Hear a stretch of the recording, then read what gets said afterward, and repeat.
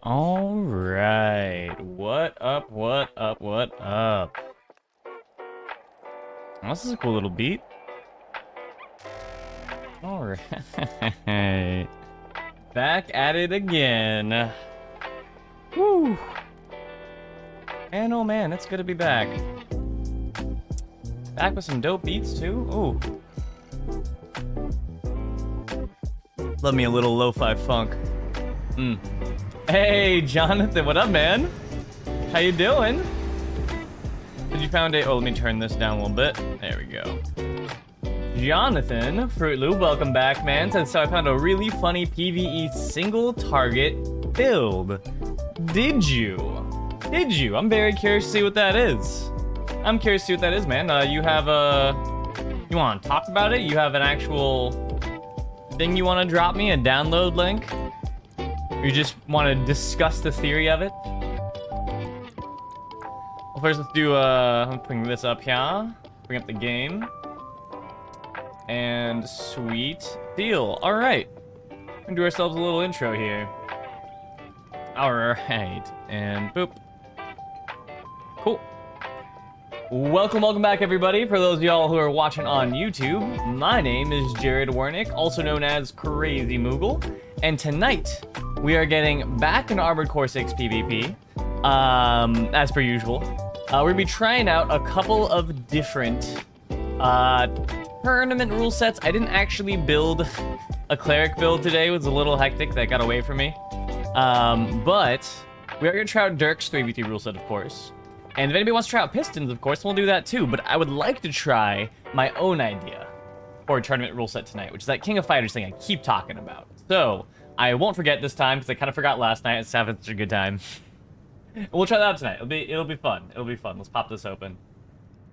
All right, there we go. Jonathan says, double duck it to stagger. Okay, I like it. Into laser slicer. Okay. And then into charged LCD. The frame doesn't matter too much. I bet it doesn't with that much firepower. I mean, it really depends on if you're looking to how you want to play that, right? Because you could do the double duckets with like a heavier frame and just be able to like face tank stuff and stun first and punish before the opponent can. Or, of course, you're really confident in your piloting, you could play a lighter weight AC, which is kind of the level of brain rot that I think I'm stuck with tonight. I like that idea though, Jonathan, because, you know, the double duckets are really reliable to stagger, and then you just laser slicer the shit out of them, and the LCD's been charging the whole time you're doing this combo, and you fire it off at the end. Is that a true combo, or do they have a second to get out of that? Like, I presume you probably can't do full slicer, right? Funny that you mentioned that, too. I'm also playing around with twin small weapons to get somebody to stand still for something really big and punishing. You've been using it on Alba? Okay, dude, it's so funny. Check this out. Look at this. I have literally been thinking a very similar idea. Alba legs, Alba arms. I swapped out the chest a little bit because I wanted a little more stability. And then, of course, the VP head. I could go with Mind Beta for the absolute max stability, but I lose 400 AP, so I don't know. We'll play back and forth with that. But I totally feel you. I'm trying to get the opponent to stand still as quickly as possible, like you're doing with your double ducats. And then I want to see if the new updated laser turrets can just drill into them. Because personally, I played through a majority... Where is it? I played through a majority of the campaign with this guy right here. Uses a rifle, butter knife, shield, and the laser turret, which was amazing in the G1 Michigan level, I tell you what. But since those days, I haven't really been able to incorporate it very well into a PvP build, until it was recently buffed. So now the idea is trying to get something to stand still to actually take all the laser turret damage. And best I can think of for at least close range is the Vientos. Jonathan says, true combo in PvE, untested in PvP because I'm too bad for it. Oh no, well we can test it here. We can test it here, man, if you want to just like fuck around a little bit and just see how it feels. Alejandro, what up? Hello, hello, welcome back. Tonight, we're doing some testing. We're doing a little bit of testing to start. I want to really try that King of Fighters rule set that I keep talking about, though. So we'll see if we can make that happen. But yeah, Jonathan, I'll crack open the nest if you want to try out both of our... I mean, it won't be like a fight. You just do the combo on me, and I'll try to quick boost out of it as quickly as possible, right? And we'll see if you can actually get the whole thing off before I get a chance to evade. So let's pop open the nest. Let's do it. Create a room. Y'all know the deal. Single, 3. Yeah, we'll start on Bonadea this time. Go to Moogle and create that shiz. Hop on in. But yeah, so this is kind of what I've been playing with. Also, on my Discord, I linked, there's a series of videos that has come up recently, that is by a YouTuber named Royal Skies. I need to make a command so that way I can shout that out and, like, link right in the chat. But here, I'll pull up my Discord. Oops, there you go, hear that. And yeah, it has really, really excellent insights into how to better understand the exact lock-on mechanic that is taking place in Armored Core. More specifically, what I mean by that is that Armored Core has a very different type of lock-on than a lot of other shooter or mecha type games. Which, if you've already seen this video, then you know exactly what I'm talking about. Let me find the link here. There we go. Here's the link. Oops, I didn't mean to open that. No, please don't open. That's fine. We're just gonna do that, and do that. Great. So this, I'm probably gonna be pinning this tonight, because this is something that I think everybody should watch who wants to better understand how to dodge something that's double trigger and is not melee. Cool. Yeah, Jonathan, let's try it out. Hit me with it. I'm only running about, what do I have, like 1700 stability. So you should probably be able to stun me very quickly. And, yeah, we'll see if you can actually get the whole combo off before I get a chance to evade. Alejandro says it wouldn't be a FromSoft game without confusing and explain game mechanics. Yeah, you're not wrong. Dude, this camera, every time, I swear to God, I save the settings. And every time, it's like, you know what would be great? If the camera occasionally tried to autofocus itself and just totally fuck up what you're doing. Wouldn't that be fun? And I'm like, you know what? That wouldn't be fun. And it's like, too bad.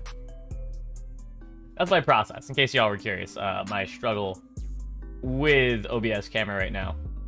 But yeah, Alejandra, it's a really helpful video for explaining. I should probably put like an explanation, just like instead of just the YouTube links, say like movement mechanics, you know? But it allows you to do something that a lot of us who played older Armored Core games used to do religiously, which is attempt to break the lock-on of a target. So what I was saying before while we test this is that most games have an on-target lock-on system, where when something is being locked onto, right, and you're shooting at it. Oh, here, let's try this test first. So come over here, kick me, and I will explain that in just a second. Yeah, get me staggered. There you go. Do the whole combo, and fire that LCD. That is a true fucking combo. Wow, Jonathan, that's fucked up, my friend. That is a messed up combo. Honestly, you might even want to try out the dual vientos instead of the ducats, because the ducats are not bad for staggering. It's just that if something's evading you, you have the opponent has a lot of opportunities in between shots to just kind of do what they need to do and get out. Whereas the vientos, you can stagger somebody very quickly. Granted, you'll have to reload, but if you land all 10 shots, I don't actually know what the stability is that you can stagger with. Mood bans vientos? Oh, that's fucked up. That's so funny because of that reason. Because of how quickly they can stagger a lightweight. That's really funny. Well, in our room, you should probably use vientos. But, you know, you want to make yourself weaker for mood's sake, then go ahead and go for it. Yeah, why not? Let's go to the other side of the map. Let's go to the other side of the map. We'll try out these builds in actual fight, since we know that your combo works. So, right, all you gotta do is stagger me. Yeah, fight for real. Let's rock. Got the lo-fi jams on currently, but it's fine. Let's rock anyway.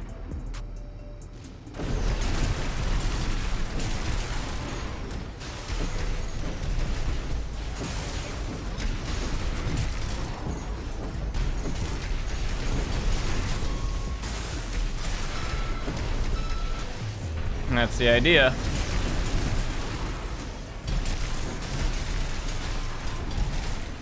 The idea of this build is to get you to stand still, to take the absolutely overwhelming amount of damage that these laser turrets can put out if something is not dodging whatsoever. And what I'm trying to employ are the movement mechanics that are detailed in that video. Are you just gonna... Oh no, disconnected. Aww. Wait, no, you're back. Kind of? That was strange. That was a strange disconnect. Unfortunate. But yeah, so okay, we'll fight this fight, and then I'll explain what I'm trying to utilize here. The massive lag spike? Okay, yeah, I see. That's unfortunate, but that's okay. We get another shot at it, huh? Let's phase 3 it out, friend. Uh-oh. That was almost bad.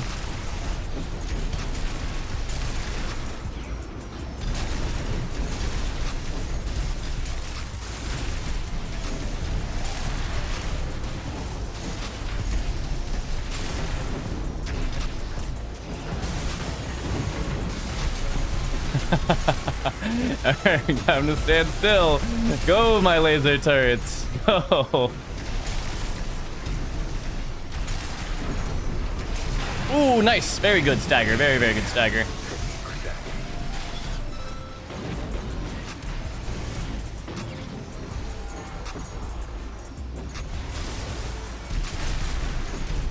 Oh, I'm gonna try to get around you again.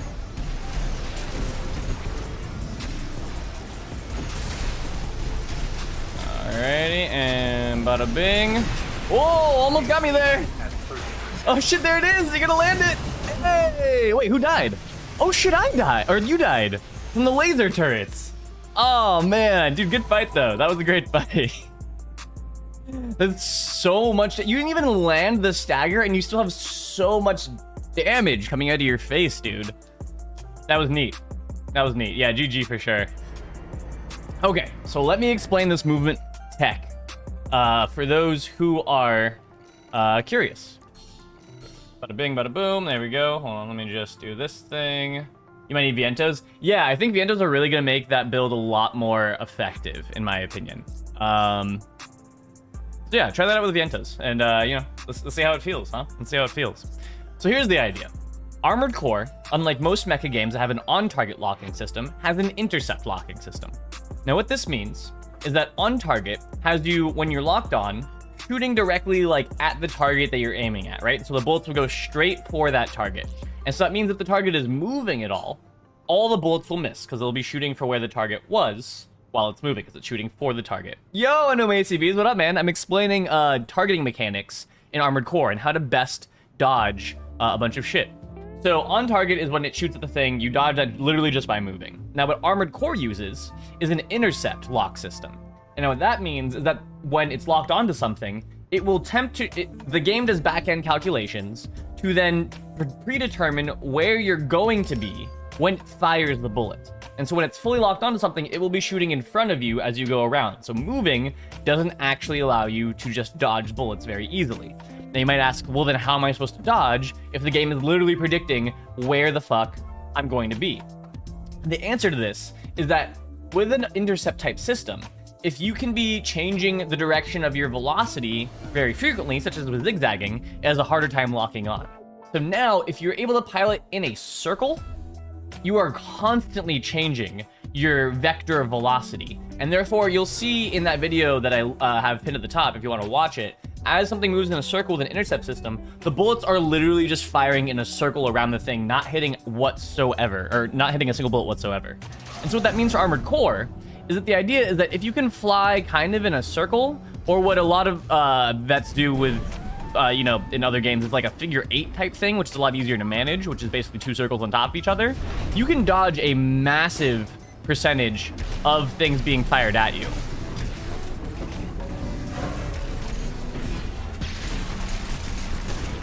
Also, fun fact is that when you jump, it actually counts the same as a quick boost for de-locking targets.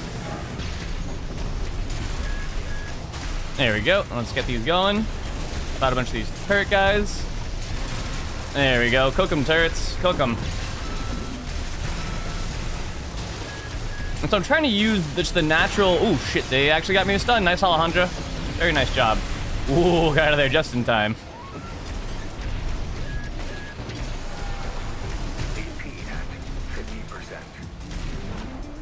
But yeah, I'm trying to pilot in circles more and use my natural speed of accelerating and falling to better strafe when something is about to attack me.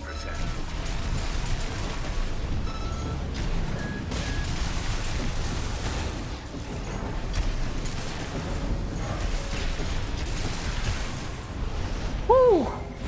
GG. And in theory, it should make me really, really difficult to hit. That's what I want to test out tonight. That's why I really want to try out this build. I know MACB says, do reverse joints dodge more projectiles then, when you jump faster and higher?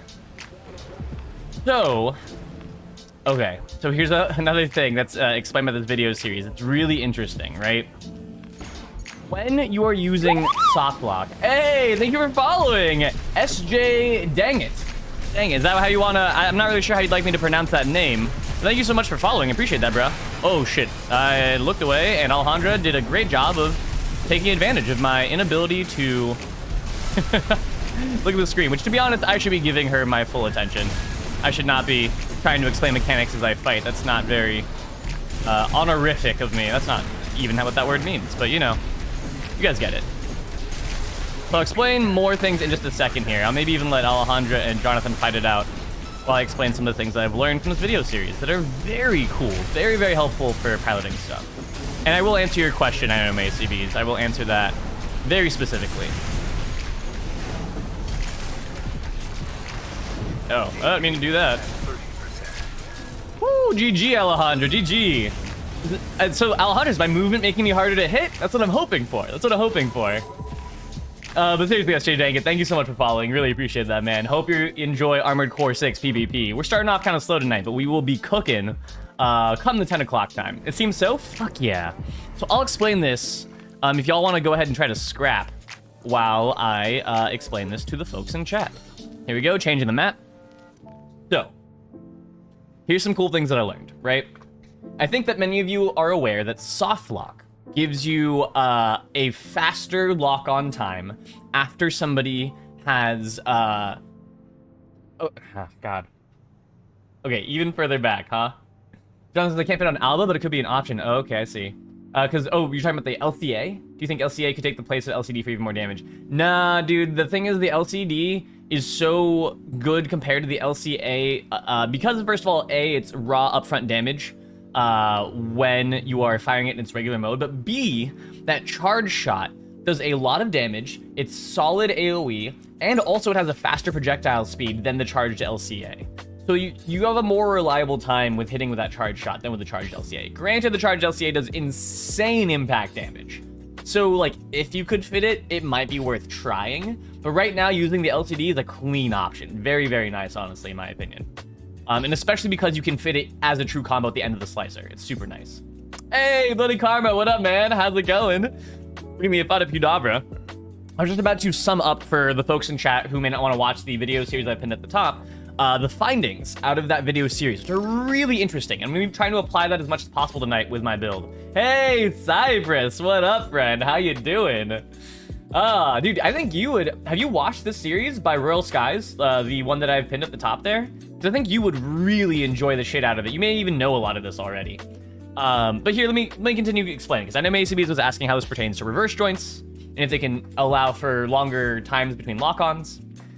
Okay, so all of this hinges upon, rather, the concept of pre-lock and full lock-on.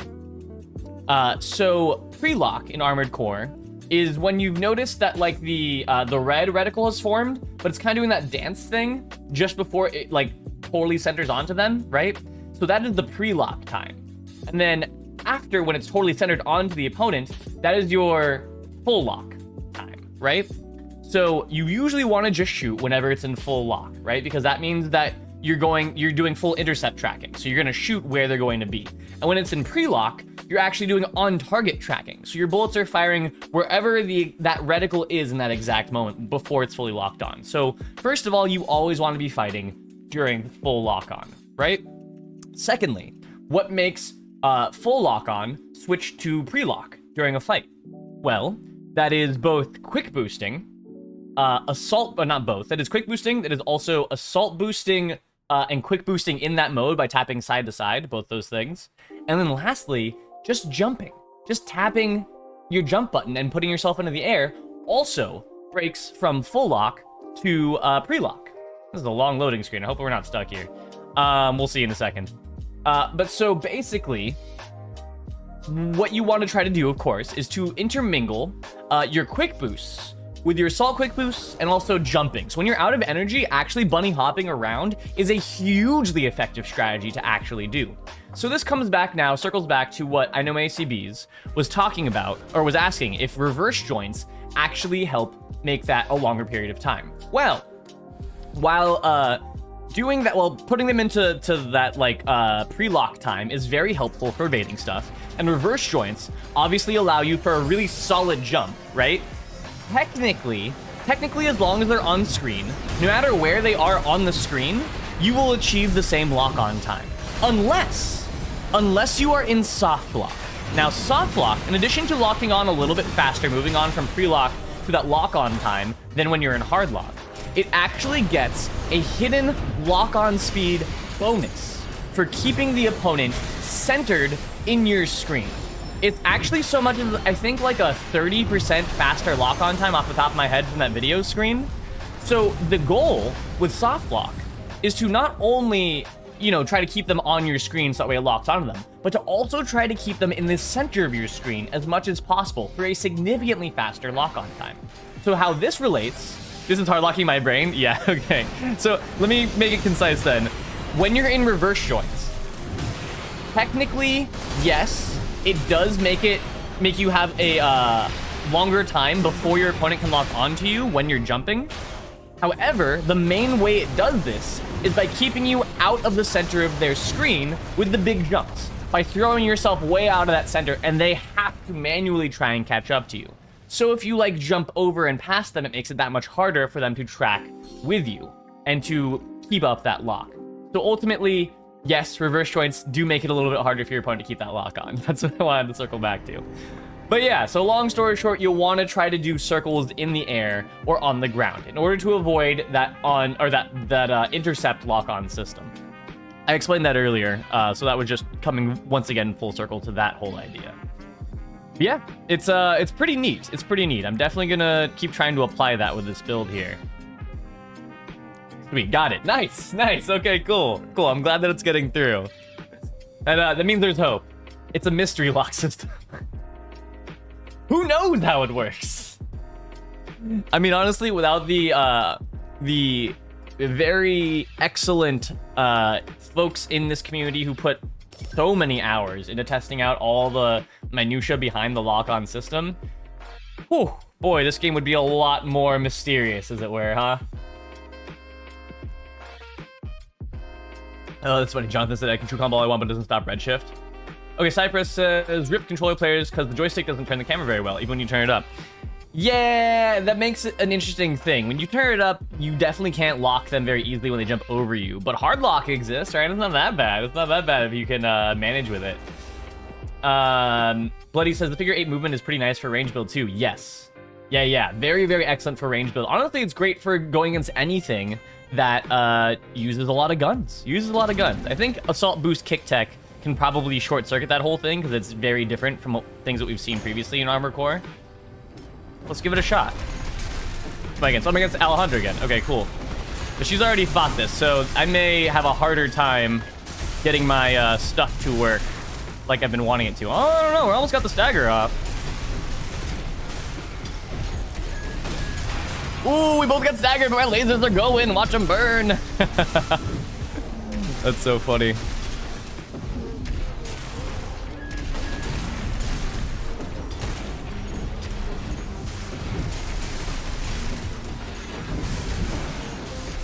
There we go, and burn them, lasers, burn them down to the ground. Woo, GG. GG. Jonathan says, I have an idea. Assault armor between laser slash and LCD. Ooh, fuck yeah, that's a really good idea. Yeah, Bloody, he has some really great tech. Anyway, CB says, I'll be back in a bit. Sounds good, man, sounds good. Catch you in a minute. We'll be doing this for quite some time tonight. We got a minute here. Oh shit, where'd you go, Alejandra? Being sneaky, that's good. Good, I like it. Use those ships. Oh, okay, you got behind me. Kaboop.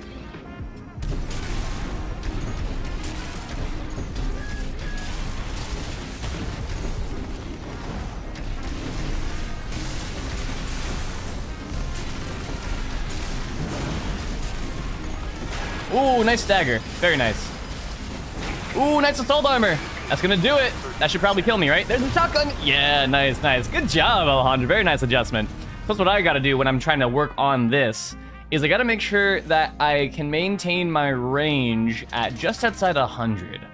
Just outside 100, I should be cool. And so that's why I say that Assault Boost Kick Tech is probably a solid counter to this type of movement, because you can get in really quickly.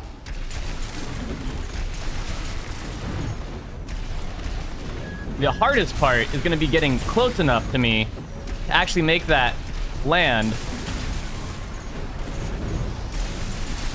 There we go. Let him have it.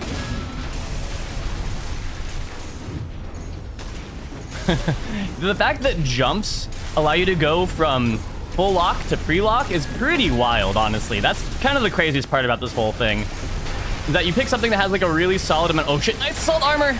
Very nice. Is that gonna be it? I think that might be it. Oh shit, just barely dodged the shotgun. Oh, there it is. I almost got the stagger off again. GG. Nice adjustment, Alejandro. Very, very nice job. Woo. Jonathan says, I can't see the laser turret attacks from spectate. Oh no. Thank God it's just spectate. I'm almost positive that the combatants can still, on both ends, see that. Unless Alejandro, you couldn't see that either, which would be a big issue. That would be a big problem. I would be very concerned about that if that were the case.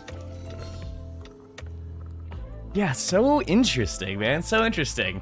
Because if I can continue to work on that type of movement and get better, that will allow me to have a lot more confidence when it comes to playing lighter weight builds. That's one of the reasons why I'm a big fan of like the lighter medium weights so far, is because I really like the jousting type feature to them that allows you to kind of mitigate the inability to dodge something sometimes. But now that I know this, I maybe get better at that. Alejandro says, I honestly didn't pay attention, was more focused trying to land shots and evading. Nice, that's awesome, dude. You absolutely got far more consistent at landing your shots. That was great. That was really solid. I saw you timing out those Zimmermans too. It was very well timed. Right when you were just in that window, I was trying to wait too for those moments and trying to like read them and quick boost around them very sparingly. But you know, you're very good with your timing. You're very familiar with that build, so I'll have to improve myself to rise to your level. But yeah, this movement tech's really cool, man. I also saw Glintu do a very, like, almost the same build, but with a very different body. I think they were probably going for more attitude stability, and I don't know what gen or booster they were using, because I saw it in passing. And I thought that was really cool, because it had applied the movement tech that I had just been learning about today. So that's why we're trying this out. I was wondering if there was a replacement for the Vientos, but I tested a lot of different guns, and not a lot of them seem to have the same amount of short period consistency for staggering something that close to the window. The shotguns are not a bad idea, but they do have a little bit of cooldown in between the shots, and they're also a lot heavier than the Vientos. So, oh shit, that's the combo. Nice job, Jonathan. That is indeed the combo, man. So now, yep, you button down a terminal. Oh, but that's the issue. Fuck. That's the issue. I guess what the issue they would be is that you would have to try to assault boost away when they put up that terminal and just like fire off those LCDs from a distance and like catch them once the TA goes down. Yeah. Oh man, GG's. GG's, y'all. Yeah, I think this build would be really fun for that King of Fighters style thing that we were talking about the other day. All right, Jonathan, you're out for now. That's cool, man. No worries. Thanks for hanging. We have a few other fight clubs happening right now at this time slot, so it's definitely really chilled out right now. It's very chilled out. Oh, hey, you're back. Glad to have you back. Bloody says, yeah, that's how TA gets a lot of people. People blow everything on their combo and just need one catcher in that 5 seconds exactly. Hey, good night, Wolf. Welcome back, dude. King of Fighters mentioned. Indeed. Indeed, if we can get a full 6. All we need is 6, and I will interrupt our regularly scheduled 1v1ing to just try out the King of Fighters idea, just to give it a shot. Well, thank you so much. My lovely IRL mod and wife. Oh, it's me again.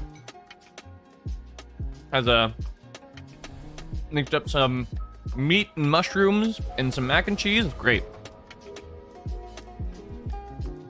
I'm a very easy person to please, but I think that I think we can all agree here that meat, mushrooms, and mac and cheese is fucking dank, right? Bloody says, but I don't want to use PA anymore though. PA kind of meh now. Yeah. Well, it's not like the most meh thing. Oh wow, that fucking hurt. Nice job. God damn. Yeah, this is what I'm talking about. If somebody's really just on their kicks and using all that really good movement tech to get inside of the range I'm trying to kite at, they can do a lot of damage. All right, we got 1 burn phase. I'll take that.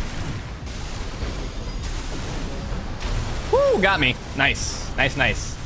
All right, I gotta wise up and see if I can get around some really solid kick tech, huh? Hey, Raven, what up, man? Question marks? What's up? How you doing? Kevin says, your stability is high enough. Full timer still feels worth it, and once you clear your strain. Oh, that's a good point. That's a very, very good point. Oh, shit. Oh, I didn't mean to pop that so early. That's okay. I panicked. There we go. Pop these guys as much as possible, and let them burn. Oh, shit, there you go. Nice job, nice job. Okay, so we got about the same burn level. I'm trying out this build. I'm really trying this out to see what the counters are, how it does, how it goes down. GG. GG for real. I do want to create, I don't know if a point redemption or a segment at some point.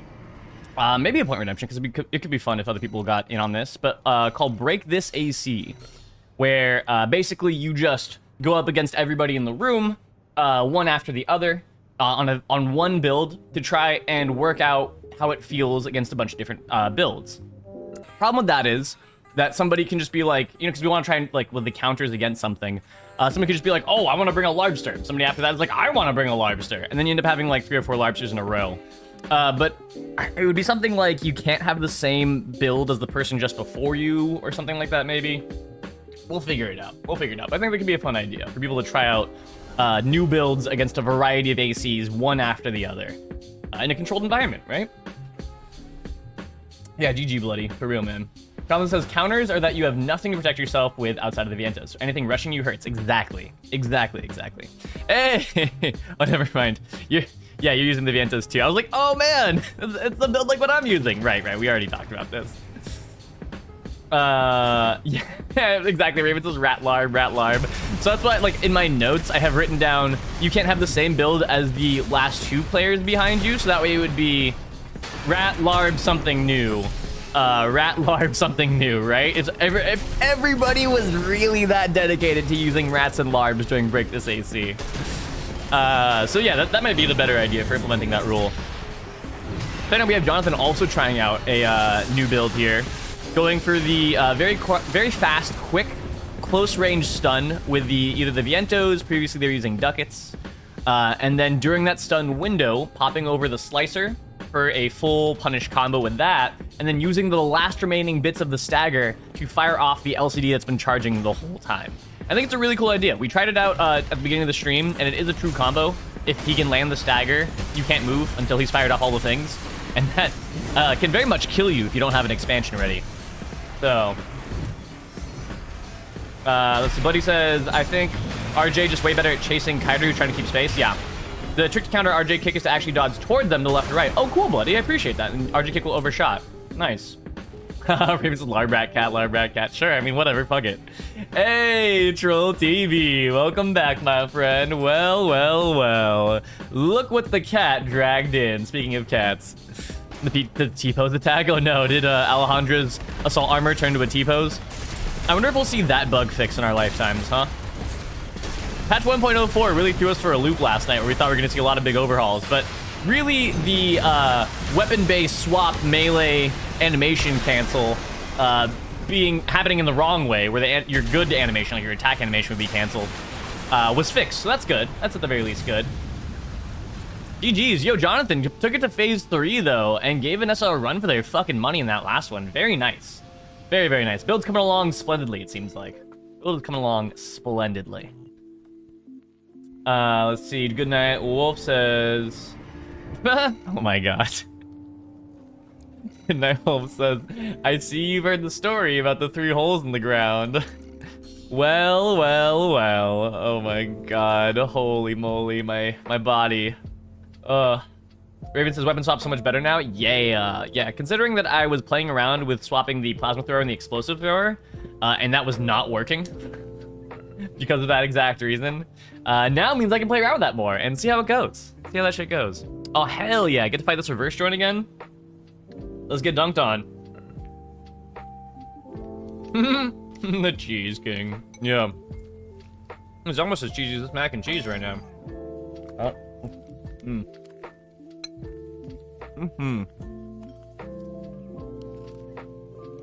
God damn. Does anyone here not like mac and cheese? Is that even a thing? Do people not like cheese and noodles? Maybe it says I'm getting robbed a lot less. Cool. Hell yeah. Love to see it, man. Especially with that power bunk tech. That can be very frustrating, right? Challenge says the weapon swap bug being fixed is the only reason I'm trying to make this work. That makes sense. Good Wolf says the cheese stacks.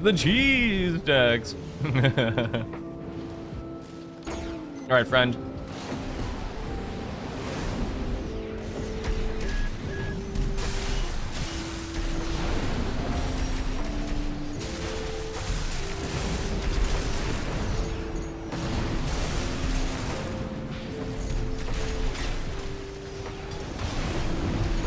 I see what you mean, Bloody. Thank you so much for telling me about that, because that really allows me to dodge so much better. I'm so used to trying to just go straight sideways to dodge the kicks.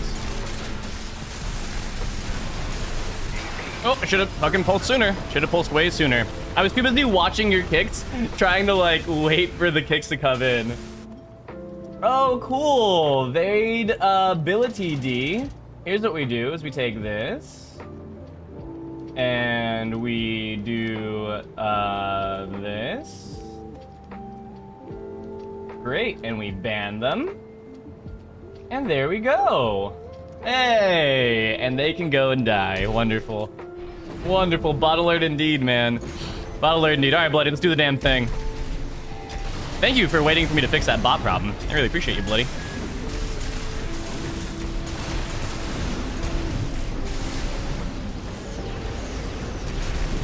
Ooh, nice, you got me that time, but I managed to get out my stagger just in the nick of time.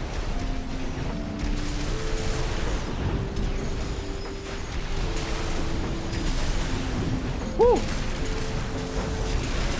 There we go, there's the burn down. All right. Oh, I stopped dodging. Woo!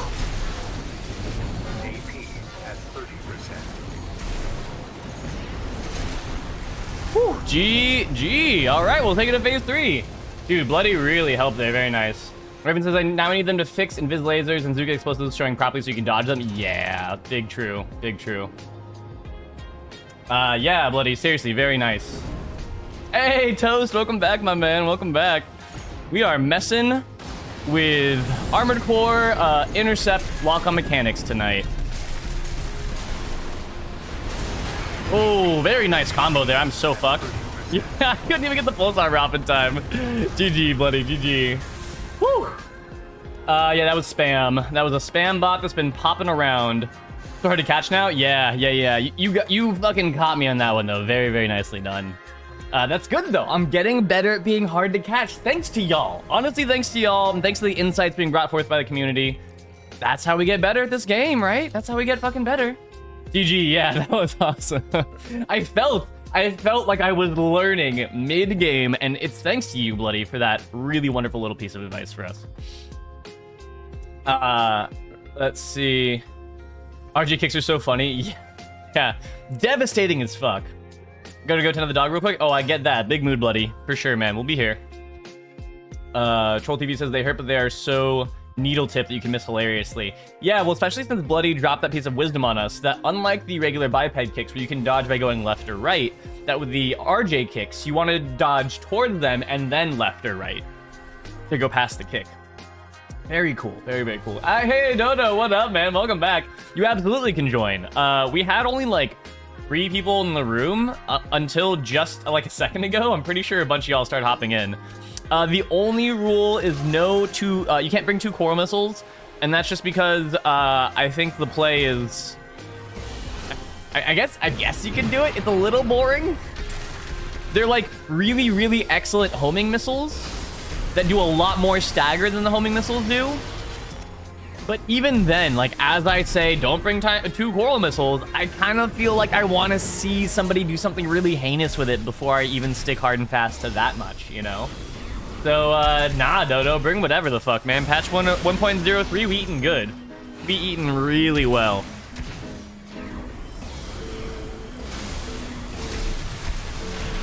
Yeah, oh, going for the combo, there it is. Getting the slicer on. Ooh, and they use their expansion right at the end there. But the assault armor went off to wipe away the pulse. Very nicely timed. Nicely timed, Jonathan.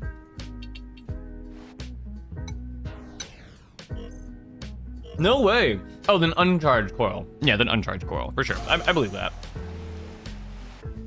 For a hot second, oh yeah, that is the one rule, I guess. Please don't bring the bull lobster in a 1v1. I mean, you can. Just, the person will have to bring a rat. And that's kind of like the matchup, right? Which, we can do some ratting, if anybody wants to do some ratting. I made a rat build. The only issue that I've been finding in other people's lobbies is that nobody wants to play against a rat, which I understand. I totally get that. But, you know, we're all about learning and good fun here. Not really about the win-loss. So, damn, Vanessa, I just noticed you're using twin laser orbitals. Very fun. It's interesting because they only do, like, I think it's 800... Oh, no, sorry, not even that. It's like 270 something when they both land, if that's correct off the top of my head. They do very surprisingly little damage, but they do a great job of keeping dagger it potentially. Yeah, very neat. Very neat. Let's see. Dosama says, is it only me or Zuka just impossible to dodge? Yeah, so Dodo, that's an interesting thing that you bring up, because it seems like bazookas are a product of a few different things happening right now. Which is, of course, one, lat, right? That lat is the thing, but the reason why lat is the thing with this is because of A, they have an increased projectile speed, which makes them move a lot faster, but B, the really big issue is that the projectile size of the bazookas seems to be larger, like significantly larger than what you see on the screen, that little white pellet, which is allowing them to hit insanely consistently. Not to mention the 90-meter airburst, the 90-meter proximity explosion that occurs. Rather, for those who aren't aware, when you fire a bazooka and the projectile travels at least 90 meters, it then has the ability to proximity detonate if it gets close enough, if it gets within 10 meters of an opponent, which makes it really fucking hard to dodge because it has a splash range of 15 meters. So if they dodge it and they're not out of that 10, it will still hit them. So that, combined with increased projectile speed, combined with the very real lat difference that happens a lot in PvP matches, means that they end up being really, really hard to dodge a lot of the time. Yeah, as Troll TV said, if you're up close, if you're applying the bazooka directly to the forehead, you're not going to dodge that either, right? Yeah. Uto says, don't remember you're playing with NA players? Oh, no. Well, it's okay. I don't, you know, it is what it is. Fuck it, though, right? We'll have them come through. If it's egregious, we'll feel slightly bad. I mean, he's getting bad lat, too, right? So it's technically an even lat fight. Both people have to work with the same horrific lat latency. Unless Dojo's just walking in with 4 bazookas. Which, by the way, there's bazooka tech. I totally forgot to tell Shiro yesterday when they were playing in the room what the bazooka tech was. But I'll wait till they're back. They'll probably come back later tonight. Unless anybody wants to know it here, but I'm pretty sure a bunch of you already know. Let's see. I know SB says Morgana Q syndrome. Jonathan says, are you talking about proximity? Because it's huge misinformation. Yeah, it's not the grenade launcher. It is the bazooka that has the proximity detonation, for sure. Oh, are you serious? Okay, because the reason where I got that, the place I got that from is from Melting Cube's tests, which I actually went and looked at some of the stuff they were posting in Striker's Discord about the tests they're performing. And it seemed like they were getting really consistent results with that. But, you know, that's not enough for me to say definitely for sure. You're right. That's exactly what I should be saying. Is that this is what it seems to be. And that it could also very realistically be that it's the massive hitbox size. Oh, because I see what you're saying. Because of the fact that it can be mistaken for proximity, it's just a huge freaking hitbox. Right, but then what Toast is saying is that that could be the intended effect, right? That could be the way in which they get the proximity detonation at 10 meters to occur. But here's the fastest way for us to take a look at this, right? To see whether or not this is intentional or not, potentially. You go to this guy, go to the Bandai Namco patch, right? There it is. And so they say that it will explode upon reaching their effective range. That's for grenades. Okay, effective range adjusted. Let me look at the bazookas. I see, increased projectile speed. Huh. So, you know, I think that, yeah, both things are correct. That it's not an intended type of airburst. That's not intended that it works that way, right? But that is how it's functioning. That if you can't dodge the projectile plus 10 meters, that it ends up having that same type of effect. Yeah, you're right, Jonathan. I'll make sure to make that adjustment, so that way it's no longer considered proximity detonation, but rather another side effect of having that egregiously large hitbox that the bazookas now seem to possess, which I'm not sure. It would have been really interesting if we would have been able to go back and test pre 1.03 and like fire the projectile to the side of the tester AC to see if it still has the massive size that it's now manifesting. That would be a really interesting test. Unfortunately, we can't yet. Actually, I think we can. I think you can mod to have earlier patch regulations. Might be worth trying sometime. Yeah, Toast. Very, very good thing to point out. Very good thing to point out. Troll TV says if you wanted a prox detonation that wasn't part of the ballistic hitbox, you just make another hitbox that triggers the prox, if that were the case. Yeah, that's a good point. Toast says the big hitbox is how you achieve proximity detonation in a game.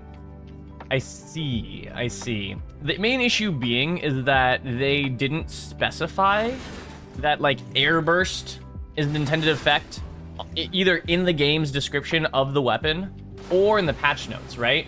So you're correct in that, like, it works, right? And so that's clearly what we're working with. But I won't call it, like, an intended... I won't use airburst as a term, right? I'll just, you know, say that it technically has that proximity detonation going on. Also, Toast, it seems... You okay there, friend?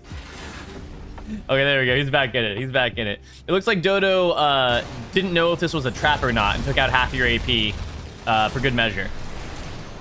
Which, what is Dodo piloting? 2 Hubens, 12 split missiles? My word. That is a lot of damage. I love the paint job, though. The red, black, and white, super cool. Super, super cool. Always a big fan of that. I know Macy B says, hey, welcome back, man. Says, I'm sure there's a way to install old patches. Speedrunners do it all the time. Yeah. As I said that, that's when I corrected myself. I was like, oh, yeah, Nexus mods. I've already seen it. The main push for having that was, like, as you're saying, speedrunners have the ability to do so. But it wasn't actually... I didn't see it on Nexus mods, rather, until they released the first patch that took the difficulty of Voltaeus, Sea Spider, and the Ibis AC down a little bit. That's when, like, I think it was like 2 days later, if not the next day, that's when the mod came up to dial back the regulations if you wanted to. So you could fight the stronger bosses. Let's see, Troll TV says, people copy their clients and archive them, then you torrent them pretty much. Oh yeah, that's a good way too. I think crack those versions if they require online. I see. John says, well, a lot of games that have a thing with proximity detonation also have diminished damage toward digital blast radius. Right, exactly. So something to consider as well. I'm recording some that with bazookas. Yeah, like, that's why it just kind of, it is a feature right now until they do something to change it. And it's not like it functions with a realistic sense of proximity detonation or airburst. It functions like having a giant projectile hitbox would, which is that it hits slightly outside of what you see on the screen. And that's without latency. So it's a really interesting thing. I think it's really fascinating. Troll TV says always buy your games if it's just a means to an end here. Yeah. Hey, Bunny Tavern, welcome back. Hello, hello. Hey, Shikura, welcome. I guess it's nighttime over here, so konbanwa gozaimasu. But I think it's probably earlier for you. I'm glad to watch your stream. Dude, I'm glad to have you here, Shikura. And you too, Bunny Tavern, welcome back. Tonight we were just talking about both movement mechanics, and we were also talking about bazookas. And the fact that bazookas now have the ability to hit 10 meters outside of where you see the projectile. Oh no, that went to time? Oh my god, dude. That's wild. That's hilarious. Hey, Bushido! Oh, what, the timed you out in the game where your controller broke? Oh my god, that's hilarious. Well, get him in the next one, Toast. Get him in the next one, right? That's the idea. That's why we're doing these reserve matches, right? Yo, Bushido. Doing okay, man. Doing okay. My voice is almost all the way back. Gotta keep drinking water. And we're doing a lot of talking about the mechanics of the game. Bunny says, so Zukas do more than intended? Zukas hit with a much larger projectile than intended, or that it seems like is intended for now, because there's nothing explicitly in the game that says that bazookas should be able to explode when they get close to something. Right? Let's look at the basic one. Explode on contact. Yeah, talking about exploding on contact. And all the videos in the actual thing that demonstrate the actual gun shooting show it hitting the target.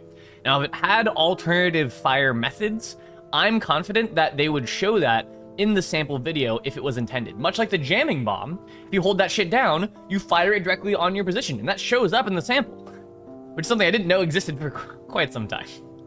But so what bazookas are doing, Bunny, is what we were previously thinking was an intended effect of air bursting the projectile. What actually seems to be happening is that the bazooka fires, right? And you see that white projectile moving. And when you dodge it, even without latency, it's still gonna explode and hit you when it seems like it's still like 10 meters to your side. And the reason for that, previously we were thinking that it's an air burst type function, where outside of 90 meters, that occurs. So here's the weird thing. This is one of the reasons why I guess it probably isn't intended, right? Is that inside 90 meters, that it doesn't happen, supposedly. I haven't had a chance to test this myself, but from what I've heard from the person who did all the testing, as well as others who have also done some testing of their own, that inside 90 meters, the projectile doesn't end up, like, exploding when it misses the target. Just that's the reason why it was intended.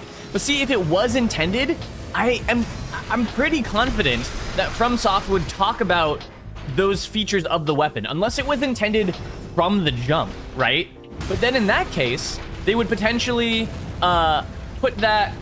Are you gonna AFK so you can type Y? Okay, cool. Yeah. I'm so curious about this. Let's keep discussing this.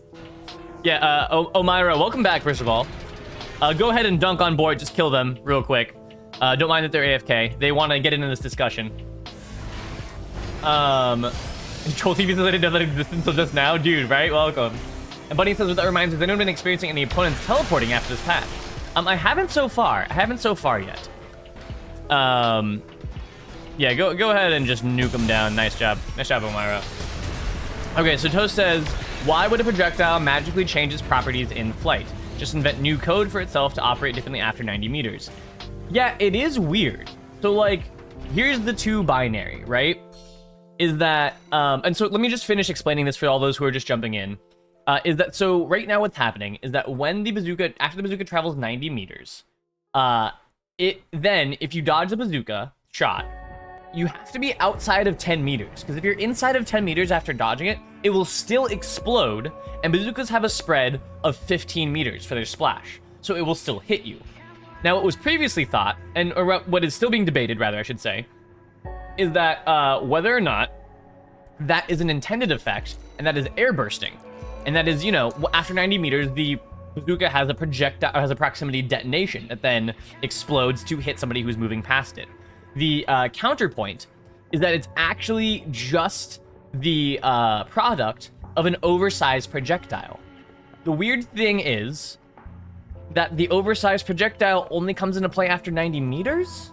So binarily, here's the two things. Before I get into reading chat, here's the two things. That one, it's intended, right? It's an intended coded thing that now the bazookas have that extra little bit of proximity to make them a more effective weapon, right?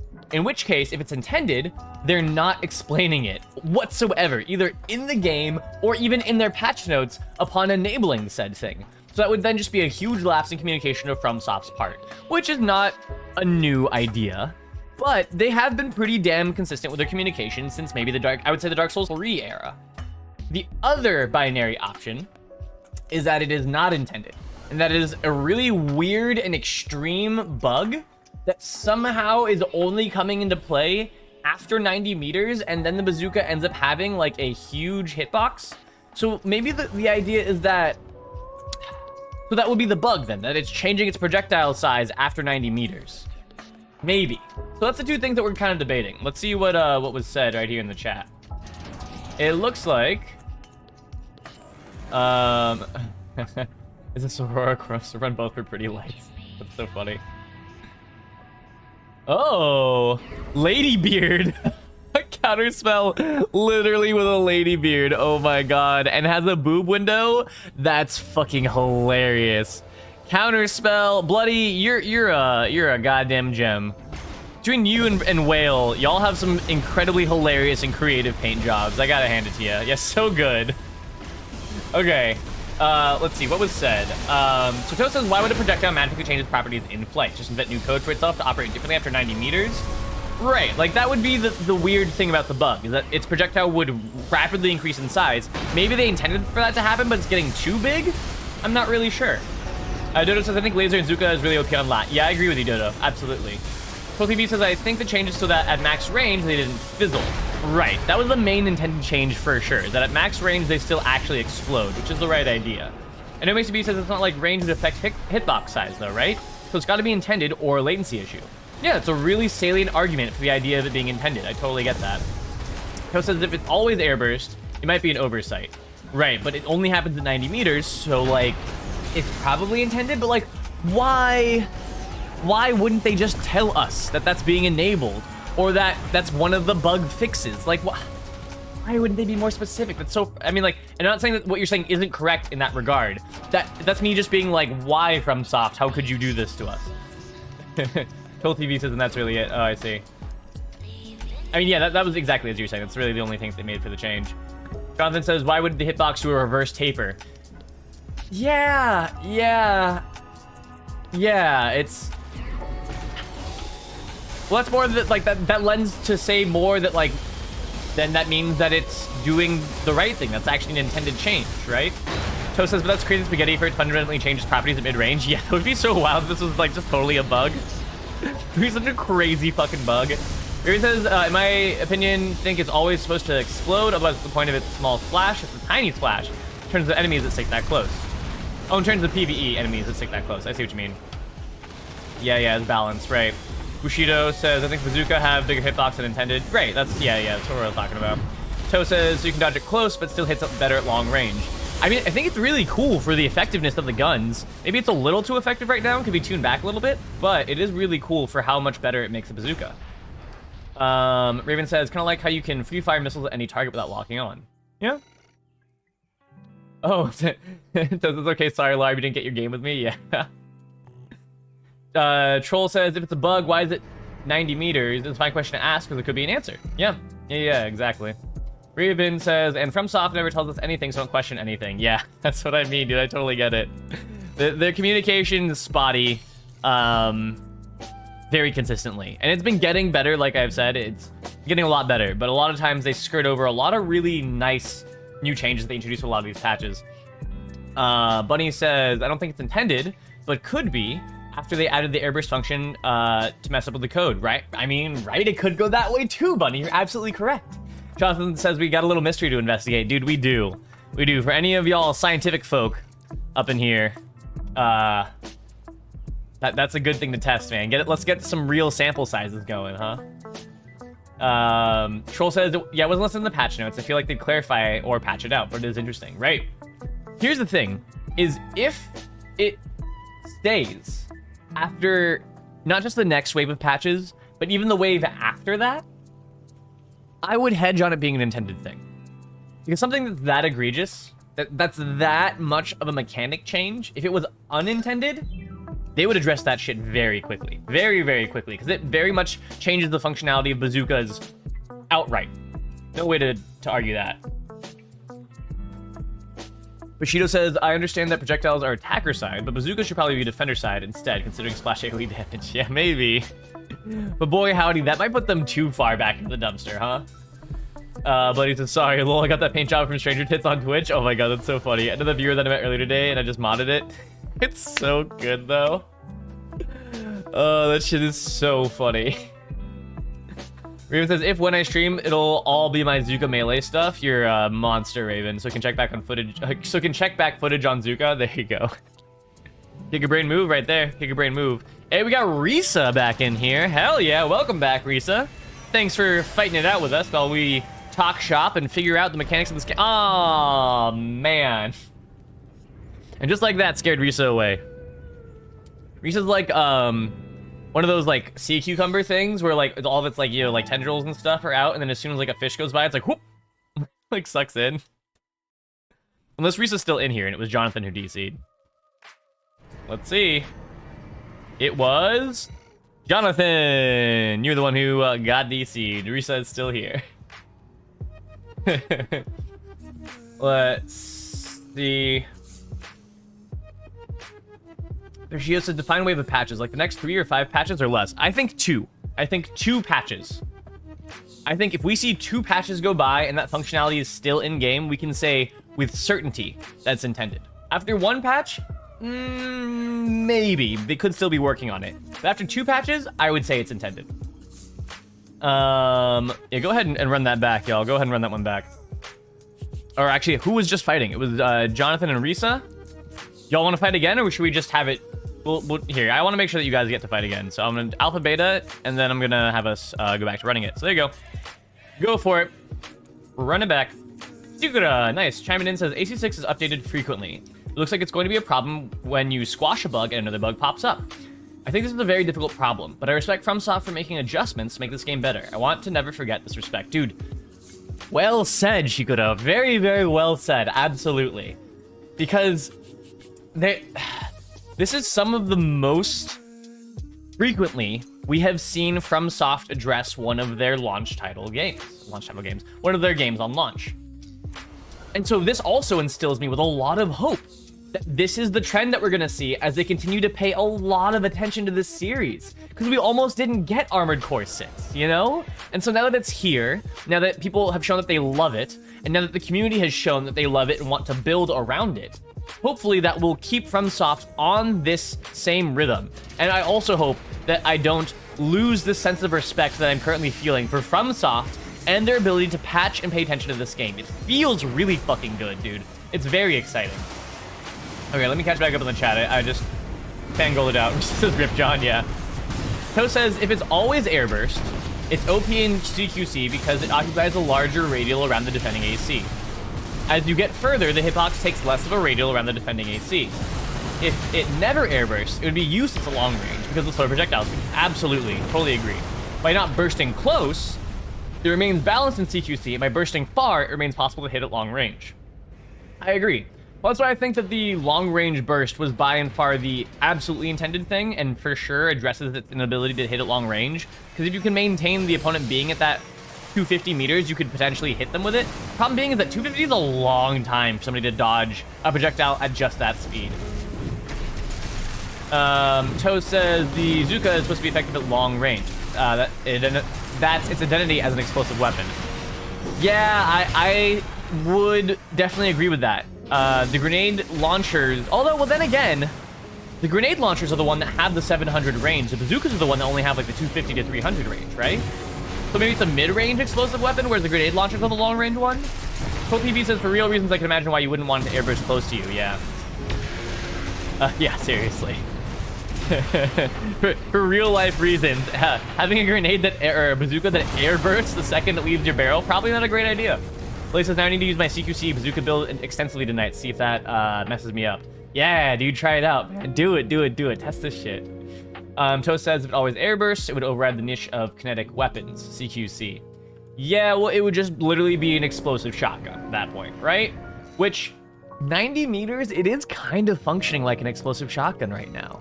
That's kind of the way that it's functioning. All right, swapping to reserves, change it to upper grid 086. So we have a full room. We're gonna go till, I'm gonna say 9:30, a little bit before that. We'll go to 9:45. And what we're gonna try first, before we switch to 3v3s and doing Dirk Donk's rule set for those, is we are going to try out my idea for a King of Fighters style 3v3 PvP mode. But hold on, let me catch back up to chat before we get too much into that. Full TV says that's a good point about bazookas being long-range weapons. They were terrible at it, yeah. So says 250 is pretty long range of this game compared to kinetics. Yeah, I agree with that for sure. Jonathan says, I almost got around it against Risa. This is the most everything I've ever made, I guess. Fuck yeah, Jonathan. We love to see it. Dude, Risa in the shallow breathing is a fucking monster. So that is an excellent marker of success. Excellent marker of success. Risa's assault boost movement is unparalleled. Which, Risa, have you watched or are probably aware of the movement mechanics in that video?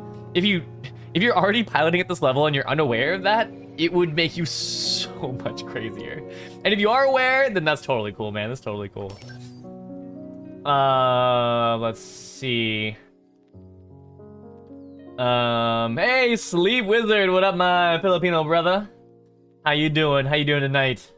And MSB says, I mean, in reality, a bazooka is much closer range than a missile launcher or a sniper rifle, right? Yeah, that's very true. Very, very true. And that's why, you know, well, we don't have sniper rifles, right? The closest thing we have to that is our linear rifles, and those have basically the same range now as a bazooka. Let's see stats. It's so funny. Dodo says, I use Zuka, you can see. Okay, yeah, sounds good. All right, let's watch Dodo. Oh, Jesus fucking Christ. They're using a Zuka in the wheelchair. Let's see if Dodo knows the Zuka tech in the wheelchair. Which, if they don't know it, I'll talk to y'all about it. And it looks like they're doing it? No, they're not doing it. Gotcha. Cool. Yeah, I'll tell you all about the Zuka tech in a minute here. That is some messed up stuff. Let's see. Troll TV says... Oh, I missed a little bit. Okay, Troll TV says, honestly, the grenade rifles in this game are bazookas compared to old AC games. Absolutely hard to agree. They, grenade rifles... Oh, the grenade rifles rifled super fast, small explosive rounds, right? because they literally fired tiny grenades that exploded like pretty close after you fired them. So these are definitely like the bazookas from older gens. And bazookas IRL fire unguided rockets, which where is the AC RPG? Fucking right? What the fuck, man? We'll get it in Armored Core verdict answer. Armored Core 6 verdict answer. Let's see. Toast says, Luca has better range. Linear rifle, in my opinion, missiles are obviously longer range. Yeah. Risa, sorry, I didn't quite catch that. If I know what. If you are aware, Risa, of, I believe their name is Royal Sky. I'm gonna make a command for it so I can just link this whenever I want to talk about it. But it's the YouTube link that's pinned up top. And he talks about the mechanics behind the on-target and intercept lock-on system that the game utilizes, and how to basically game that in the best way possible. And it was really illuminating for me. Watching literally all 3 videos on the topic took me, there's even a 4th video, took me less than 30 minutes. It was really cool. Oh yeah, you know? All right, cool. Yeah, super cool. I figured you would probably know because you move so splendidly that it would be insane to me if you didn't know all that already. Let's see. NOACB says, oh, what kind of group linear rifle is a sniper equivalent? Yeah, dude, it feels like it should be a sniper. I totally get you. But it's not. It's really great, honestly, as like a medium to close range stagger tool, though, especially after the charge buffs. It works really well as that. I'm gonna try to get in on this one this time. Toast says, he says zigzag. Yes, zigzagging is absolutely a very effective thing to do. But moving in a circle in the air, specifically a figure 8 in the air, which is easier to do than just a straight circle, is really effective, as we were kind of seeing here. And obviously zigzagging really works, but also jumping and hopping is another way to break lock-on, putting it into pre-lock-on. Yeah, Troll TV, the name is Royal Skies, I think is the name of the YouTuber. Pretty sure. Yeah, Sleeper is a hopping classic AC movement. Yeah, dude. And it's not just like a solid movement like it was in the old games. It actually breaks hard lock. It actually puts the opponent's lock on back into the pre-lock phase where the reticle starts to bounce a little bit, which is so cool. So cool. I did not know that previously. Raven says, I played like 600 hours of Last Raven before AC6 came out, so my movement is the same. That's so funny. That's a great way to get into that shit, man. That's a really good way to hone your movement, because Last Raven has got a lot of content. My lord, there's a lot of shit going on in Last Raven. Oh yeah, what Zuka Tech was I talking about? Okay, so the Zuka Tech that I was talking about, which is gonna make Zuka's even worse. This is potentially part of the reason why Shikura decided to limit bazookas to just 1 in their room. Oh, nice. Bort using the underside of the map to shed off that stagger. Very cool. Oh, that's not Bort. Bort is up top. Vanessa using the underside of the map to shed stagger. Fuck yeah. Doing the energy mid-range. Oh, dude, that's so funny. Okay, so bazooka tech is if you are in an AC whose legs can support stance firing without stopping, then you can fire 1 bazooka and then quick boost and then fire a second bazooka without any of the post lag in the animation. Basically one after the other. It's like pop. Well, it's like pop, boost, pop, which typically it's like pop, pop. So it cuts down the time significantly. Here's the real tech, right? You put 2 bazookas on your back, and so the chain now is to shoot, quick boost, swap, and then shoot, quick boost, again, swap, and then shoot, quick boost, swap, and then shoot, quick boost, swap. So that way you literally fire all 4 bazookas, like, bow, really quickly, one after the other, and it's fucking brutal. It's so nasty. The easiest way to do this in an effective way is on the wheelchair legs. But that is the current bazooka tech. Yeah, that's true. Raven did cash in a room remake. And if I was better about refunding points, then they would just do it right now. They would just do it right now. But what that allows them to do is remake the room with Raven in it. So I'm sorry to everybody in the lobby, but we are going to remake the room real quick. Here we go. We're not swapping to 3s yet. We're not swapping to 3s just yet, but I'm remaking the room, and the last spot is going to be the real true Raven. So everybody hop back in. It's part of the point redemption. We'll just go ahead and say it. They did it. I'm gonna, you know, so you can even see it in chat, right? There it is. Remake. Where is it? That's guide the raid. That's not the thing. Remake the room with me in it.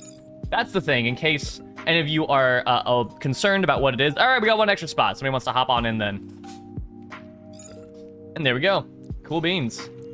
Change rules. We're gonna go, we were just on 012. We're gonna go to Xylem. We're going to Xylem, y'all. Yeah, Toast, we are swapping to threes in 25 minutes. 25 minutes, we're gonna be swapping to threes. And first, we're gonna try out. Yeah, it's super cheap. It's super cheap. I want people who are enjoying the dojo and stuff actually have a chance to hop in, to just do the damn thing. To get in here with us and chop it up with their builds. And that I don't want the bar to entry to be too high. So people can be incentivized to hop in here with us, you know? Because if you put it too high, I mean, granted, it incentivizes people to watch, but hopefully we do that anyway, right? So yeah, now that we're caught up on the whole discussion, I'm gonna just get everybody abreast of the idea that we're gonna be trying in about 24 minutes here. Thank you, Dodo. Hail Hydrate. Appreciate you kindly. Gotta remember to hydrate. Water's love, water's life. So, what we are gonna try in 24 minutes is an idea. It's thanks, Dodo. Thanks for the posture check, dude. These are important things. And Stretch, I already started doing it, Raven. Appreciate you. Oh my god. All right, now I have to get up and do actual jumping jacks. No, I'm just kidding. I will stretch both sides, though. I appreciate the mindful compassion of this chat. Y'all are too sweet. Okay, so here's what we're gonna try in 24 minutes.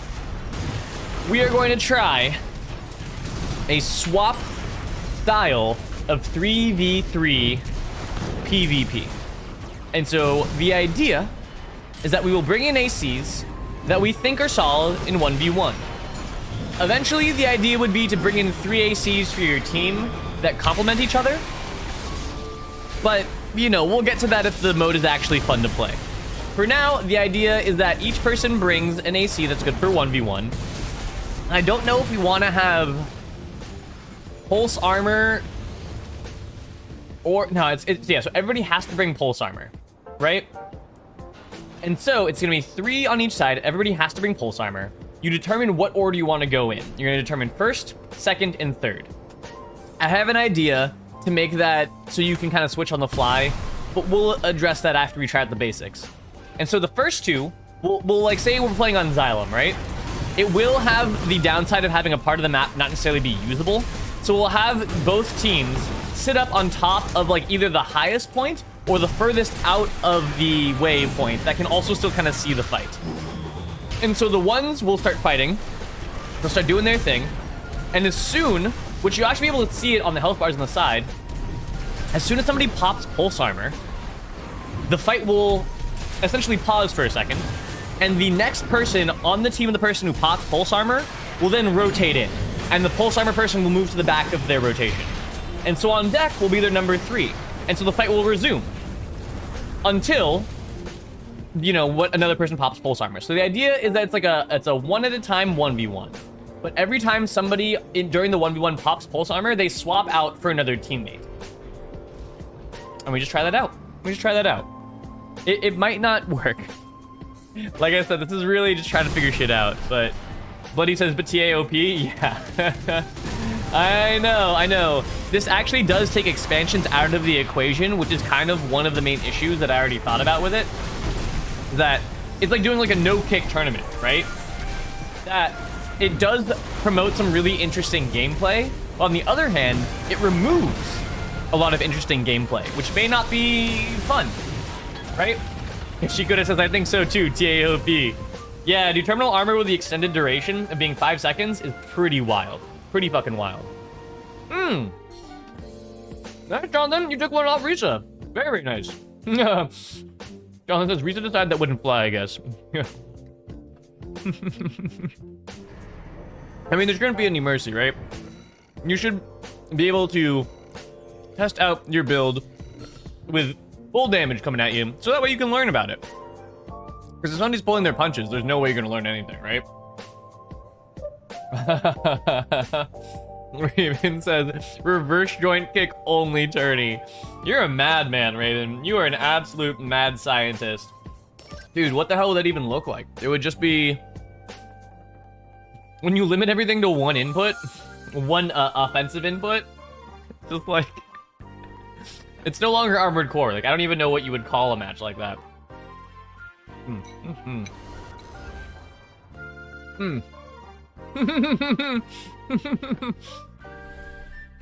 Yeah, Raven says people going past each other. Exactly. Sleep says delivery boys only, no jumping. Oh my god. I think that would be hilarious. Bunny says kicking core 6. Oh my god. Yeah, oh shit, I'm fighting. Oh god, I'm fighting the quad. That's gonna be very difficult. Alright, let's try it.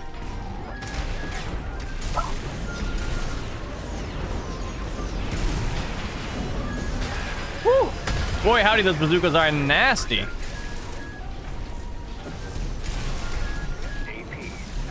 Wow, yeah, that bazooka still hit me. That's so funny, even though I saw it go over my shoulder, but I wasn't outside of the 10-meter range. Cook him and book him. We got one stagger window.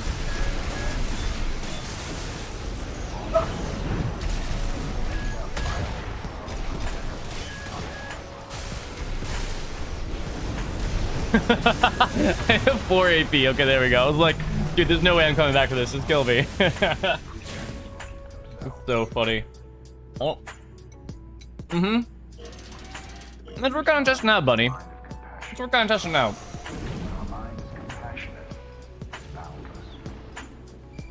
This is definitely a counter matchup for me. I just don't have enough deeps to deal with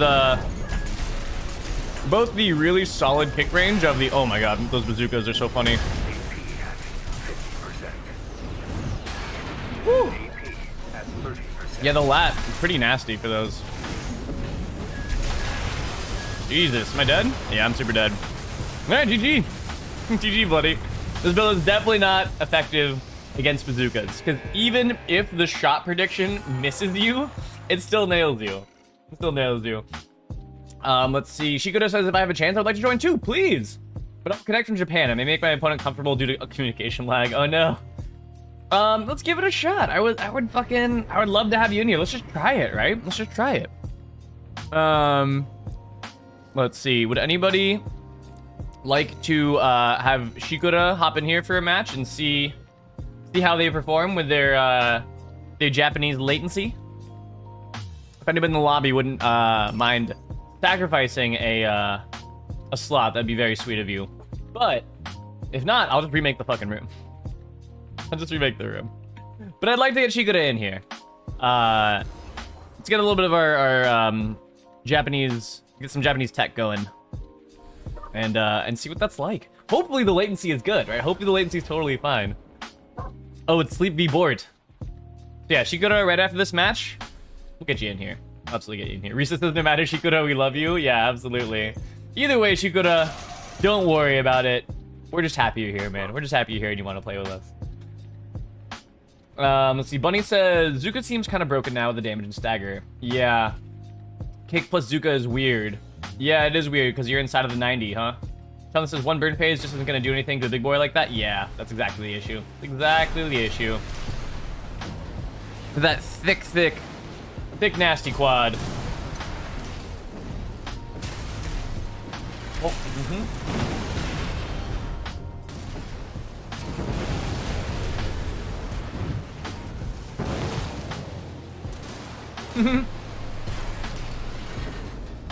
Yeah, it'll be fine. This is a sweet match, though. I mean, Sleepwiz v Board. But Sleepwiz has got Knockfire legs with the explosive thrower to punish the aggression, which is really, really cool. Really cool to see. Oh shit! Trying to go in for the charge dagger, but I can't talk while I'm eating. That makes sense. And indeed, Bort gets hit with the explosives and the jab missile. Goes in for the kick for the kill. Is that a one Viento? A single Viento in the hand? That's so funny. Dodo says maybe the longest to leave. Yeah, I'll just hop out. I'll hop out. You guys go ahead and run it with Shikora. We'll just do it that way. All right, sleep. Trying to put the Bort to sleep. The Bort special using the very cool homing missile with the 6-split combo here. Try and keep their opponent on the toes, on their toes rather, while they do their movement with the dagger tech. Sleep was almost getting staggered first, but the explosive thrower stops Bort's aggression there and gets him staggered, but he's unable to capitalize. Bort does capitalize during that. The Asarma goes off and bada bing, bada boom. Just like that. Good stuff, good stuff.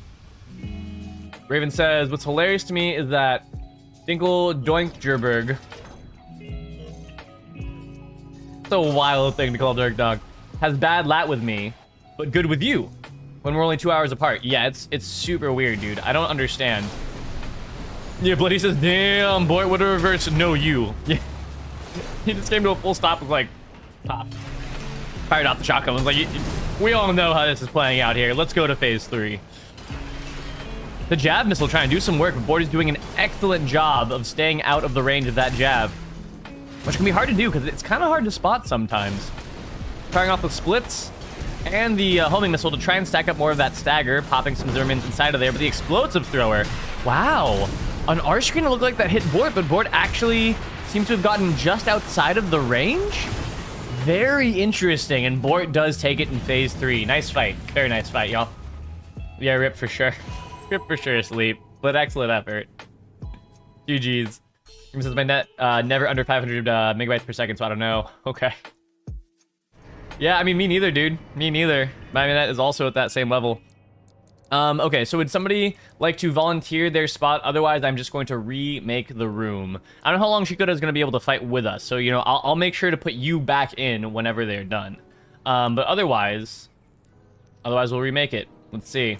See if anybody feels like it. Oh, that's so sweet. Who was that who just hopped out?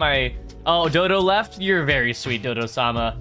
Which, that deserves one of these. Shikoda, go ahead and hop in here. The keyword is Moogle right at the top. And also, let's shout out Dodo. They deserve that. They have always been a very excellent individual for bringing in some really fun builds and chopping it up with us. They also stream on Twitch. So please, you know, hand them a follow. They are sweet Dojo competitors. So if not just for that reason alone, it would mean a lot, I would presume, to them. It would mean a lot to us too, because they're so nice handing their spot to Shikoda like that.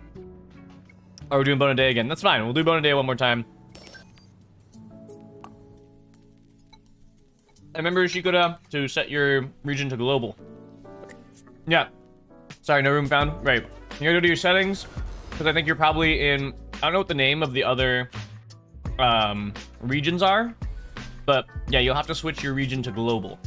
Global indeed. Yes. I think it's in settings. I'm not sure where in settings it is exactly. I'm like, okay.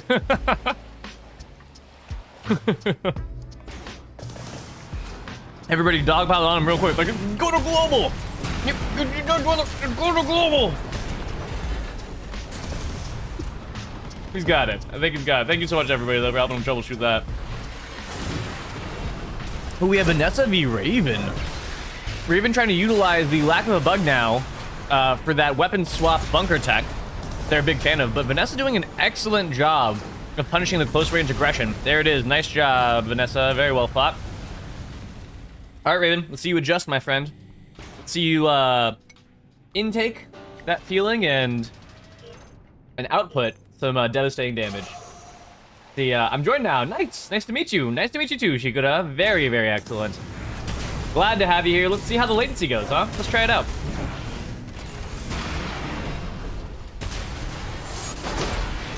Oh, man. There it is, getting the dagger tech out. Very nice. Dagger tech. Getting all the dagger hits in. Very nice. The Majestic actually not doing too much for Raven here. Very interesting. Very interesting. GG.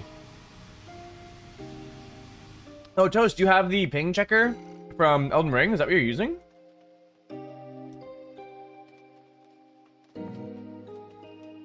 Oh, you didn't do anything? I see. I see, Raven. Hey, oops. Nice to meet you.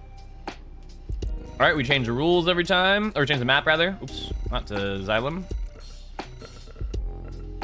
Go to wall sector. Oh, we lost somebody else as well. We have another, oh, Steam P2P, GitHub download. Very cool. We're getting out early today. Sounds good, Alejandra.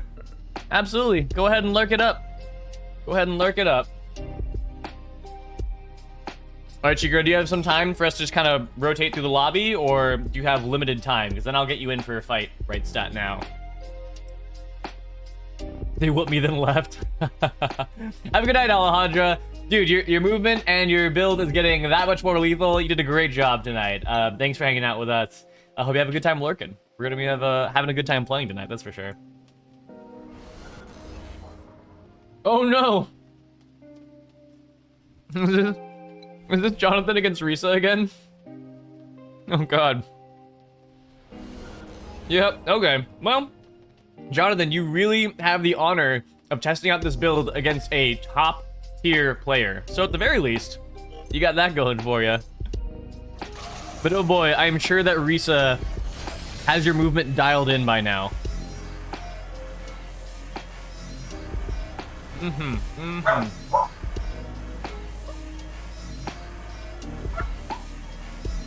That is our resident mini schnauzer, by the way. I don't know if y'all can hear that or not.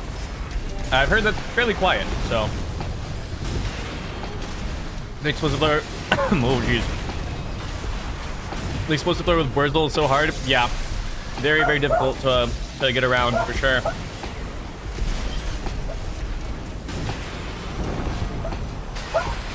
Because the dodge thrower, you need to go up. Yeah. I know my ACBs asks, does your bowl have a spoon rest divot? It does. This is actually a ramen bowl, technically. So it has the rest divot here, and then it has a hole in here for your chopsticks to sit here and then go all the way through. All right, nifty. Favorite bowl, absolutely favorite bowl. Shikoda says, sorry, I'm not good at English, so I can't comment often. But I understand the kindness of Google and everyone. Thanks so much. Oh, you're very sweet, Shikoda. Hey, pterodactyl. Pterodactyl. Sorry, let me pronounce that correctly. Is now following. Thank you so much for the follow. Hope you're having a good time. We are back at it, doing a lot of Armored Core 6 PvP late at night. So if you're enjoying yourself, there's plenty where this has come from. Yo, Jonathan doing a great job this time of managing their AP and their stagger. Getting out of there when they absolutely had to, and trying to reset this engagement. Because that's what they got to do to try and get another stagger window off so they can do that combo. Ooh, but the explosive thrower is so devastating up close. Risa almost getting stuff from the Vientos, but indeed, the explosive thrower finishes it. GG's. GG's. So says, but he can Borzle kick you to dodge. Kick, you got a quick boost. I see. I see what you're saying. Because dodge throw, you need to go up, but he can Borzle kick you. So dodge kick, you got a quick boost. You got like up and then quick boost, or what? Sounds wild. Time to add a quick boost straight up? Yeah, exactly, Nolan Rogue. Exactly. Also, what up, Nolan? Welcome back, dude. Howdy, howdy. It's hilarious. Okay, we're going to Jorgen. We're going to Jorgen. Here's what we're going to do, Jonathan. Right after this fight, I'm going to turn you into Alpha. And just by doing that, it's going to swap up the rotation. You'll fight somebody other than Risa. Risa says sorry, John. Oh, no. Yeah, don't worry. We got you for this next one, John. We got you. So funny. I know Risa's cute AF. Dude, yeah, Shikuda is cute AF. I agree. Good Wolf says, loving the lounge singer vibes on this radio station. Yeah, and it just changed. I know, it just changed. It's okay, it's not your fault I'm bad. You're not bad. You're absolutely not bad. Risa is just well above average. You're a plenty fine player, Jonathan. Anyway, CB says, oh, the QDF was aimed at your ramen bowl. I mean, that's fine too. I'll agree to both things. I'll agree to both things. Yeah, this is a dope bowl.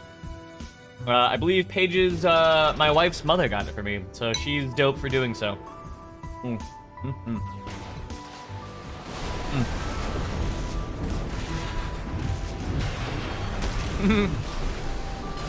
No one wrote because Risa is too OP. I gotta agree. Risa needs a balance in this new patch. Oh man. The Expecto Furiosa doing some work with those 2 Zimmermans and the 6 split missile on the back. Let's see. Let's use our dear friend Google Translate. Let's see. I mean, I'm sure Bushido can just tell us what they said in English, but I want to see how Google Translate does. Oh, yeah. Thank you for asking, Bushido. Thank you. Oh, well, yeah, Shikoda, I wasn't saying that, like, yeah, you have to go up right away. Oh, you're saying, please wait. I think what you're saying is that you're cool with waiting. I think. We're trying to figure it out, right? Because right now you should be going up in either 2 matches? In 2 matches you should be up. We could all take turns fighting Shikoda. We could just put Shikoda on Alpha and every single one of us goes to fight, but that might not feel great for them. Alright, we're on Spaceport. Let's see it. Oh, and here's what we're gonna do. This. Now we turn Jonathan to an Alpha, and then to a Reserve, and just like that, it's that easy. They will now no longer pair against Risa.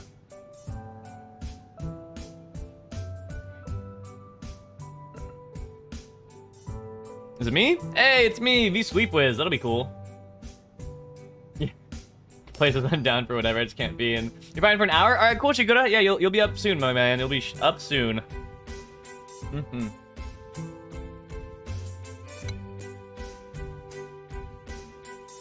This music is so interesting for this vibe. Let's switch back to Armored Core music. You have 15 minutes left, Jonathan? All right, man. Oh. It's not... The music is rebelling. I paused it and it came right back. There we go. All right, and go into here. System, sound settings, bada bing, bada boom. And just like that, we have our dope beats back. All right, let's try and apply some of this movement that we've been working on. Where's the man at? Oh, did I see him over there? I hope I don't get caught in that fucking ship part. Oh, I heard it. There he is.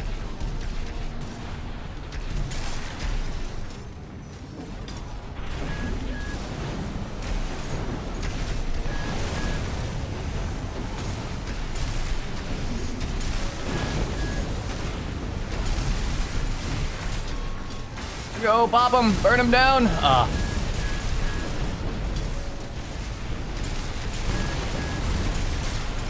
we go, burn him and turn him.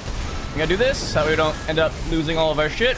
Oh, and the assault armor it away. Very nice. That should be it for us. If they can shotgun us. Holy moly, that was close. 1.7k AP left. Goddamn.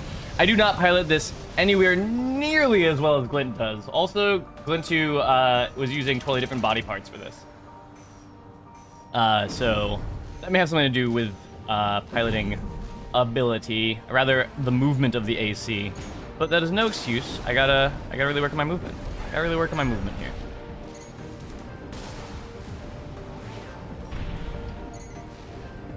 here. Sleep opting to stay very far away and stack up that stagger.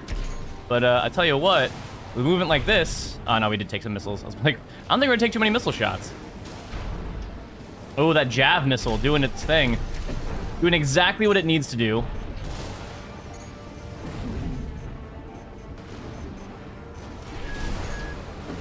Alrighty. Nice Sleep Wiz. Very nice job using the terrain in a way that makes sense for your build. Because otherwise, if we just engage out in the open, I can just turn wherever you're fighting into a laser nest. If we keep moving like this, it definitely makes landing my stuff harder to do, and you can chip me down very reliably. Love to see it. Ooh, explosive thrower is so good for punishing when people get close to you. Gotta make sure I stay just outside of that range like that. I believe explosive thrower range is 106. 106 meters. Uh-oh. Oh, back it up, back it up. Oh, we're super dead. GG. Oh, wait. No, that wasn't the final phase. All right, phase 3. Let's do it. Let's do it. Let's go next.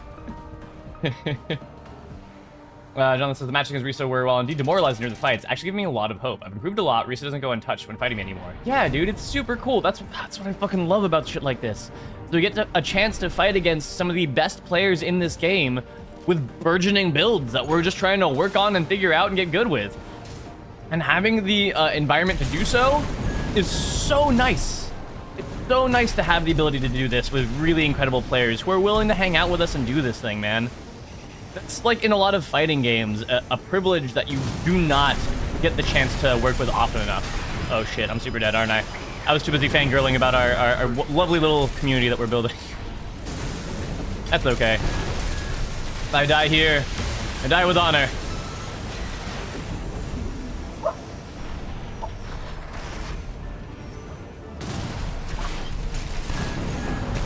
Yep, GG. GG Sleep. Nice adjustment. Very, very nice adjustment to the build. Very well done, sir. Let's see here. Bushido says, are there any teams open for the 3v3s? That is a good question. That's a very good question. Actually, oh fuck, we're getting close to 10 o'clock hour. Okay. So let's see. Shikura, after you ready up, if it doesn't put you in after this match, I am gonna make sure that you go up next. And we will make sure that you get some fights in, because I would love to see if your connection works out with us. Let's see it. Hey, cool. We have Shikura fighting. Yeah, I saw he's good for about an hour. Thank you, Bushido. I appreciate that. Yeah, GG's Sleep. Well played indeed. Sleep says gotta respect the turrets. Yeah, you gotta respect it, man. You did a great job adjusting to that and moving around and not keeping us like in that same little box. Yeah, just for tonight. For the threes, because we'll have to make some threes teams. Shikura, would you want to fight in the 3v3s with us? You said you have about an hour, right? We're gonna be doing some 3v3s in the second here. Well, you're about to fight. I'll let you do this first. I'll let you do this. I won't distract you. It's gonna be an interesting fight, y'all. An interesting fight. I'm gonna drink a little bit of water. Let's cast this. Why not? Oh god, look at that paint job on Shikura. Fuck yeah, man. And they have, that is the butter knife pulse blade with the chainsaw swap. Holy moly. With the Zimmerman there. Wow. Landed their stuff right away for the... Holy shit. What? Yo. Yeah, holy combo indeed. Excellent combo. I couldn't even cast that. I couldn't even cast it. Oh, Toast said, if you're in turns, you probably need some long range to a force approach, like turret and drones. Oh, okay, Toast. Yeah, I'll try that. I'll definitely try that. Yo, Shiro, what up, man? How you doing? Yeah, they look really nice with the decal. Look at this. The fight has devolved into a dance-off. The groove overtaking both Raven and Shikura, and they dance with all of their soul. Oh, the double pulse blade. Holy shit. Shikura does end up getting staggered first here, and Raven goes for the power bunk. Doesn't quite land it there. So Shikura's stagger falls right off. Looks like Raven is just over at half ACS strain. Almost gonna fold. There it is. Then they get staggered, and Shikura goes for a punch, but the assault armors both go off. Shikura does end up getting staggered first out of that. They are very close to staggering Raven in return, but instead the pulse blade is good for the kill. Wow, that was epic as fuck. Good job, Raven, adjusting to that combo and getting back in there. Yeah, very, very good fight. Very good fight from the both of you. All right, here we go. Here we go, man. Phase 3. Love to see it. Ooh, Shikura with the movement goes in to bait the pulse blade, comes back out and goes in for the slash again. Even though on our screen it looks like they dodged it, the ACS strain would say that they did get hit. Ooh, and there's the bazooka into the pile bunker. God damn. I guess they came full circle, right? Shikura started it with the awesome chainsaw tech, and then Raven finished it with a nice pile bunker. Indeed, very nice fight. Very, very nice fight. GG's. Okay, Shikura, would you like to fight a couple more before we switch to 3v3s? Or would you like to join us in 3v3s? Either way, I'm totally cool with it. I just don't want to force you to fight in 3v3s if you don't want to. Jonathan says, can I go next? I've only got time for one more. Yeah, Jonathan, Shikura, would you guys mind fighting each other? Here's what we're gonna do. Alpha, Shikura, feel free to say no. We change the map. Because we're going to change to 3s very soon. We are going to change to 3v3 in just a minute, which you're more than welcome to join us for. But I want to make sure that you get your chance to do 1v1s. 1v1 okay? 3v3 okay? Fuck yeah. Okay, cool. So we'll do just a couple more here with Shikura, so that way they get their fights in. Jonathan's going to do one. If anybody else would also like to try fighting Shikura, please say so in a 1v1. Otherwise, right after that, we are going to switch to 3v3. We're gonna switch to 3v3s. Oh.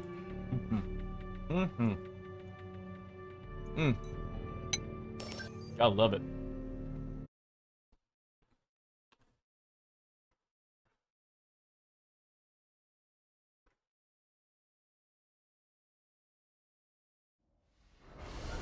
Okay. Yeah.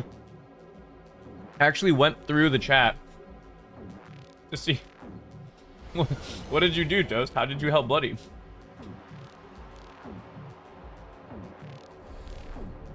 But he says I want to try Shikura as well. I think everyone all want to have a go though. I mean, do they? Nobody else has spoken up. Bushido, I think there's a spot in the room if you want to hop in real quick. Somebody just left. Okay, we have Jonathan of Fruit Loop, Gundam Meister in the Suppressor versus Shikura in the Say Yo Yo. Very cool. That is an explosive thrower, plasma thrower swap. You can see that pop up. Explosive thrower, plasma thrower swap with a javelin launcher on the back right and a majestic in the right hand. Very cool. And it looks like Shikura's doing an excellent job of keeping Jonathan at a good range without getting staggered first. Ooh, goes for the plasma thrower, just barely misses it. Shikura taking a little bit of stagger here though from the Vientos, almost getting up to a stagger window, and there it is. Jonathan's gonna go for the big combo, goes for the slicer for the kill, and bada bing, bada boom. There it is. Hey, big yo! Welcome, Raiders. Welcome, everybody. Hello, hello. Yeah, Shikura, we could just put you on Alpha and just have everybody try around against you if you're down. He's focusing on the cast. Yeah. Here we go. We have Shikura, our Japanese brother, who also does streams as well. They're a very cool individual. I'm gonna pop this up right here just so everybody can know who it is that has joined us as a guest player. Oh, wow, the link isn't there anymore. Dang it. Okay, well, I'll shout him out. Shout out. First, I'm gonna shout out Bick, because they came through and raided us. And it is Bick Gentleman. Bada bing, look at that. That is Big Gentleman. They indeed are a, I've watched a couple of streams. I haven't been able to catch them live all that often. But they're indeed quite funny. And I enjoy what I see with them. And so I hope to have them come to our fight club one of these times. But they stream right around the same time. So go ahead and pass them a follow. They are another fight club, and variety is the spice of life. You know, you want to have multiple lobbies to work with. So please go ahead and check them out too. I would really appreciate that. And thanks so much, Vic, for the raid, man. Appreciate having you all here. We currently, for a little bit of context, have Shikura showing up from the Japanese side of things to hang out with us and show us some of their builds. And they're doing an excellent job right now. Hey, Meow Catter is now following. Thank you so much for the follow, Meow. Thank you for the follow, right, Meow. And we met our follower goal, and Vic is now following. Thank you so much, y'all. You're very sweet. That's where I dodged those bazookas, says Jonathan. Yeah. That's the whole thing with bazookas right now, right? The goal was met. I think it's time for us to start a new goal. All right, Shikura, if you don't mind, because I think a lot of people want to fight you, what we're gonna do is set you to Alpha, and we will do rules, and we will just actually have everybody go down the line. Oh, or whoever ready's next. That fucking works too. That's basically the same idea. But thank you so much, Jonathan, for joining us, man. The matches were fun. I really appreciated testing out with you, man. That was really cool.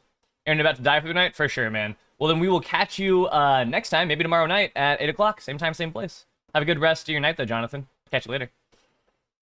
Yeah. So we're just trying some stuff out. But in about...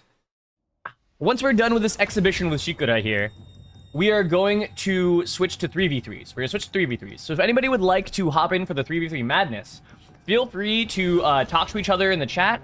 We also have a Discord for that too.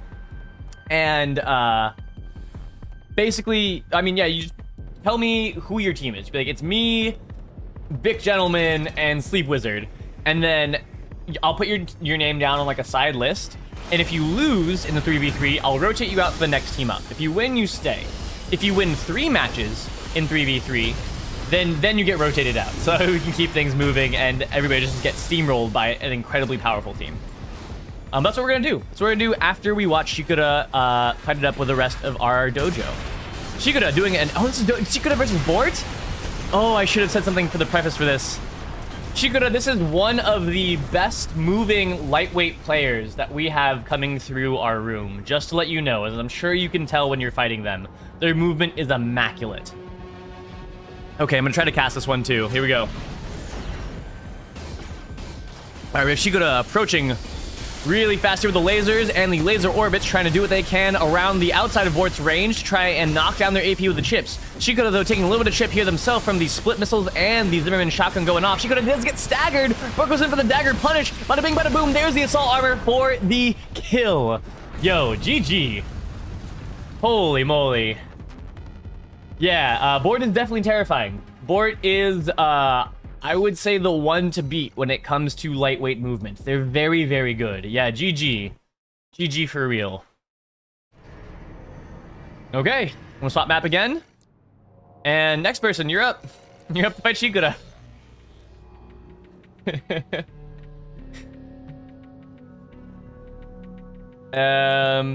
anybody else would like to fight this, please feel free and ready up. Ooh, who's Deimos? Deimos in the Salathiel as Deer. Very neat. Yeah, 2 stun guns okay. 2 stun gun is totally okay. Totally fine. The only thing we don't... Honestly, after patch 1.03, kind of everything's back on the table for us. Yeah, no problem. Absolutely no problem, Shikuda. All right, let's see. Deimos is Salathiel. Oh, boy. Look at this meaty mother. That is awesome. We have the homing missile on the back right there. The explosive thrower with the chainsaw swap and a Viento in the right hand. Love to see it, man. Love to see it. Sontai with the Alula. That thing has got speed for days. Very cool. Dagger Gang. Yeah, Dagger Gang represent for sure. Okay, Shikuda, you're now against Risa, who is another one of our very, very top tier players. Their movement is also incredibly good. They tend to occupy the medium/lightweight type of space. So Risa, very good player. Best of luck, Shikuda. Let's see how this plays out, shall we? Hey, Goblin Gin, what up, man? What up, what up? Daggers are good as fuck, absolutely. I am also a dagger enjoyer for sure. Oh, whoops, I did not mean to bring that up. Let's bring that back down. There it is. There we go. Buddy says, I tried to use the dagger today. I am just not a good melee player. I do love the moveset, though. Yeah, it takes practice. Just like with anything else in this game, it definitely takes practice. Like, I didn't consider myself a... Still have a hard time considering myself a competent lightweight player. But I think, after practicing some today, I'm getting better. I can say that I'm a lightweight player in progress. I want to be able to play all the weight classes with at least an average, if not slightly better than average ability. So this is the slow way to that. Deimos says dagger is super fun. Fuck yeah, man. Dude, dagger is the way. That's why I have such a hard time foregoing my dagger for the plasma thrower and the explosive thrower, because I love those melee weapons. Okay, back to the match at hand here. It is really pumped here. AC is almost neck and neck. Shikuda having a very slight lead over Risa. Both pulse armors are out. Shikuda doing what they can here with the double stun gun, double vertical plasma. Risa is in the Found Lament, which is their double laser pistol, double 6-split missile. Holy shit. Okay, the AP is very, very close here, and the stun guns looks like they're gonna get in and do the job. GG. GG indeed. All right, let's see how Risa can potentially adapt to the really strong and aggressive stun gun play. It's very, very effective in close range. But I have confidence. Oh, then again, we are on grid 012. So there's not really a huge amount that Risa can do to stay out of the range of those stun guns. It's gonna be interesting to see what type of adaptation they want to use. All right, Shigura doing some nice movement here, staying right on top of Risa's face with those stun guns. Just chipping out. There goes another electric proc. There it is. Risa is almost at a stagger window, but it doesn't really matter when you're up against the stun guns. It's more about the constant punish. Shigura is taking some chips here, though, from Risa's stun lasers. Ooh, there we go! And gets off a little bit of a stagger there from the split sixes, I think, while she was falling. But was, of course, off the map, so wasn't able to capitalize. Otherwise, that would have been it. Oh, almost here. They're almost going to land it. There is the laser pistol for the kill. Wow, wonderful fight between the two of you. Holy shit, we're going to phase 3. We're going to phase 3. Well done. Well done, both of you. Oh, man. I'll catch up in chat in just a second, because this requires my utmost attention. All right, this time we have Risa lining up, trying to stay aerial above Shikuda so that way they can get those shots off without having to worry too much about the stun guns. But Shikuda is now switching it so that way they are above Risa in a much better advantageous position to land their shots. But with Risa doing this really solid spacing here, it doesn't really matter if they're above or below Shikuda. They can still land the laser pistols without having to worry about their lock-on being broken. They're doing a great job of staying on their target there. The AP is neck and neck, and here we go. Electric Pop goes off, putting Risa down at a significant disadvantage there in the AP, but almost getting staggered. But instead, they go down before the stagger from these stun guns. GG. Very, very high-octane fight, honestly. Good fight, y'all. Alrighty, who wants to fight Shikuda next? Who would like to fight our Japanese brethren? Our Nakama, if you will. Yeah, GG indeed. That was a really cool match to watch. Alright, we're at Xylem. We're at Xylem next. Who's up? Looks like we have Sleep and Counterspell wanting to get in there. I'll make sure that everybody who wants to fight Shikuda gets a chance to fight, because this is a rare occasion. We do not very often get the honor of fighting against a skilled player from the Japanese side of things, like Shikuda represents. So yeah, this is, I want to make sure everybody gets at least one fight off. Since Shikuda is being so kind and letting us do this, which thank you so much again, for both being here and for fighting with us, Shikuda. I really appreciate you. Then after that, we are doing 3v3s. So go ahead, make sure that you get those teams going here in chat. Let me see, I missed a little bit on chat while I was casting those matches. Oh my god, Shikuda busting out the double stun guns, double Zimmermans. Holy moly, this is going to be interesting. Versus Counterspell, Bloody Karma, with the dub Zims, and the, is that a split missile and a homing missile on the back? Holy moly. Okay, okay. I'm gonna look at the chat here real quick. No Rogue says I enjoy busting the dagger out every now and then, yeah. Takes more time investment to get started, but melee gives so much more freedom for movement. I totally agree with Pikaku, yeah. Okay, here we go. Let's see it. Let's see it. The kick is good out of Counterspell. Holy moly, does a bunch of damage right there in that direct damage window. Shikuda almost close to getting staggered again, and bada bing, there it is. Very nice reverse joint kicks coming out of Bloody Karma. Let's see how Shikuda can adjust to this. I just learned, literally this stream, that the consistent way of dodging reverse joint kicks is to boost towards them and then to either the left or the right. That is the best way to dodge those kicks. Makes you a lot harder to pin down. There we go. Shikuda got around the kick that time. Starting to do the Zimmermans with the stun guns. Lands some of the Zimmermans, but doesn't quite... Oh, they have a counterspell at half ACS. Lands some more Zimmermans there, going for more stun gun damage while those shotguns reload. You gotta keep dodging those kicks. There we go. Nice job dodging the kick. Shikuda, though, almost getting to a stagger themselves. Gets Bloody to the stagger first, though, with the double shotguns. Goes for some stun gun damage, and there we go. More shotguns come out of their face. Goes for a kick out of Bloody Karma, but just barely misses. Shikuda almost at a stagger window, pops the pulse armor to assure the victory, but the terminal armor comes up on Bloody Karma. They now have a mere 5 seconds to try and do something with it, but the 1 AP is not enough, and down they go. We're going to phase 3, y'all. We're going to phase 3. Dude, these matches are awesome. These matches are so great. Holy shit. Yeah. Yeah, Troll just commit to Kikaku, right? For Chainsaw, I don't know, though. For Chainsaw, I don't know what the dash is like. Yeah, really nice fight for sure, dude. This is some hot stuff. All right, we're gonna switch to Counterspell's perspective this time. So trying to get in close to Shikoda, but Shikoda's doing a great job of getting in and backing back up to a medium range to stay outside of that minimum range coming back from Counterspell. There is a land of stagger, do a bunch of damage during the direct damage window, and once again, they get out of Counterspell's screen. Doing really excellent Knockfire movement here. Goes for the kick, but unfortunately misses there.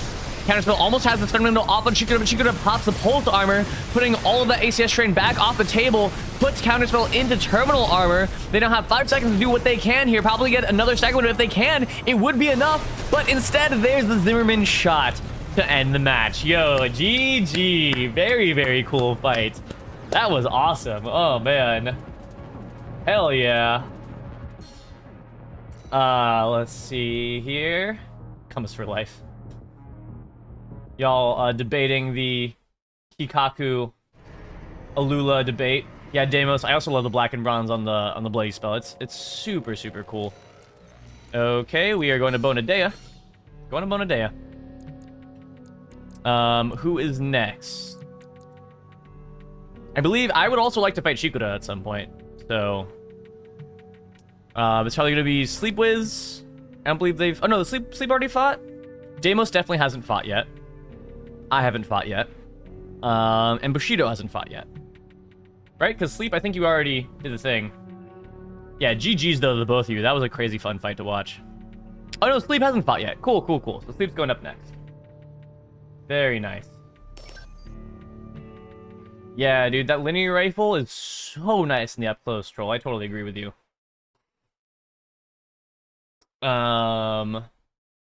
It does have a normal melee lunge. Oh, wow. And the chainsaw. Okay, Kikaku and chainsaw might be the thing, dude.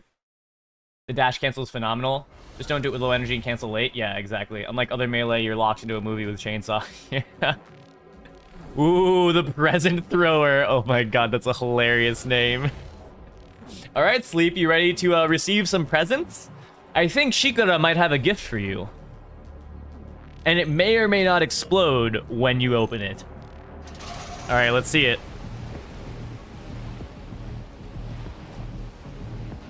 All right, let's get a little more water going. Water is love, water is life. Hail hydrate, all y'all.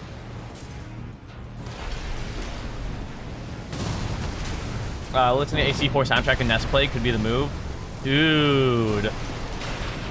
Goblin, that might be the move, man. Maybe I need to have the AC4 soundtrack just bumping while we do this stuff, huh? Change up the pace a little bit. I like that idea.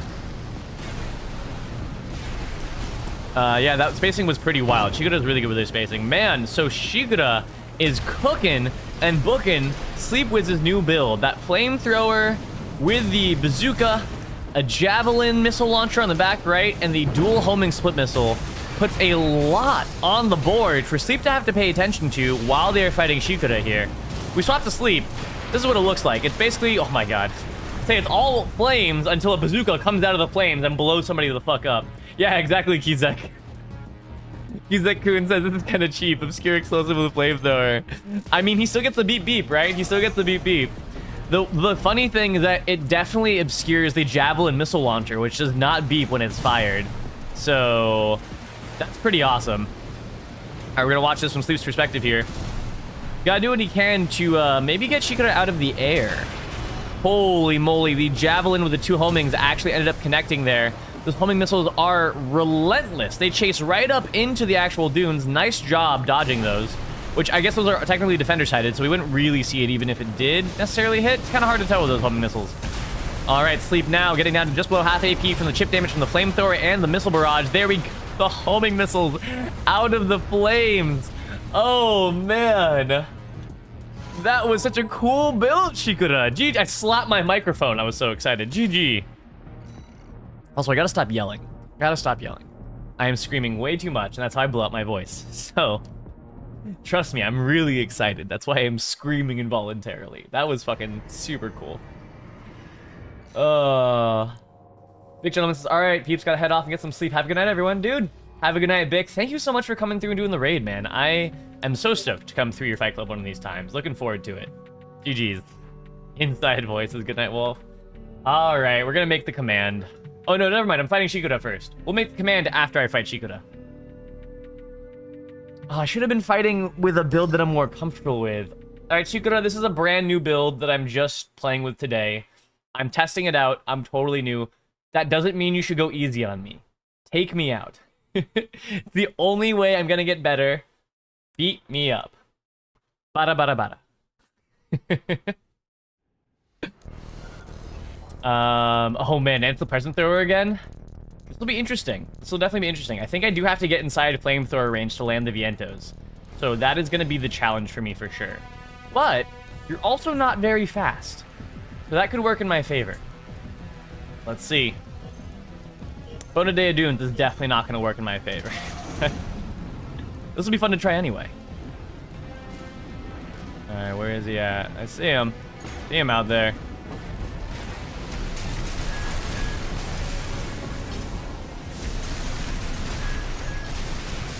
Cook 'em and book 'em, laser turrets. Cook 'em and book 'em. There's the javelin. Oh, he's really high in the air. Nice job landing that bazooka. There we go. Cook 'em, laser turrets. Cook 'em.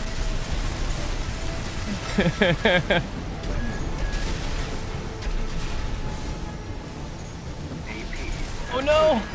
Pop the pulse before we die! Oh my god, I forgot about pulse armor. I was having so much fun. Right, inside voice. I was having so much fun that I just totally forgot about my expansion. That was so fun. I don't ever play like a light build like this. It just kind of floats around in the air and does funny shit. So this is a exhilarating fight for me. Alright, but Shigura now has a awareness of what I'm doing here. Oh, should I just boost it right into that? There we go. Get those laser turrets going. Cook them, guys. Oh, we actually didn't have enough ready for that one. There we go. We got another stagger window. Very nice. Oh my god, the homing missiles. Oh, just barely dodged one. We still got took the 800 to the face. Woo. Goes for the kick. That would have maybe put me away right there. I'm definitely gonna do the same thing. That pulse. Oh boy. Oh man, very close. Oh, get him, laser turrets, get him! GG. Wow. Oh my god. Okay, we'll go to phase 3. Here we go. Dude, this is a funny build against flamethrowers. Very, very funny build. I wouldn't have guessed.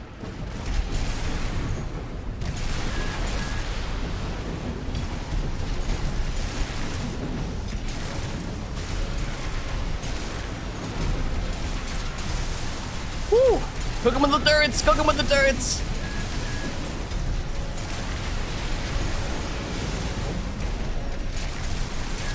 Oh yeah, take the lasers!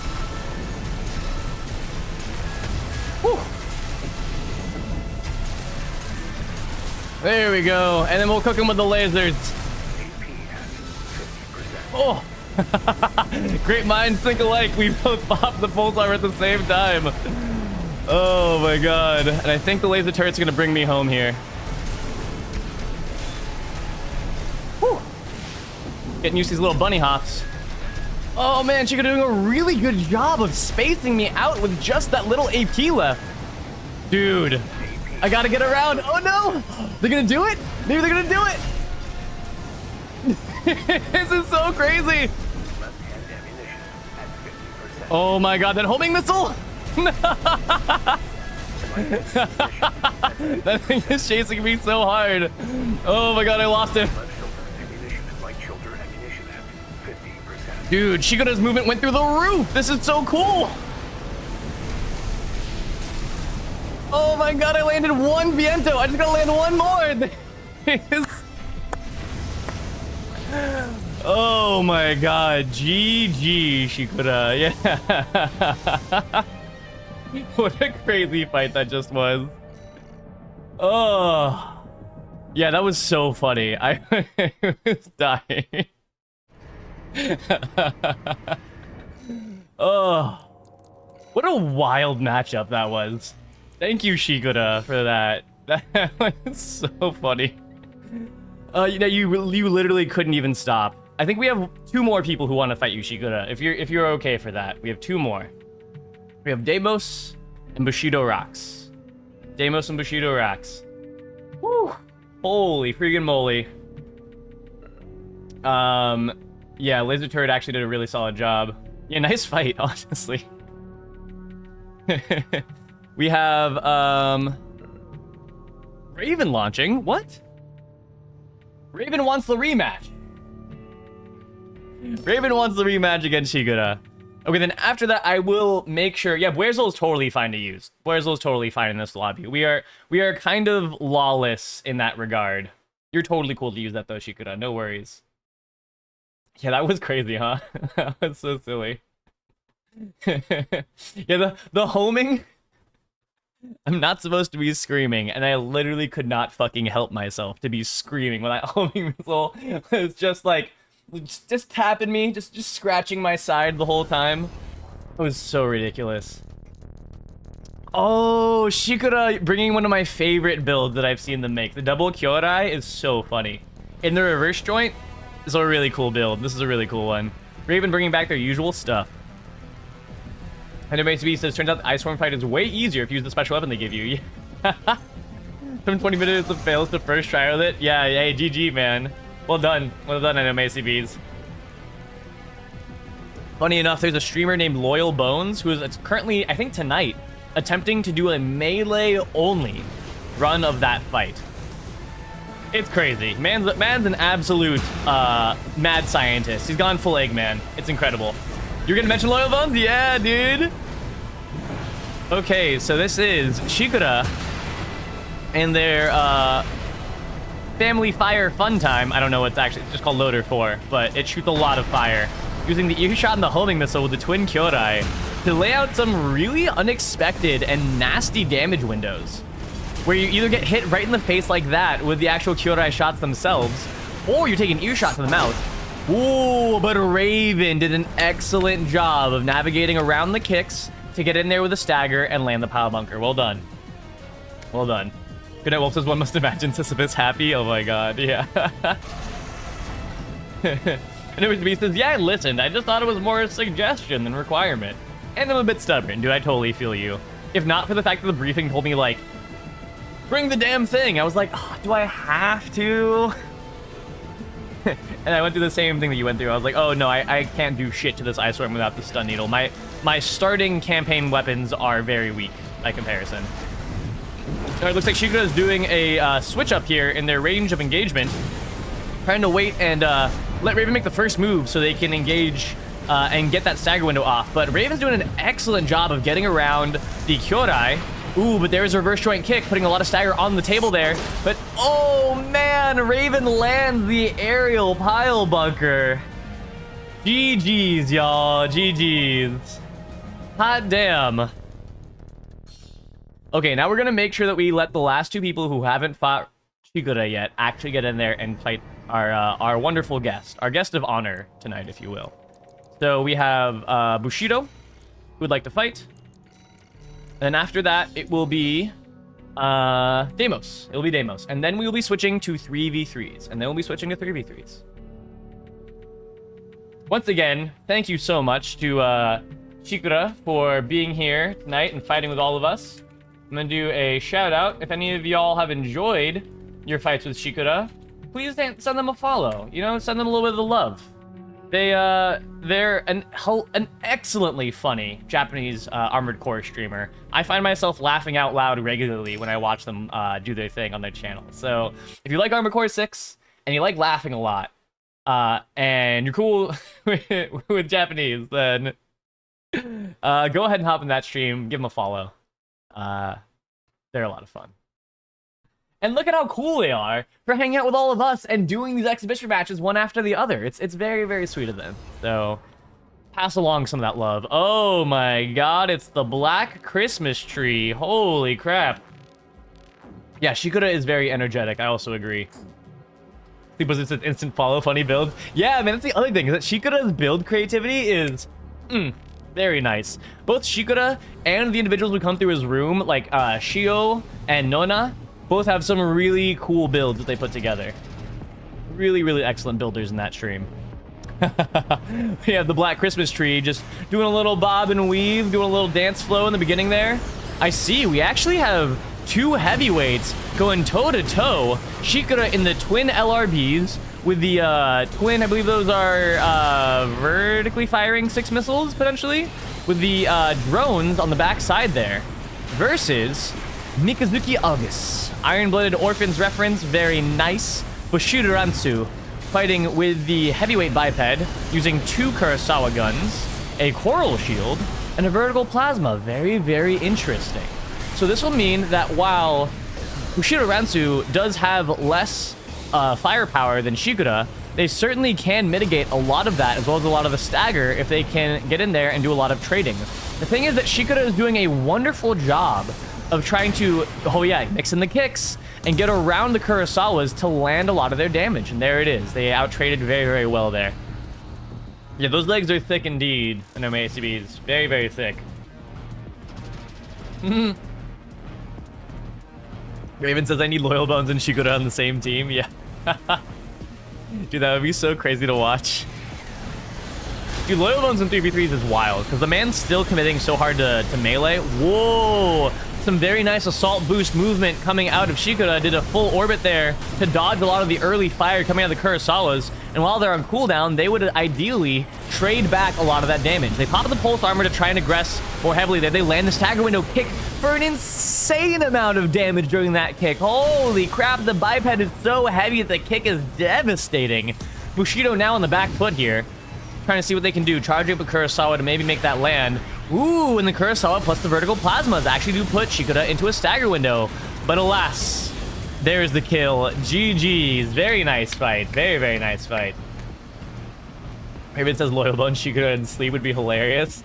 Yeah, we'd have one melee dude running around staggering people. We have Shikura just bringing out like incredibly crazy damage. And then Sleep would just be in the sky dropping delivery boys the whole time. That would be a wild fight to watch.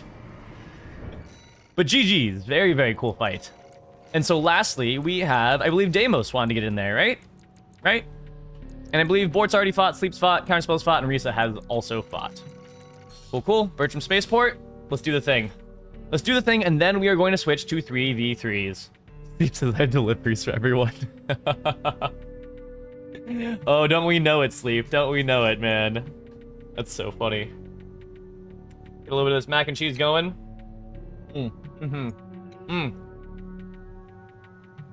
Mac and cheese, a little bit of burger meat, a little bit of mushrooms. So good. Alright, Deimos is bringing the Striker Alpha. Oh. Okay. Like a slightly different version of Shikura's Noct Riders. Have the twin Zimmermans and the 2 stun guns. Instead, we're seeing Deimos opt for 2 Vientos for the close range consistent punish, while the Sweet 16s are the ones that are going to do the heavy damage and then go on cooldown. We'll see how that performs. Very curious to see that. Also, welcome to everybody who's hanging out here still. This is Shikura, Shikura_MKT. They do a wonderful job doing their own streams on the Japanese side of things. Let me just, because I usually have their stream in a link so I can shout them out more than just once every hour. And so here we go. Shikura, there it is. Bada bing. And there we go. So it's this guy. And go to our commands. And there it is. Right at the end there. Boom. Okay. And then we're going to put that right there. Boom. Okay, nice. That has now been updated. And you know what? While we're here, we may as well add this and add one more. Inside voice, save your vocal cords. Remind me not to scream in excitement to save my professional career. Okay, and that one's just gonna cost 100. Why does it matter, right? Cool. Great. There it is. That one's there now, too. Awesome.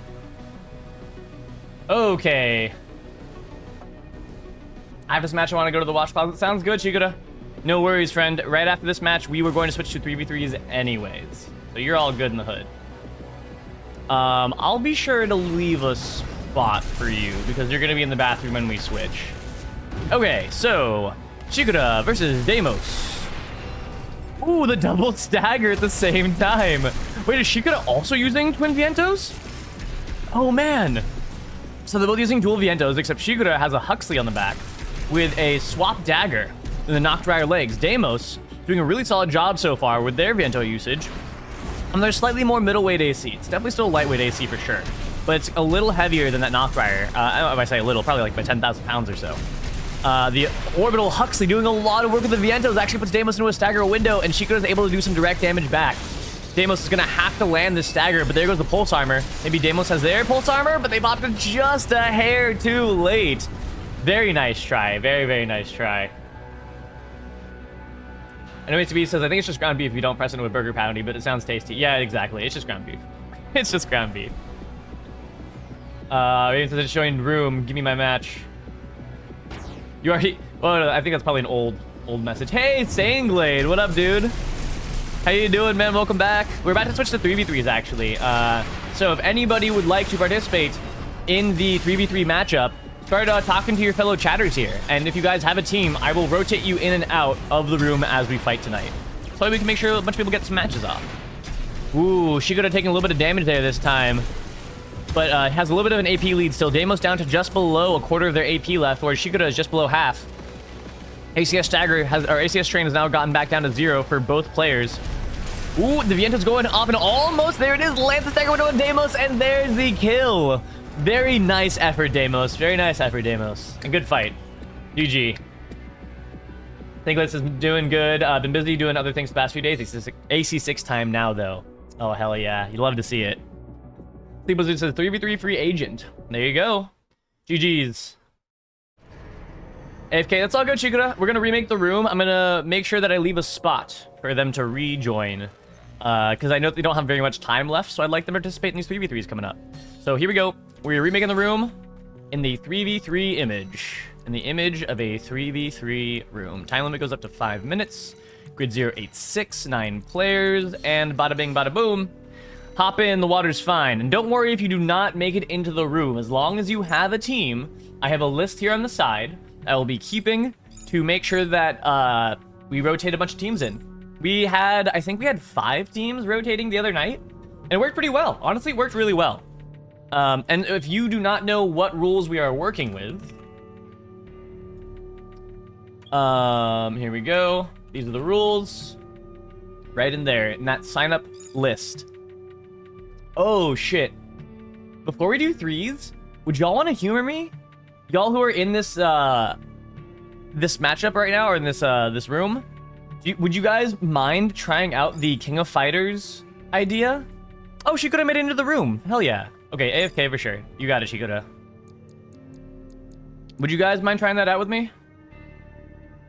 Oh, you're already back. Wow, that was so fast, Shigura. How does it work? Okay, so I want everybody to do 3v3s. Maybe we've missed our opportunity. Maybe we'll start maybe tomorrow instead. Maybe we'll just go right to 3v3s because they take a lot of explaining. I would need everybody to bring pulse armor, and we essentially do 2 teams of 3. We do 1v1s, and anytime somebody pops a pulse armor, they swap out for another teammate. That's the basic idea. But everybody's chomping at the bit. They want to do 3v3s. You can only play 2 games. All right, then we'll just do the regular thing for now. We'll do regular 3s. So let's see. I know that Risa and Odium want to be on a team. Was it Sleep, Counter, and Whale? I think y'all would want to do it. Yeah, let's do random teams. Let's just do random teams for a couple of games, so we get Shigura in. Here's what we're gonna do. We're gonna put Shigura into Alpha, so they definitely get in, and everybody ready up. And we'll see who gets put on teams. And then once Shigura has to go, we will then go back to our regularly scheduled normal team stuff. Yeah, don't worry, Raven. We'll get you guys on the same team. Or rather, we'll get everybody doing their team thing. And once again, thank you so much, Shigura, for being here. It has really been an honor having you fight with us and bringing all your really cool builds through. I honestly, like, I'm so stoked on it. I watch you fight all the time in your fight club with your really, really cool builds. And so to have you here fighting with us really means a lot. So thank you so much. I think, yeah, that's... so drink some water, but... Arigato gozaimasu. Hey, Deimos, thank you for the follow. Appreciate that, dude, for real. I hope that means you're having a great time and hanging out with our club, man. Our dojo, as it were. We're having a great time. And I appreciate you being here, dude. So thank you for the follow. Okay, hey. Oh, I shouldn't have brought this build to this. What am I doing? Rookie mistake. It's okay. Oh, boy. Oh, my God. It put Sleep, Odium, and Risa on the same team? What a team indeed. Oh, no. All right, here's what we do. We protect Shikura. That's the idea, Bort.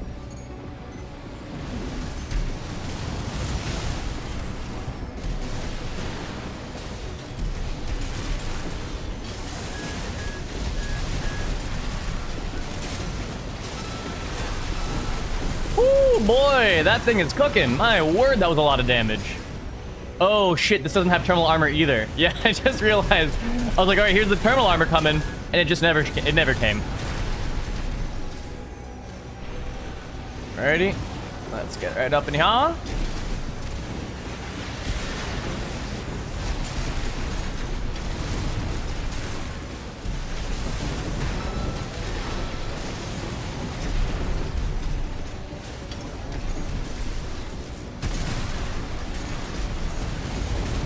Alright, getting him. There we go. Oh, there's the pulse timer.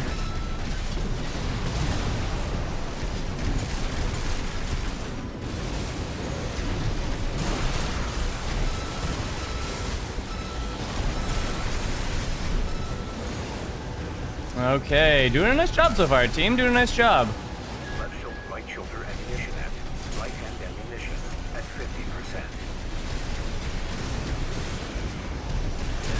Left hand ammunition at 50%. AP at 30%. Oh god, get that up. Oh Jesus, it just melted right through my pulse armor. Holy moly, that was a lot of damage. Whew. Yeah, my ability to cast and comment while I am fighting in a match up against fucking Risa, Sleep, and Odium is non-existent. The Team Beta is absolutely turned. They each are very accomplished pilots in their own right. Holy fucking crap. Oh my god. Okay, well, let's just get the fuck out of there, I guess. Jesus Christ. Nice job. I think that was probably Risa put me down. Yeah, it was. Risa's like, all right, get this little motherfucker off of me. They need to die right away. Mood says, hey, when are you good enough to cast and video game like a demon simultaneously? I know, right? I can do it in 1v1s, but 3v3s, there's just so fucking much happening. Oh, so what am I casting, right? Like, I'm just casting what I'm doing to people? Oh, shit. Risa's on my ass. Ooh, doing a nice job of, yeah, just nuking the shit out of me. Very nice, Risa. Nice punish. Very nice punish. Also, what up, Mood? Welcome, buddy. How you doing, man? Oh, hail hydrate. Thanks, Dodo. Appreciate that. Good morning, Mood, I should say. Hope you had a wonderful rest and are waking up refreshed and refueled and ready to take motherfuckers out. Both in practical studies and in armored core. There we go.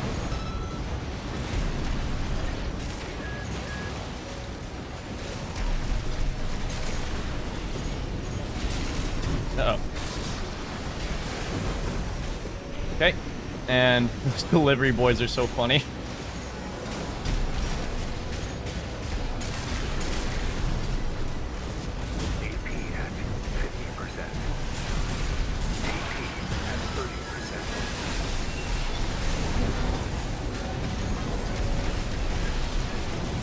Oh, that's gonna suck.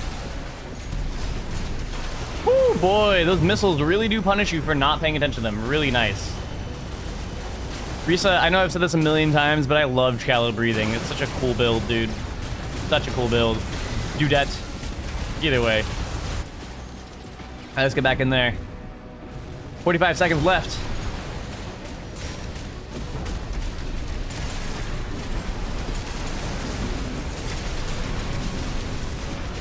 Woo, take out the chair. Put that chair on ice.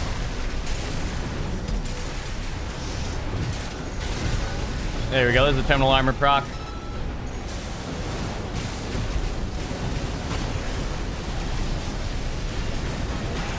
Oh, Risa's right on top of me. Oh, my pulse armor didn't go off. I was like, where's the pulse? Like, non-existent.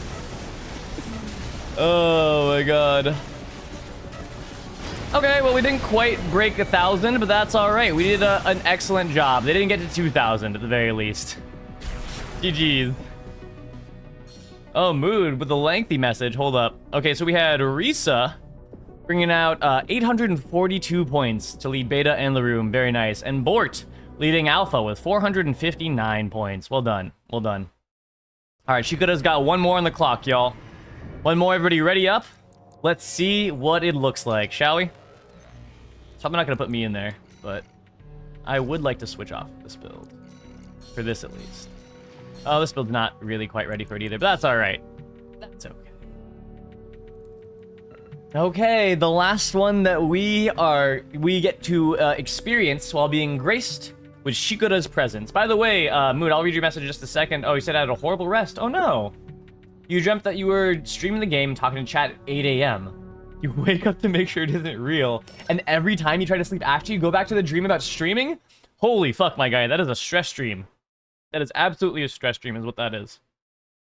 I studied psychology for only a year in college, but that was one of the main things that we touched on at the beginning of our studies, was that when you have a particularly stressful experience in your life, a lot of times that can lead to recurring dreams, which often points to... Oh, I'm in there again? Oh, shit, yeah, okay. Which oftentimes points to unresolved stressors in your life that your brain is attempting to work out for you in your sleep. But there is some level of resolution that needs to be reached consciously, maybe a lifestyle change to some extent, or something in that line that would then allow your subconscious to feel as though there can be progress to be had. But that's at least what we learned in school. Also, I studied Freudian psychology at the start, so, you know, there's a lot of controversy with that in general. Holy shit, what the fuck just came out? Was that Goblin Gint? Fired off a goddamn huge-ass grenade. Okay, well, we're cooking this time, aren't we? We are against Deimos, Shikuda, and Counterspell. Oh, where'd they go? Whew. There we go, let's take that one out. Let's get back to it. Whew. Nice pulse. Dude, Shikuda dodging every missile in the goddamn world. Holy shit. Oh my god, with no AP left. He's just literally dodging everything. That is amazing. Look at them go. The plasma's gonna get him. Not even the vert plasma's got them. Dude, all right, we gotta kick him. Gotta kick him. Wow, Shikuda, well done. Dude, that was nuts how long you stayed alive there. You'll let this stagger come right off. all right, I'll get out of there. Oh, I thought I had terminal armor. Clearly I have pulse. God damn, GG. GG to me, I went down. Let's see. Mood says, if we stopped on the first stressful hurdle, we would not have made it here. We press on with stoicism. Hey, Piston, what up, dude? It's really cool, man. We have Shikuda MKT themselves in the chat. They are a one of the Japanese Armored Core 6 streamers that I really like to watch due to the creativity of their builds and the skill of the pilots in their stream. They've graced us with a whole bunch of exhibition matches tonight, which is really cool of them. But this is their last match of the night, and then we are going to be switching to the Dirk Donk Tournament 3v3 rules. We may even try out my rule set just beforehand, if everybody's down for it. Holy fuck, those twin LCAs charged. Absolutely put me away. God damn.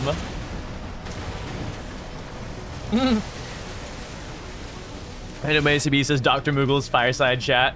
Hey man, I'm happy to bring whatever insights my very brief medical tutelage can provide.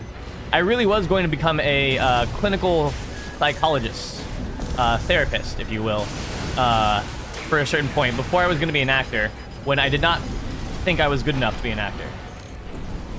That was where my passions lay, because I really like talking to people. Oh boy. Alright, let's pop that poor die. Get him. Oh boy, that was so much damage. Yeah, I was not gonna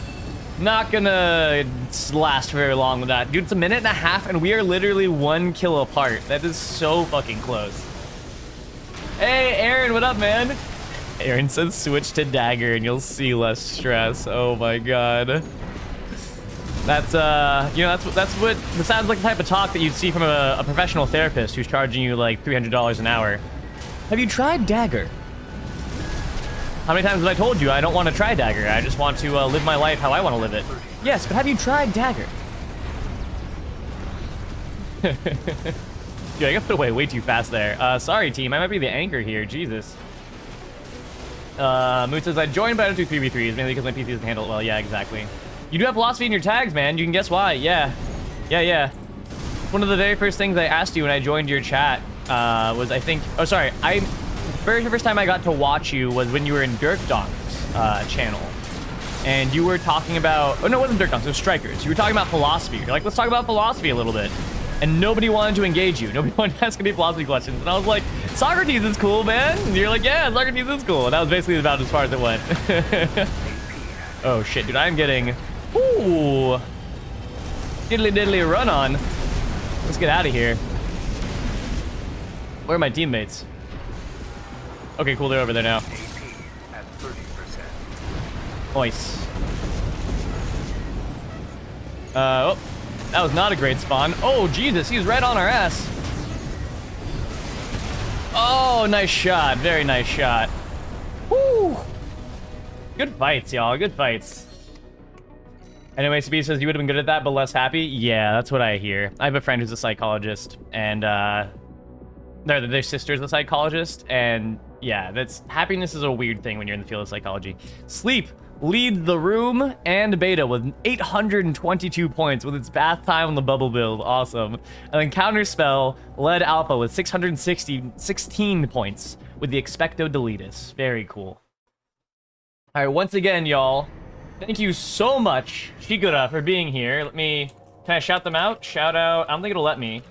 Shikura underscore MKT. Nope, won't let me do it. So best I can do is do exclamation point Shikura. And there it is.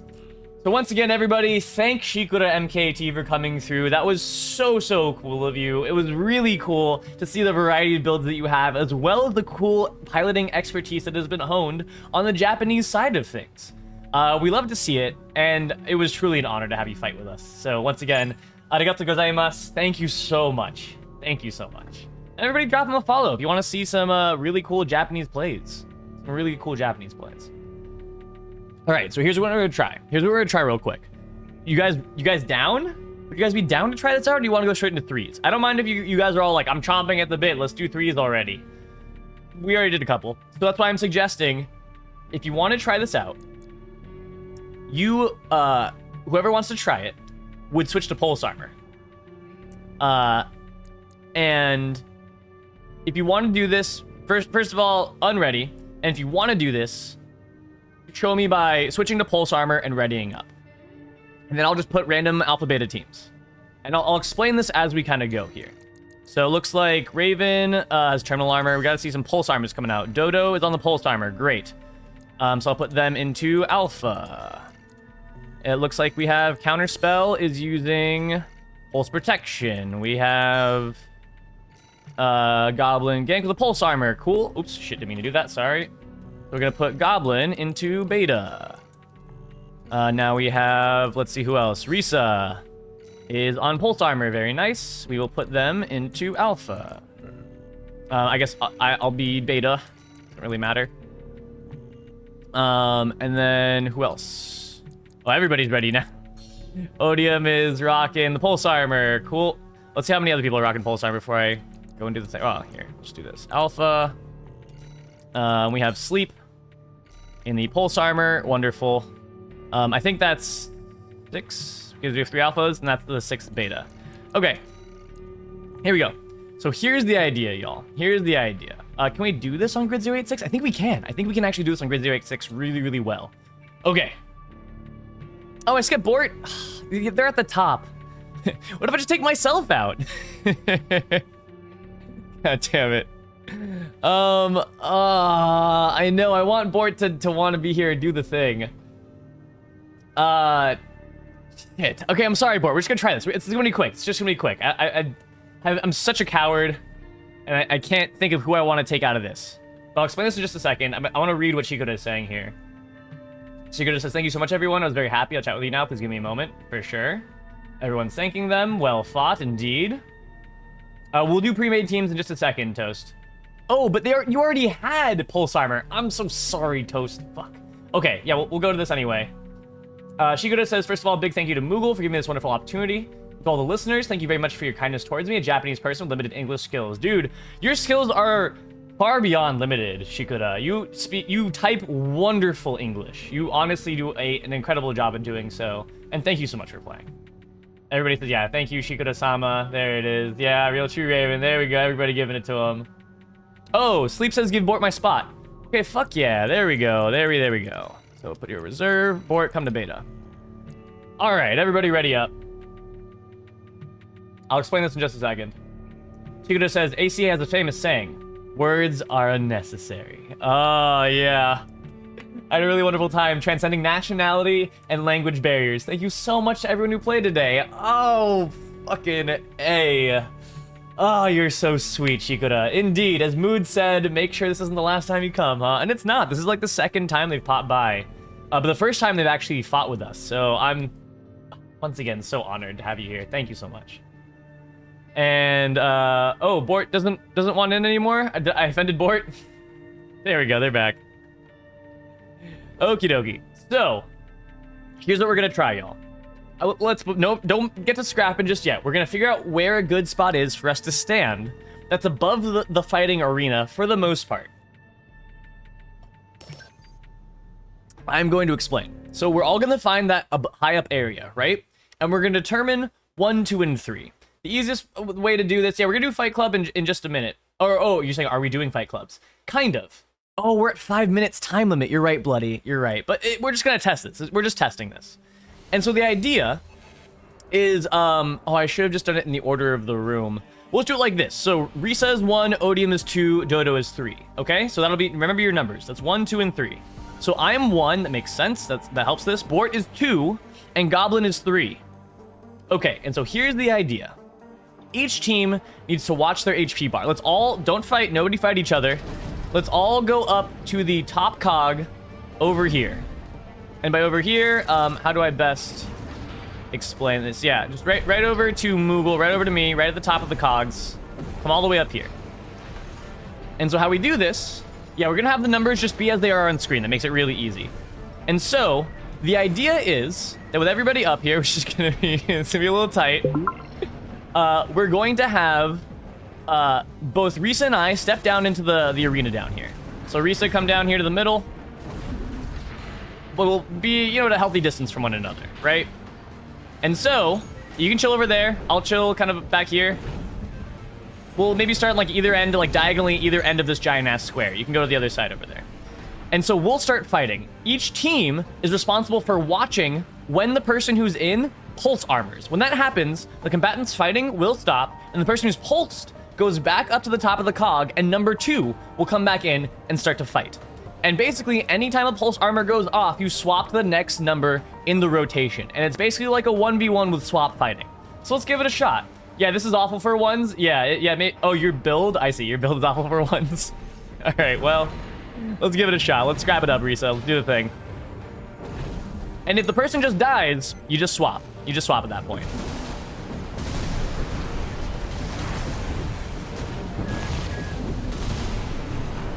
Okay. Trying to do what I can here. Ooh, oh shit. Okay, I'm gonna pulse. And there we go. So that means that I go up, and number 2 flies in. Number 2 being Bort. Bort, hop in there, man. This is the only issue, is that the team has to be on it for this to flow appropriately. So Bort is, no, AFK or something. There we go. And so Bort's gonna hop in now. And so after you cycle back in without armor, then what? No running? Yeah, basically, you just have to fight till you die at that point. And then you go back up to the top here. And everybody here just starts to basically chill. As far as how the combatants should decide to restart the fight, I'm not really sure. Okay, so Bort just went down before they got the pulse armor up, so that means that 3 goes in. Nice job, Goblin. Nice job being on top of it. Very, very nice. Okay, and so now Team Alpha is going to be watching for Risa to see if they want to pop their pulse. Right now, Risa's doing an awesome job down there. The only issue I see with this is that it's not as much fun for, like, the host to cast for all the viewers, because we're not able to see. No, you're not out forever. You come back in. You come right back in, because that's the cool thing about this, is since we're doing it on 3v3s, when you die... Okay, so there we go. So 3 went down, so now I'm in. Dude, Risa is fucking running train. Oh my god. Risa being number 1 it's really rough for this. Woo, let's get him. At 30%.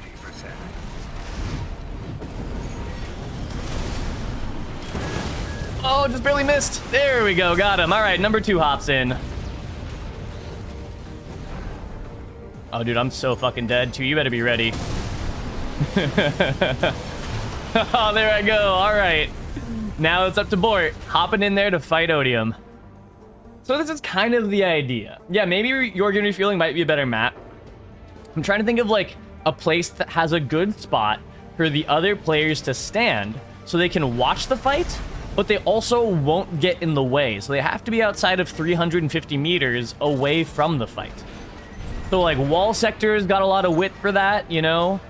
I mean, this seems fairly ideal for the concept, but as far as, like, map variability and, like, having a good space to fight around in, maybe not as ideal as, per se, you know, you're going to be fueling base.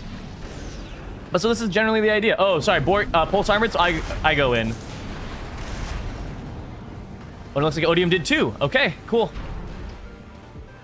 Oh, no, sorry, Goblin goes in. I fucked that up. I fucked that shit up. You're so right. You're so right, Goblin. Oh my god, Habit, says Bort. That's so funny. Yeah, that's the other thing, is that it turns expansions into not their intended use and turns them into this, like, swapping potential here. Which, definitely we need to increase the time limit if we were to keep trying something like this. And, you know, I'm unsure how I feel about not having expansions as an option. Okay, so Goblin goes down, that means I'm in. Got 15 seconds. I'm gonna get into the box. Okay, let me fight.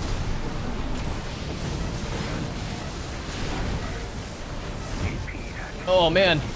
Roasted and toasted me. But with that coral shield, yeah, does not take well with stagger. Oh, GG.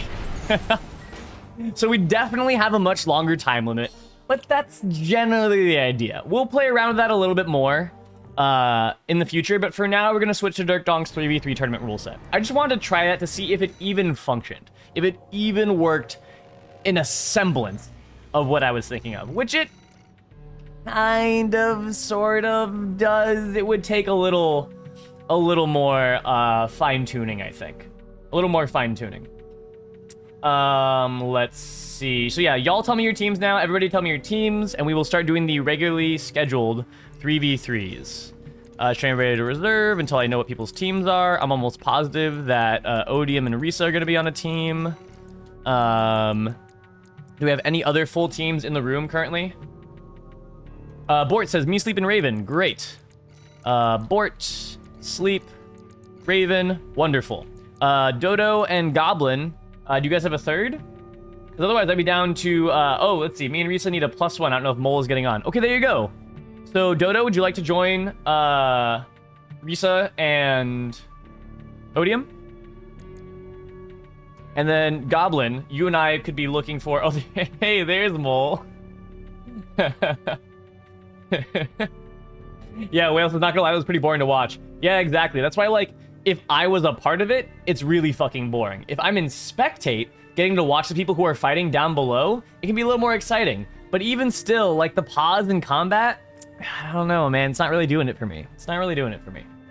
So, yeah, I appreciate the honest feedback. I totally won't get my feelings hurt if y'all are like, that was fucking terrible. Or like, like, it was kind of fun. Or, you know, whatever you want to say. Totally no feelings hurt whatsoever. I appreciate the feedback, Whale. Okay, so Dota says I join anyone. Oh, but Mole is here. So Mole, hop in. Mole, get in here. Your team's waiting for you. Beta's already set up. So Dodo, Goblin, if you guys would like to be a team, totally feasible. Oh, Goblin, sorry. The rules for this, you can technically check them here on Dirk's challenge page, but I'm pretty sure the only hard and fast rules are you can't bring Coral Shield. You can only have one LCS if you're a heavy build. And your team can only have a total of 6 missiles. So that basically if one member's a missile boat, the other 2 are only allowed to bring 1 missile each. Also just need a minute to get started up with installing Stalker. Okay. Well then in that case, here, just to try it out, Dodo, Goblin, and myself, we'll go against the betas. How about that? While we wait for Mole. So we can just keep things moving a little bit. And we can get a fight in while you guys figure out what team you're gonna have.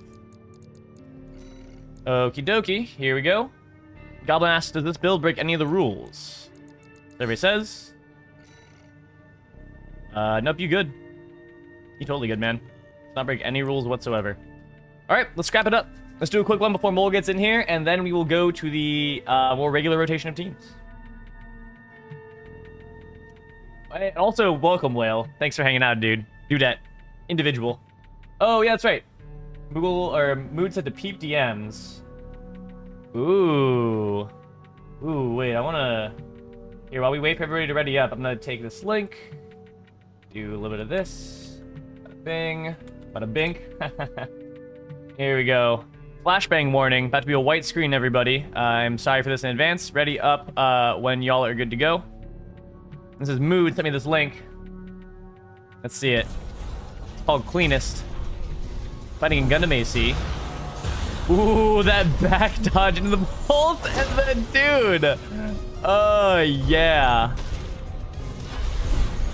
What is this? Ooh, the double cancel falling for the pulse blade. Oh my god. Woo.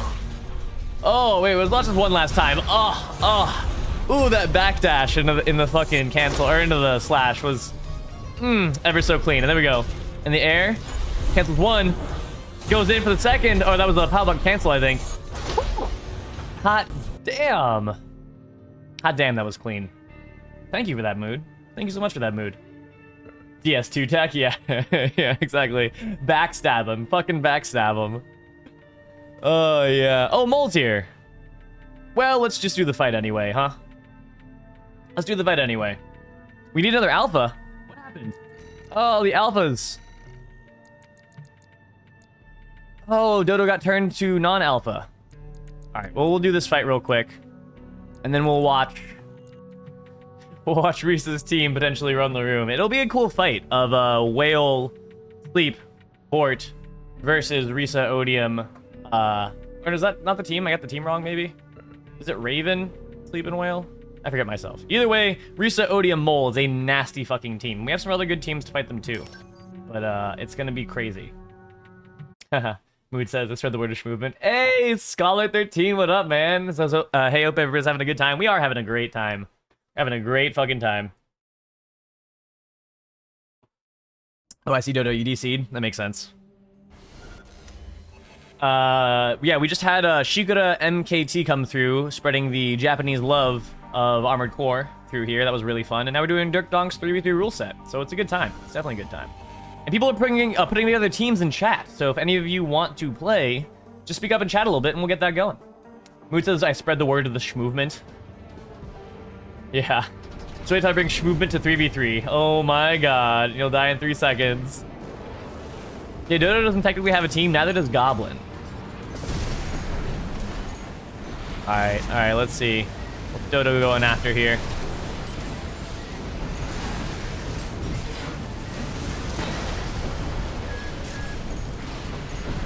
Alrighty.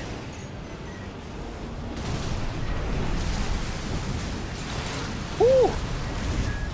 Oh boy, no, not mean Michigan. Oh my god, I got staggered off the level. A mean old Michigan death it is. Hot damn. Yep, 2 quads.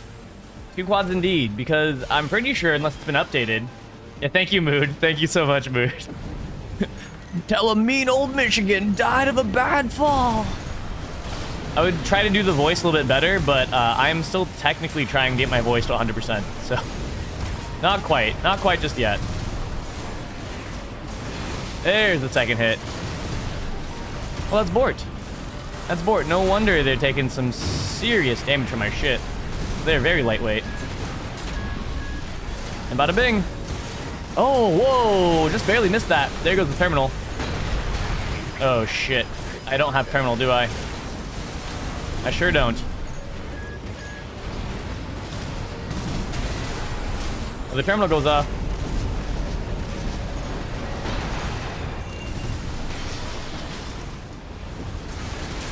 There we go. Woo, boy, that's a lot of damage.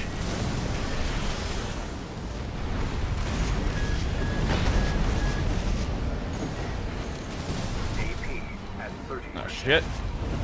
They see me, team. Oh, you guys got him off me, though. Nice. Uh-oh, that's gonna be bad. Uh-oh. Whoop. Burp, burp, burp. Get in there. Oh, down I go.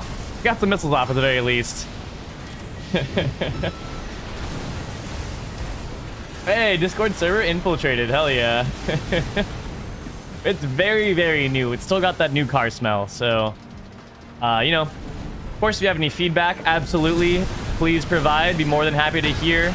Oh, shit, I couldn't see the flames. Sleepwiz. Is that Sleepwiz doing the fucking flamethrowers with the bazooka to disguise the... Or the flamethrower to disguise the bazookas? Really neat. Really fun. There we go. Oh, shit, I went down too. But at least I took Bort with me. We're a couple kills down. But not too far of a lead. We can maybe come back from this. Let's see, Sleep says 2 UPS same day deliveries. Oh my god, there go the delivery boys. Look at them go. Look at them do the Lord's work over there.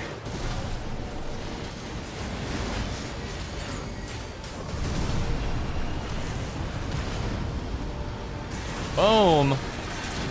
Oh yeah, fall on him with a plasma thrower.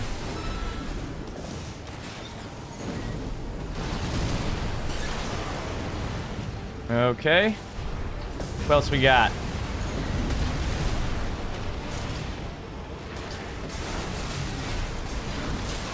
There we go. Kick him.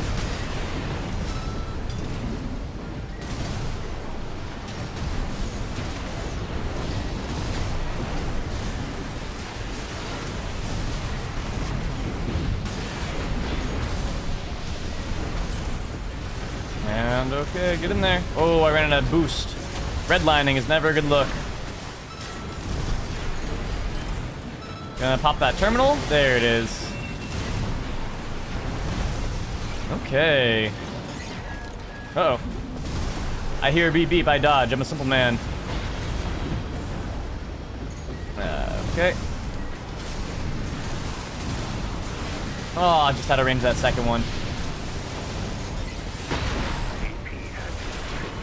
There it is. That's Sleep using the flamethrower to cover up. Oh no, they're using earshots. Sleep's using earshots. I think I saw delivery boys run out of sleep. Very weird. Oh, you are taking notes from Shikoda. That's so funny. Honestly, Shikoda is a great individual to take notes off of for Armored Core. They make some really cool builds. There goes the terminal.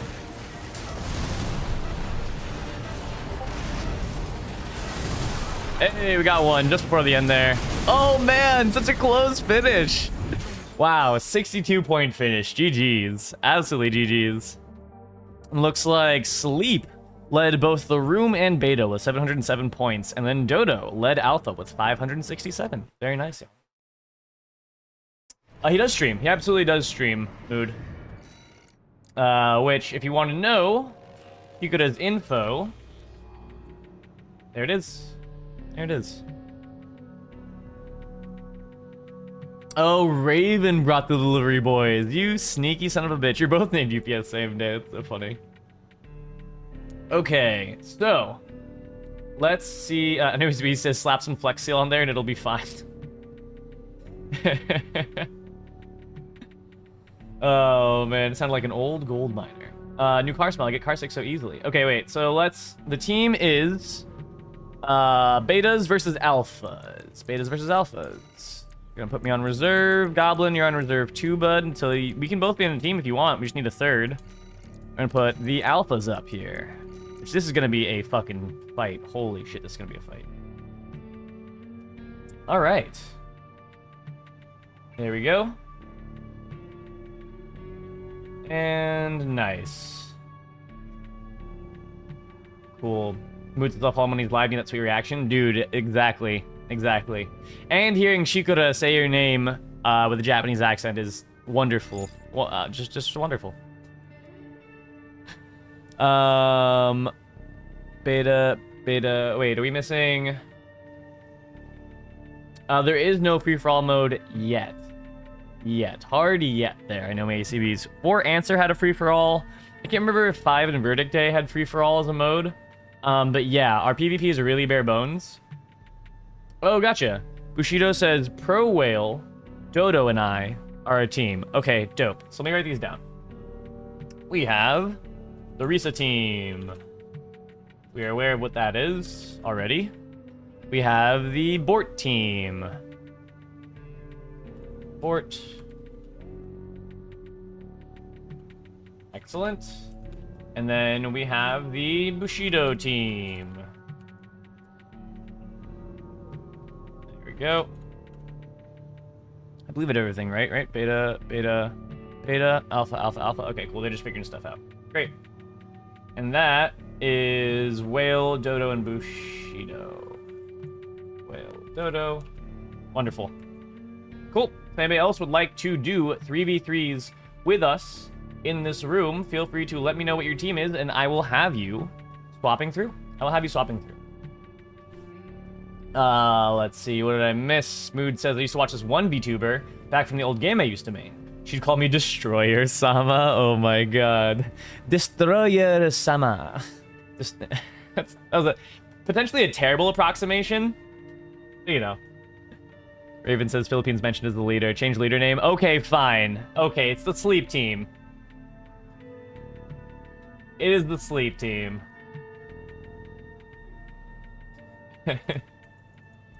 Because he gets the deliveries done, and then he goes to sleep. That's what it is. Okay, cool. That's up now. Nice. Yeah, Goblin and I technically have a team. If anybody else would like to also do the thing, we just need one. Nolan says we got a full Larbster. Need one LCS. Yeah. Oh, thank you. Who's rocking the Larb? The full Larb? Gotcha. That's one of the only rules there, Raven, is that if you have a heavyweight AC, and that means, I think Wrecker is technically the last middleweight. Oh, you switched just to skill check. Okay. Perfectly terminant legal. Perfectly legal there. Nice. Nice swap. Okay, I think we're good then. Let me just vibe check everybody else, because all y'all are doing my job for me, and while I'm really grateful, I don't mean to put that onus onto you. And I want to... Real and cool rat? Oh my god, that's amazing. Mole, of course, the Royal Wasp. Gotta love it. And then the skill check. Alright, nice. Very, very nice. Very nice. Okay, Mood. Mood says I got a dash now. Take care. You got it, man. I will take care. I hope you have a wonderful day in practical studies. And I will catch you during your stream tomorrow. Or later today for you, tomorrow for me. You know? Oh, more missiles than allowed? Fuck. God damn it. I thought I was checking appropriately. Yeah, it's 6 missiles allowed per team. 6 missiles allowed per team. Oh, because Real and True Rat has 4 missiles. So the other 2 members of the team can only have 1 each. I see. Yeah, it's 6 total on the team. Sorry, I should have been better about explaining that. This means mentioned, yeah. Yeah, sleep. Yeah, let us know if you feel like it. If not, I totally get it. These teams are nasty. And right now, we are technically in the back of the line of the rotation, so it's all good. I'm gonna try to not cast these matches because I can feel my voice getting a little weaker from how fucking stoked I was to have Shikoda coming through, and I literally almost screamed myself hoarse. So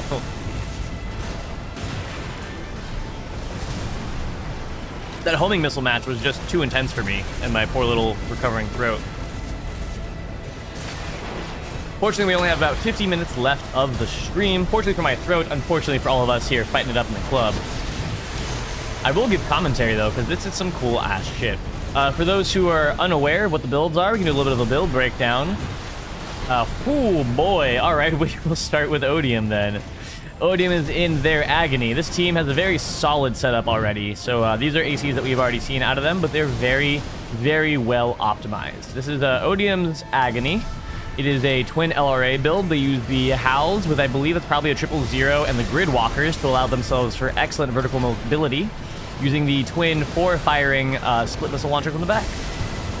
Risa in one of my favorite builds, the Shallow Breathing, which this is a medium-ish weight bipedal in the Tianchang legs, using the Zimmerman in the right hand, the Pulse Blade on the left, and swapped the 2 hand-firing 4 missile launchers. Mole in the Royal Wasp is the quad with the explosive thrower swapped to a plasma thrower. On the right side, they have the vertical plasma and I believe the Aperitif. I was gonna say the 4-firing missile launcher, but it's actually the Aperitif, which is a lot more damage. So makes a lot of sense, especially in 3s where it's a lot harder to pay attention to it and dodge. Bort in the signature. Bort. Man, their movement is so cool. Even as they're falling, they're still doing fucking awesome movement. They're using a Sweet 16 with their dagger, and then 2 6-firing split missile launchers. I wonder if the Sweet 16 is because the 6 split missiles weigh so much for the build, they have to use the Sweet 16 for weight. Or if it's just because it does more damage than the Zim if you can land it up close and personal, and they know how to get up close and personal. We have Sleep with the real and cool rat, which, as you guessed it, it is a rat build using the split hand missiles on the right. Are those split hand missiles on the left too? Yeah, I think it is. Split missiles on the left and right. And on the top back there, they have the, I believe those are, what, the 6 verticals and then the vert plasma on the left? So I think that is. Then Raven, finally in the tried and true skill check. And it's got the double Morleys on there. Holy Morley. And it's got 2 of the spread bazooka, the javelin launchers. And that, my friends, is a lot of damage. There's a lot of firepower coming out of them. Thankfully, the Sweet 16 has more damage than the old Zim did pre-nerf, right? Imagine that's probably why. Impact damage as well. Yeah. The only issue with the Sweet 16 is that its spread pattern is abysmal. So, like, you have to be... I need to test it again to see what the range is to get every pellet to hit. But it's pretty damn close. It's really fucking close. It reminds me a lot of the old Armored Core, the old gen shotguns, which were really, really strong. But their spread patterns were even worse than the Sweet 16. It was like a huge fucking cone outside of a certain range. And so they were just like, unless you're pressing the gun to their face, they were unusable. Like, there were much better options for that range in the old gen. Okay, the game is fairly even, honestly. Looks like Beta is just down by 2 kills. It's a very, very, very close match. But Alpha gets another kill off of Bort. Beta seems like they need to pick one off of, oh man, Risa and Mole both have a lot of AP left. And looks like Sleep may be about to go down pretty soon here. Oop, Sleep's terminal armor does end up going off. They're trying to hop around here a little bit, trying to see what they can do. And indeed, they go down. TA is down and out. Looks like Alpha's starting to walk away with the lead here a little bit. Maybe Betas can get together and get that focus down a little bit. Odium and Mole on the back foot. They can potentially pick up both of those kills. But Alpha takes another one off of Raven, and Bort now down to terminal armor as well. The focus coming out of Alpha is nothing short of insane. both Odium and Mole have been alive for way too long with 1 AP and allowed them to pick up a lot of kills without needing for the swap. That was, rather, without trading kills, rather, for both teams. That was some shit right there. That allowed them to get a really substantial lead at the last second. Hot damn. Also, Risa's really incredible high-speed movement makes her just so hard to pin down, so that even when she is the last one alive, it takes the whole team to put her down. GG. So that is Bort with 571 points to lead Beta, and then Odium in the Agony with 845 points to lead both Alpha and the Room. Nice job. GG for real. Singly says, yeah, terrible range, but if you're going in with melee, it isn't too much of a drawback. Yeah. Yeah, I'm curious, Sport, if you want to touch on what the dealio is with why you picked the Sweet 16 in that build. Just very curious about it. All right, so up next in our rotation, we have Bushido team. So we have Whale in here. We need Bushido. We need Dodo. And then after that, have we found a team? Have we found an extra teammate yet, Goblin?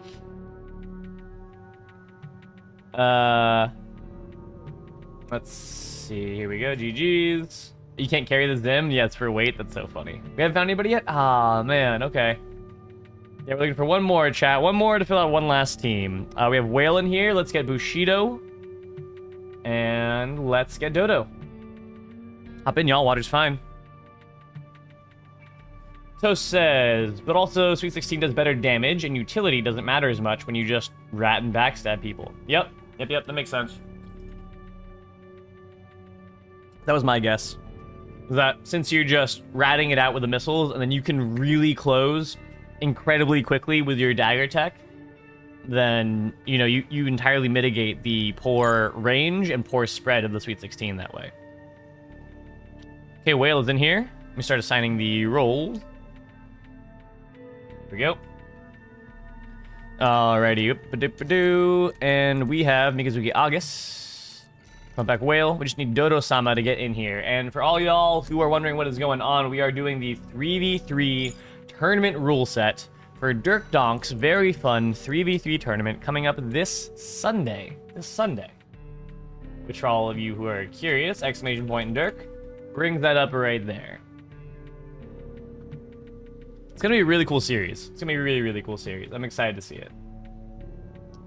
I wish I could participate in it, but I will be coming back from a wedding, unfortunately. So I will not be here in time for the start of the tournament.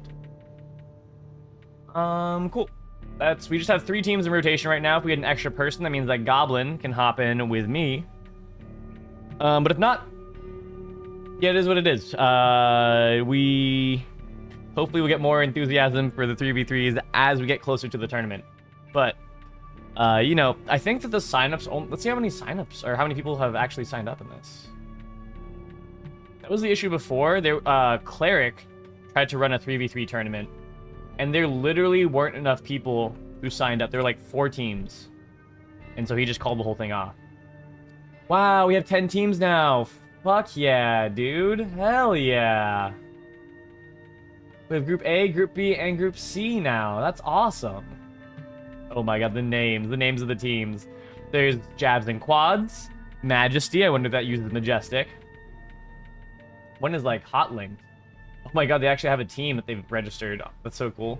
There's the Crew, Albad, Calculated Barbarity, Mad Rump. Oh my god. I think Dodo's assigned, yeah. Let me vibe check the builds too, just a second. Innovators, No Idea, Ned. Okay.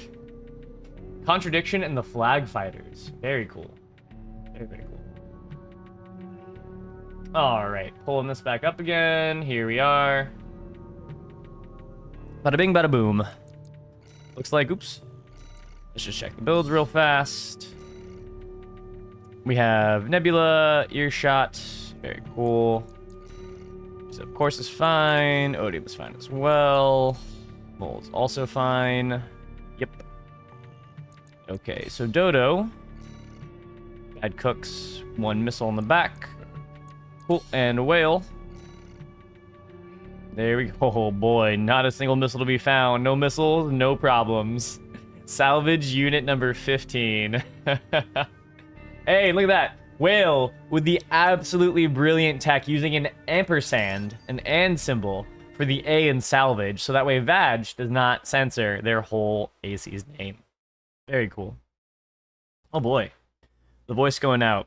That was the problem earlier when I was fighting Shigura. I was just so excited that I definitely put my voice back into a danger zone. So I'm going to get a little closer to the mic. Talk a little more softly for the last bit of our stream here. Man, I did not think I would be screaming quite so soon, but I just can't help myself fighting Shikura. That was too much fun. It was just too much goddamn fun. Worth it. Well, I have auditions and shit, so maybe it wasn't totally worth it. But alright, here we go. Let's scrap. Still a little bit of a build breakdown on beta.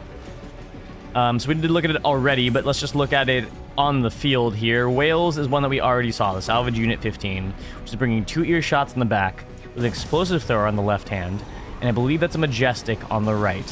Which, Majestic, for those who are unaware, is arguably the best bazooka in the game right now. It has a little bit longer of a cooldown than the Swanji, I don't know how to pronounce it. But it has better damage stats, probably a little round count,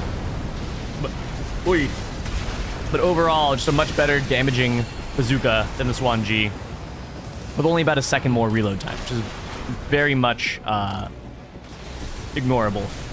Okay, we have Bushido Ransu in the Sloth, because I think we saw them piloting a variant of this earlier against Shikura. Maybe, oh no, they were not heavy biped, that's right, against Shikura, I remember now. So this is obviously a quad, with an earshot and a Phasna on the back there. It's got the four-firing hand missile launcher on the left side. I didn't quite catch what was on the right side. And then Dodo and the mech grill. Tasty, tasty mech grill. They're using a Vert Plasma, a laser drone, for some consistent range pressure. Very nice. And then 2 bad cooks to keep it up when they're up close and personal, which is what the heavy biped is for. The heavy biped is so that they can tank out a lot of shots in the trades and still maintain on top of their target while firing off the flamethrowers. Which, yeah, cooking them and booking them is exactly what they're doing here. Let's see. The Shiransu has on the right side, that is a Nebula, I believe. Yep, there it is, purple. It is a Nebula. Cool, so they have the Phasma on the back left and the Nebula on the right, with the earshot in the back right, and the four-firing missile launcher on the left. Very neat. Ooh, Dodo went down. Whale has very little health left. The terminal armor getting them have a little bit more time on the field here. Can they make something out of it before they go down? And unfortunately, they do go down before they can land one of those shots. Go back to Bushido Ransu. Ooh, lands the earshot in the air against Odium. And almost gets the stagger window off, but not quite. They end up having to pop their terminal armor instead. The 1 AP is, ooh, they land a single shot on Odium from the earshot before they go down. Very nice. Very, very nice. All right, let's go back to our buddy Dodo-sama here in the mech grill. It's all boosting around using the flamethrowers to some very effective measure here. Staying right on top of their opponent with a heavy bipedal. Ooh.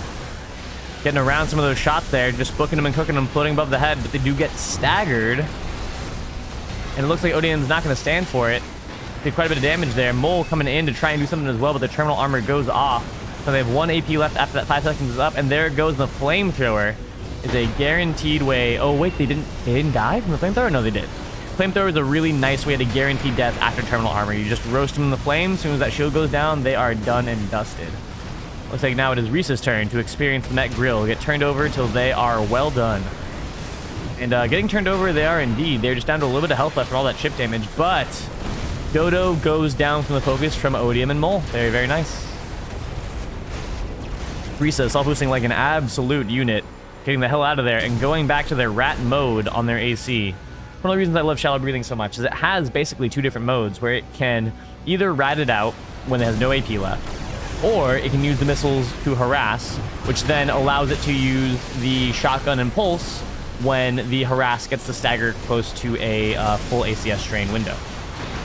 Ooh, but unfortunately they go down right there. Odium hanging on by a prayer. Looks like they're in their terminal armor. Trying to find some opportunities here against Sloth. Mikazuki August piloting that, and indeed takes out Odium right there. So now it's up to Mole and the Royal Wasp to hold down the fort till Risa gets back, and it looks like they've managed to do so, but terminal armor does go off. Risa is back, however. Ooh, and Mole happens to pop the terminal armor on Humpback Whale just before they go out. Let's see if Whale can do anything with it. Ooh, goes for the explosive thrower shot. He lands a little bit of something, hard to say. Ooh, does land a little bit of something on Risa potentially. Maybe those during their direct damage window, and down they go.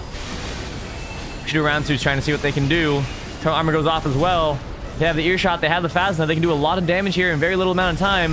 Maybe they can get Odium down. Ooh, and they go down instead. But Odium did actually go down. But GG's. Far closer fight than I was able to put up. We had Odium leading the Room and Alpha with 666 points, sign of the beast. With Dodo leading Beta with 469 points. Nice. Very nice. Hyunjae. Thank you. I appreciate that, Goblin. I know, like, in Genshin Impact, it's Sing Cho, right? But that's an XI as opposed to XU. So, which XU is a sh sound, if I'm reading you correctly, I believe. All right, so betas go down. That means that up next, are there any other teams who are up in here? Otherwise, up next it is Sleep Team. We're back to the Sleep Team. We're getting sleepy. I'm actually not very sleepy, but this room is about to get sleepy. Let's get Bushido. Oh, sorry, not Bushido. We just had that. Sleep, Raven, and Bort in here. Dude, Raven and Bort in the same team is pretty fucking cool. Not gonna lie. Can we see the team rotation? Yeah. I just have it in a notepad. Rather, I have it like... Let's see.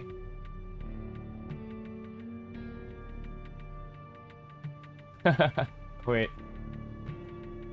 Ah, shit.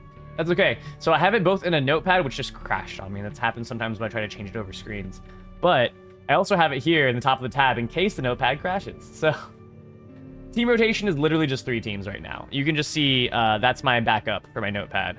It's just Risa, Sleep, Bushido team. We only have 3 teams going for the time being.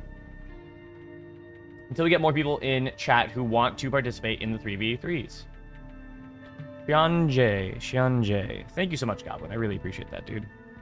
Alright, bada bing, go to this. I mean, technically, yeah, as reserve, it would still work just fine, but I'll just put them on the thing. Just that way. Everybody's on the same page. Raven bringing the skill check. No missiles to be found. Sleep Wiz bringing the UPS same day. They have 2 missiles. And Bort bringing 2 missiles. Alright. Everybody's ready to rock. Let us see it. Goblin, I think I've said this to you before, but your emblem is so fucking cool, dude. It is really, really nice.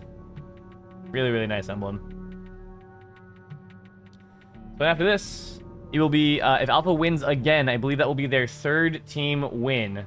And we will then move to Sleep v Bushido. Teams. Sleep's team versus Bushido's team. But as of right now, Alpha hunting for that 3rd win. Technically, they did win the very first match that we played, but, you know, we were not a full team. Kind of just tried it out. We felt it out a little bit, right? We just kind of did the thing.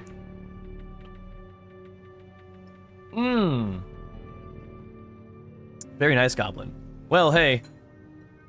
You may not have been able to make it, but you did pick it. So, immaculate taste, my friend. Immaculate taste. I think that's really cool. Also, I just really love red and black as an aesthetic. I don't know if you could tell. So that's another reason why I really enjoy that look. I wish it could get bigger. Oh, dude. Is that the Mega Man face on there? Am I reading that wrong? Am I misremembering? It is? Ah, yeah, that's fucking amazing. So cool. And I love the, like, thatched metal on the silver of your AC. It's really, really neat. Very cool, dude. Oh, Seg on the back, look at it. Oh, yeah. Exactly, the first Bond boss, Feldinot from Mega Man Legends. Holy shit. Mega Man Legends was one of, like, the formative games for me. That was one of my first, open world RPGs that I ever played. And boy, howdy, that game is hard as a younger child who does not yet understand forum access. That shit was difficult to go back to everything and find all the shit, all the different parts. Oh my god, that was so hard. But mad props, Goblin. Mad fucking props to that. That game was scurry, HexPF. Also, what up, dude? What up, what up? Thanks for hanging out. That game was intense. Super intense. Way ahead of its time, in my opinion. Yeah, Mega Man Legends rules to sleep. Yeah. Yeah, how many Mega Man Legends enjoyers we have in here? Quite a few, it seems like. Few more Mega Man mechs painted? Oh, man, I'd love to see those. I'd absolutely love to see those. I am still up, Piston. I am still up. We're still up for another 30 minutes. My voice, however, is going.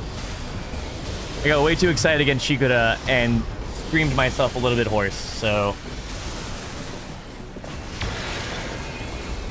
just gonna ease off the screaming a little bit. Ease off of it. Tronbon. Oh, yeah. Oh, yeah. Molso's got to some underwater dungeon, just kept getting wrecked by torpedoes. Dude, the fucking underwater dungeon. Oh, my God. Oh, you just gave me PTSD. Oh. Goblin Gate says Gustav and Bonbon as well. Yeah. Oh, my God. The share codes are on the AC showcase. Oh, nice. I spent more time painting than I do in Nest. That's hilarious, Goblin. Dude, you and me both. I spent way too much time in the assembly garage just making builds. And not playing into the goddamn Nest for way, way too long. I actually maxed out my builds. I just recently deleted 4 more, so I went down to 156, and then I built 2 more, so now I'm back to 158. But I really have to... I already pared down a bunch of those builds. I deleted like 20 fucking builds, and then I built 18 again.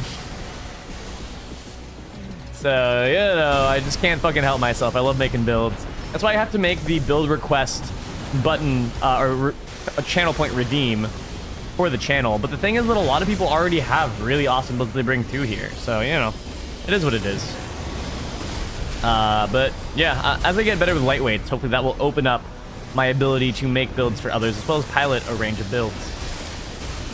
But yeah, Biston, hopefully gonna keep my voice in good shape for... I mean, obviously your tournament's quite a ways away, but I gotta be able to talk to my family this weekend at the wedding. Gotta be able to do that, so... we're gonna see if we can maintain our voice here. You ever gonna see my 75k AC? Oh, shit. Were you streaming tonight, Piston? Are you gonna be doing your fight club tonight? Because I'll stop by. I'll stop by and do 75k with you for a little bit.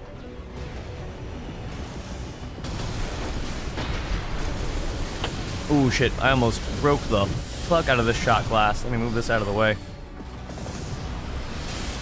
I mean, you honestly, you already know my 75k AC. It's just a modification of Bunsies. It's an iteration on a theme.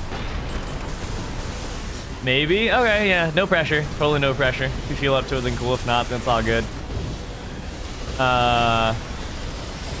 Looking like it is kind of neck and neck here, but the beta's really doing some solid work against Alpha here. Sleep Wiz down to terminal armor, but it looks like they're about 2 kills up on the Alphas. There goes Sleep Wiz. Finally going down. Holy moly. As soon as Alpha turned their attention to Bort, Bort took a lot of AP damage. Alpha potentially going to pick up a quick kill, but A, Beta does take down Mole. Keeping up a little bit of that lead there. Whoa, Bort with the movement using the melee cancels to close distance super fast with the Kikakus without capping out all of their energy or making themselves into a straight line with the assault boosting, but they go down. They go down. Oh, I see. Risa's using the Found Lament, which instead of their usual stuff, we should do a build breakdown there because they swapped. Risa's using twin LRAs, has opted to be the Kite for this round on their team. They're using twin drones on the back as well. Very, very neat. So then what is Odium? Odium is also doing twin LRAs with the 2 4-firing split missile launchers. That's so funny. So then what is...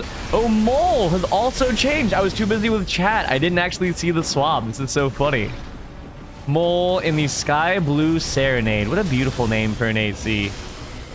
Firing, and aptly named as well, because they have the twin laser pistols So there's a lot of sky blue coming out of their face there.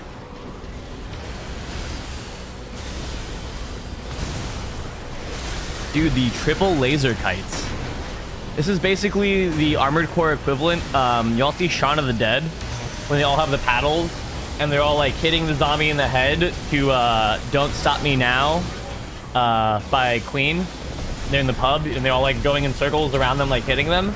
This is basically what they're doing in Armored Core with having 3 laser firing ACs, just circling around things and just like paddling it down to the music with their lasers.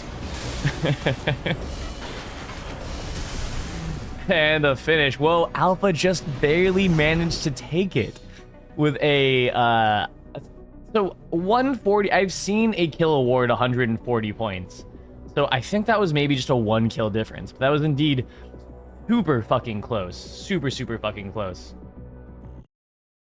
Having a ball. Yeah, exactly. Good night, Wolf. Yo, good fight, y'all. That was a fucking awesome fight. Okay, Bushido team, get back in here. The Alphas have hit their 3 kill limit. Waves and waves of our own men hit the Alpha team, and they have finally hit their kill limits and must swap out. No, Beta, you're still in here. Beta, you're still fighting. It is the Alphas who must swap. They have hit their 3-win limit for now. They'll be back in. Don't get me wrong. We definitely have enough time left in the stream for them to fight again. But it is the Sleep team versus the Bushido team. Sleep team versus the Bushido team. Almost as 1 kill and 2 of us were 1 hit from death. Jesus fucking Christ. God damn, what a close fight, huh? Ooh, the Bonbon mech? Oh, I can't wait to see that. Yeah, GG's. Get back in. Get your ass back in here. Alright, it is... Go back to my sheet here. My notepad closed. So unfortunate, but that's alright. We have our super janky HTML list of teams. Alright. Sleep. Sleep.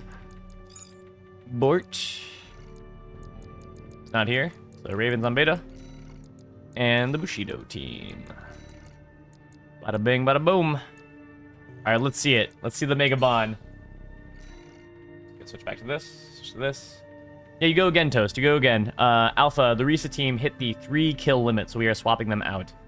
Oh my god, look at it. Oh yeah, the Mega Bond. Dude, the arms are so nice. Holy shit, those are so nice. Dude, that's hard to do, to get it to wrap all the way around. As somebody who has tried to do wraparound line designs on my mechs, did you just apply the decal top down and it worked? Yeah, dude, it's super tricky. I know that's already tricky from my own experience. Yeah, those shoulders kick ass, dude. They're so fucking cool. The Mega Bond. Oh, Goblin. Dude, and look at the Sega right there. The subtle, super nice Sega on the leg joint. Fuck yeah. Oh, hold on, let me assign these teams. Or, I mean, I know it would put you in the right spot anyway, but it's fine. It's fine. We assign the teams. Dude, that is fucking awesome. God, and I love the shade of like that like slight bronzish gold on the back with the shiny texture applied. Oh, it's so nice. And the gold too is a wonderful hue with that sheen. Fucking spot on. Really well done. Really well done. And look at the little mouth there. Oh, peep the Gustav. Let's see if we can get there in time. Oh, look at the Gustav. Whoa. Oh, I'll inspect this in more detail in just a second. God, that's so fucking cool, Goblin. You did a really great job. Seriously, kudos. Fucking amazing. Piston, those are references to the bosses in Mega Man Legends. Mega Man Legend. Fucking, which is one of the most difficult early on open world RPGs, which, what a crazy turn for the Mega Man series. Hey, Scully, welcome back. Walk the dog, got my coffee and food, now entertain me, my gladiators. Absolutely. And entertain you they shall. We have the current winners, Risa's team, the absolutely devastating combo of Risa, Mole, and Odium, has actually swapped out. They have hit their kill limit of 3 wins, and now we have the other 2 teams scrapping at it. Oh, dude, we're all mad they never made a 3rd Mole. I agree. Fucking furious. Almost went the way... Armored Core almost went the way of Mega Man Legends. We almost didn't get Armored Core 6. They weren't certain it was going to be profitable enough after all their success in Dark Souls. So, but we're here. So maybe, you know? Since I've never played it, but love to see it. Yeah, dude. Love to see the dedication to making a fucking sick paint job. That's the cool thing about this paint job the Goblin did, is that even if you don't understand the reference, the ACs look amazing. The color choices are spectacular. And the decal application is nothing short of amazing. Like I said, I have an AC that has has 40 out of 40 on every single part because of the line work that I was doing, so I know how hard that can be to apply those decals like that. So they did an incredible job. Okay, so do a little bit of the build breakdown, because it looks like Alpha has done a bit of a switch up. Looks like Alpha has... Mikazuki August, the Sloth, now has 2 Dizzies, I believe, on each hand, and the multi-10 firing missile launchers on the back.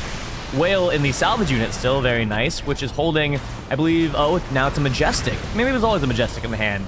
And then 2 ear shots in the back with the explosive sword. Devastating firepower coming out right there. And then we have the mech grill. No need to change it because it's already perfect. It's the twin flamethrowers, the Vert Plasma, and the drones. So we have Raven still piloting the skill check. Ooh, but it's not the skill check. Actually, holy shit, it's twin LCAs with twin Kurosawas. Boy, howdy, Raven is looking to body some people, and body them they shall with shots like that one. My word. Sleep is down. We have Bort. In the Bort signature, triple Bort special. Their Sweet 16, the dagger, and the 2 6-firing split missiles. Well, it's their signature special for 3v3s, I should say. Doing some schmoovin' here against the salvage unit. Looks like they did get staggered, but what by? Did they take an earshot from the distance? We didn't see it from Spectate because Spectate works on nutcode. God damn, Bort is so good at getting out of the explosive thrower range. Really, really solid stuff there. Gets in through the fire and flames. Terminal armor goes off, puts Whale into terminal armor as well, though, and looks like the missiles are going to finish that one off. Very, very nice. And then Bort goes down as well. Let's see, Sleep is rocking the UPS same day, which is the regular 4, the split, both in hand, and then 2 ear shots in the back. Boy, howdy, Beta has a lot of firepower coming out. This is some crazy shit. Hey, Shigura. That's so cute. When Shigura shouts us out on their side of things, it lets me know that they shouted us out during their stream. That's very nice of them. That's very, very nice of them. Ah, man, my heart is so filled with wholesome vibes coming from our Japanese brethren.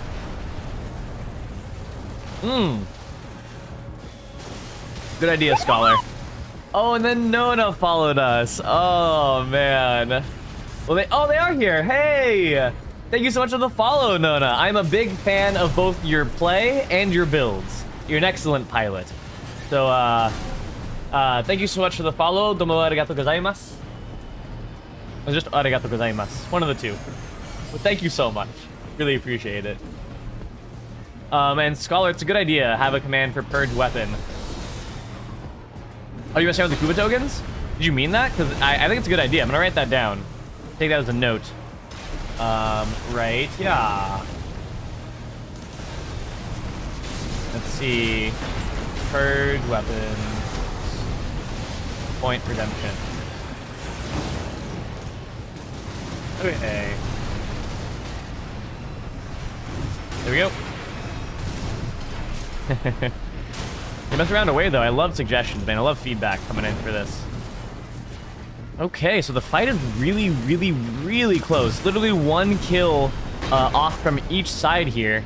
We have Whale hanging on by a thread, Sleep Wiz doing their thing in the air, and it looks like Whale is the next one on the menu. If they go down, that'll mean that Beta now takes the lead. There it is. So they gotta take down Sleep Wiz. If they can't manage to put him down, or Bort for that matter, then they will Alpha will end up losing this one, and Beta will go on. It's very, very close. Are they gonna get Sleep or Bort down in time? It looks like no, because Eternal Armor is still gonna go up, and there it is. GG's. Wow, what a fucking close fight. Well done, Alphas and Betas. Seriously, very nice. Very, very nice. Okay. Unless anybody else has been wanting to do 3v3s with us, because that would mean that Goblin, myself, and whoever else wants to fight would come into here, but otherwise, Risa team, y'all here? 'Cause you're back up. Y'all are back up. Good job. That was quite the scrap. That was quite the scrap, y'all. Dude, when it's that close, especially after having, what was that? Y'all were at like 1,400 points each. What a match. What a fucking match. GG's. Oh, Dodo has to go. Oh no. All right.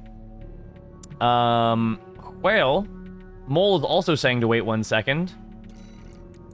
Let's see. Whale, would you like to join Goblin and I? Or we could get who is Reset 224? Are they in here? Reset, you in chat? 'Cause otherwise, oh, I mean, unless Bushido's team too. On your way now? Okay, never mind. It was that quick. It was just that quick. Hey, get a real job. I think that's who that is. What up, get a real job? Oh, Loyal Bones, right to the channel. Yo, Loyal Bones, what up, man? How you doing? 1 second, kill my word. How you doing, buddy? Yo, get a real job, sup. Loyal Bones, did you manage to beat the worm tonight with melee? We were talking about that. We've been talking about that all night. Well, not all night, but we talked about that at the beginning of stream. Let's do one. We'll do versus the betas. We'll do before Risa gets back in here, so that way we can just get Goblin to fight 1-2. Get a real job. Would you mind doing a 3v3 with me and Goblin? And we'll go against the betas. Sorry, Whale. You're on a team. I just want to make sure some people who haven't gotten a chance to fight will get a chance to do so. Cool. All 3 betas. Very, very nice.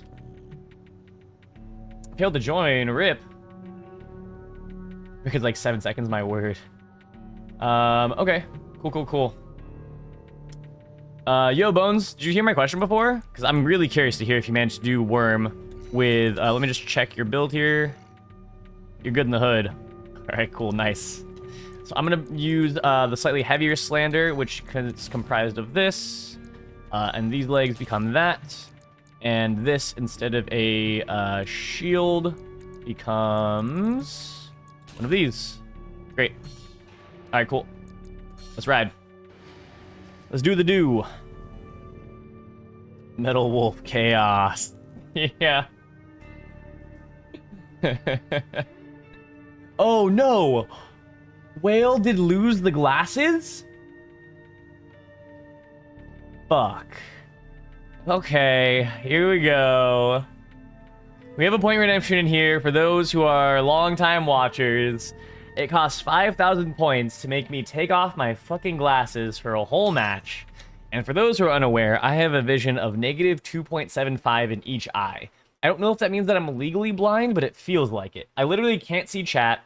The screen when I'm in my regular spot here is just a blur. I can make out the lock-on center, but nothing else. So I have to play, like, up here, basically. Alright, what's this? Raven says, put them back on? Oh my god, no way.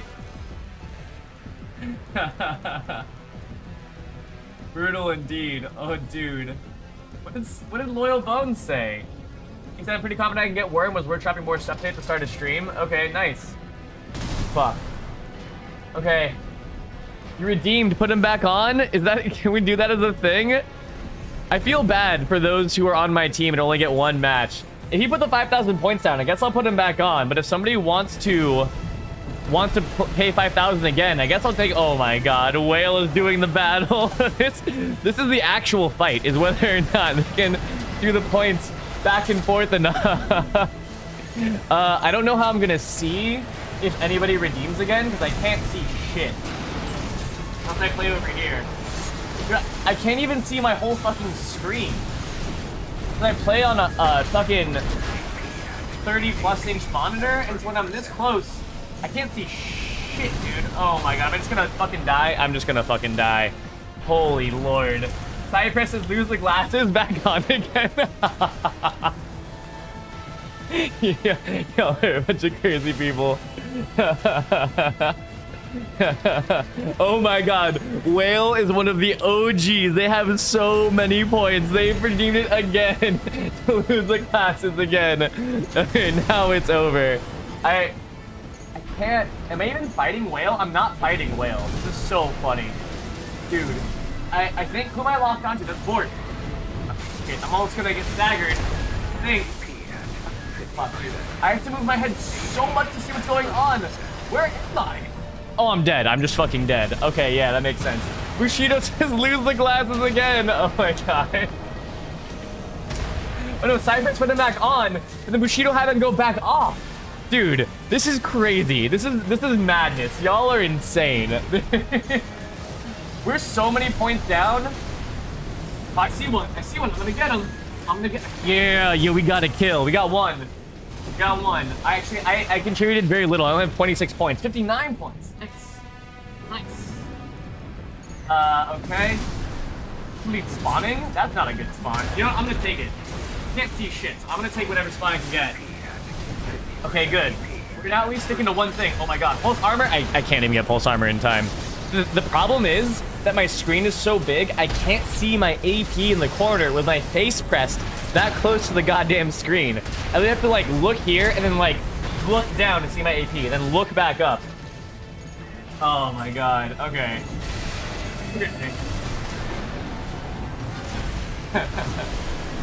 Get close to somebody. So that's 03, which means I think that's Fort. Dude, my AP's already down. Fucking A. Do I even energy? I don't have energy left. Oh my god, get out of there.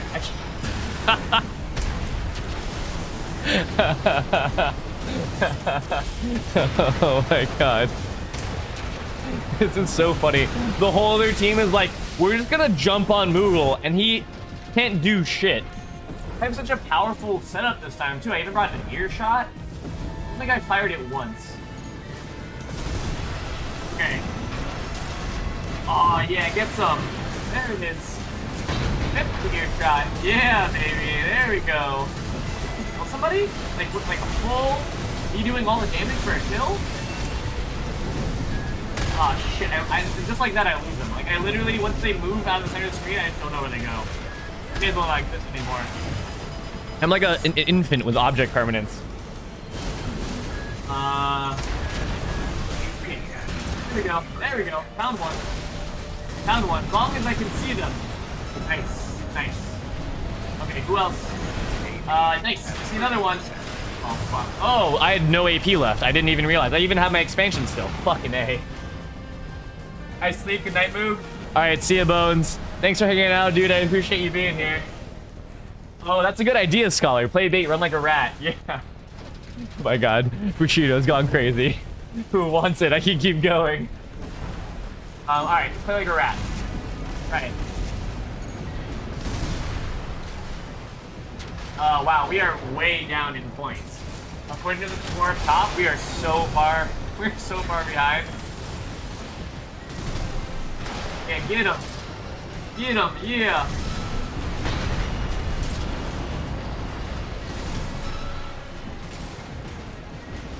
Oh god. I see them coming towards me very menacingly. Who's that, Sleep? Oh, Jesus. Geez, Rick. Now he's gone. He literally doesn't exist anymore. I don't know where he is. Dude, GG. I tried to adjust my glasses again. Fucking, every time. Holy shit. Oh my god. Bushido says also I lied with a big bluff, my word. GG's. Alright, final match of the night. Reese's team, get back in here. Toast says you probably won if Moog wasn't blind. Maybe. Maybe. I definitely was the anchor that time. I definitely did not do nearly enough to to help my team. Alright, we have Mole in here already. We just need Risa and Odium. Just need Risa and Odium for the final fight of the night. Final fight of the night, y'all. Dude, y'all are so crazy. That was the most channel points I've ever seen spent in such a small period of time on any channel I've ever seen. Yeah, Moogle I was the main distraction, exactly. I was the bait. I was absolutely the bait. But unfortunately, I baited myself as well as the other team. Alpha, Alpha, and oops. And Alpha, very nice. The Spooky Core 17 speed. Oh my word, look at this demon. Holy shit, are those eyes on each of the ephemera bubbles? Dude, Goblin. Holy shit, you are clearly in the upper echelons of AC paint talent. Right up there with, we got Professional Humpback Whale is up there. We have Rabid Taco is up there too. Dude, look at this fucking monstrosity. I love it. Holy shit. Yeah, 35k channel points? Holy shit, Piston, right? Yeah. Spooktober. Also, there's so many decals on that thing that I'm afraid it'd proc the decal bug. Oh, 100%. There's no way that you go up and down and put this thing up as you're previewing the ACs and just doesn't just turn into fucking static. See the brain? Look at that. There's a fucking brain behind the face. Oh, dude, Goblin. Goblin. You have really done a wonderful thing here. Well done. Well done, sir. Well fucking done. That is some cool shit. Oh. Caller says I'm saving for yours as well. All of them? Well, time to die. That's so funny. Spooktober, very perfect for that. Oh, man. Using mostly static emblems. Oh, that's so fucking cool. Very ingenious use of static emblems there. Very, very nice. Sleep says, didn't they fix that? Yeah, I would hope it would come with the big patch 1.04 only bug fixes patch. I would hope that was up there. Whoa. Whoa. Look at that thing. Raven in the Kawaii Desune. Oh my god. What the fuck are we looking at? Hold on, I gotta drink some water. Dude, what the actual fuck is this? Okay. It has got 2 stun needles, and I believe those are 2 red shifts on a goddamn wheelchair in this crazy bright pink and ruby AC. This is giving me some, like, old gen vibes of the paint job here, man. This is like something you'd see somebody whip up in that shit. God damn, look at this thing go. Already got 32 points on the board, a kill apiece for each team. Holy moly. Firing off those stun needles, trying to land something good. They did land some stuff before they went down, but go down, indeed, they went. Sleepwiz using the earshot vert plasmas and the 2 hand-firing missile launchers again in the UPS same-day delivery. Which it's same day because it's not using the delivery boys, is my guess. The Sleepwiz is also a known delivery boy enjoyer. And I believe that one's called DHL, if I'm not mistaken, something like that, which is very funny. The lore and the naming. And down they go. Bort. Seeing what the triple Bort can do here with the dagger movement, the Sweet 16. Yeah, dude, Raven's so funny. Oh, man. Yeah, Piston, also another incredible decal applier as well. I'm so sorry I did not mention Piston. Piston was taken, has some of the most awesome applications of decals. They actually won 5th place in Vati Vidya's custom AC paint job tournament. Or, like, I guess, contest. It's not tournament. But yeah, their initial D-inspired AC is incredible. As is their Eurobeat covered AC, another really incredible addition to their stable. Very, very cool paint jobs on those. The Royal Wasp doing work. Trying to see what hits it can land, but the team doubling down and trying to keep the Wasp down from doing too much. And honestly, it's working. Oh, they did land the plasma, though, on the Kawaii Desune, and it looks like, from the point total there, they did quite a lot in taking both that one down and contributing to the Sleep Whiz kill. Very, very nice. Odium scrapping it out with the twin lasers. Oh, I see Reese's on the Raving still. Very cool. The Dub Zim, Dub 6 split missile launcher build. Very, very neat. Those are Ephemera arms, the Ephemera chest, Tian Chang. Oh, it's not the Ephemera chest, different chest. This is the Arquebus chest. Tian Chang legs. And I believe they use a Varel head.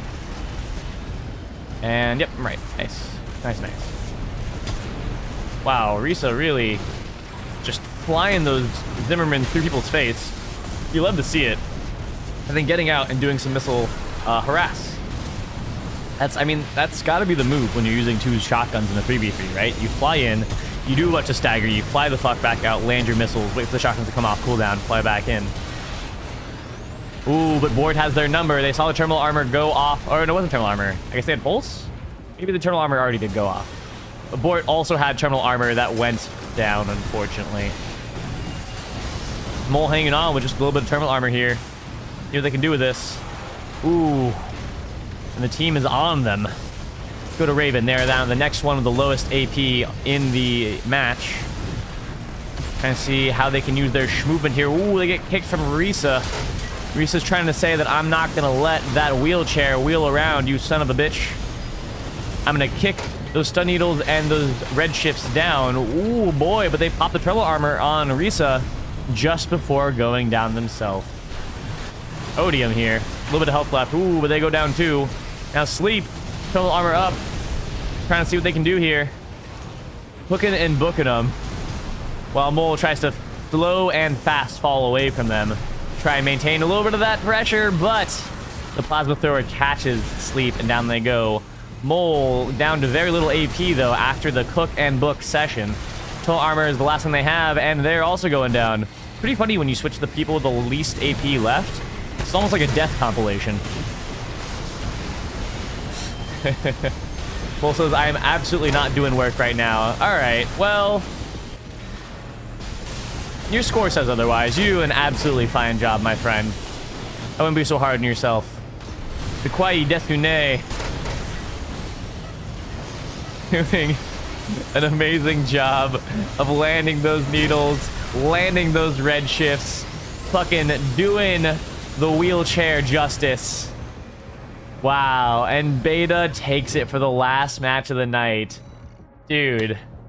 GG's, the Kawaii Desune doing some serious fucking work with 684 points to both lead Beta and the room, and Odium doing 531 points to lead Alpha in a very, very, very close match. Basically a 2-kill diff. Very well done. Hey, Reset! What's up, dude? Thank you so much for coming into the chat. I'm so sorry that you didn't get a chance to do a fight. We were working on a tournament rule set that's coming up tomorrow, or not tomorrow, sorry. It's coming up on Sunday for the 3v3 tournament.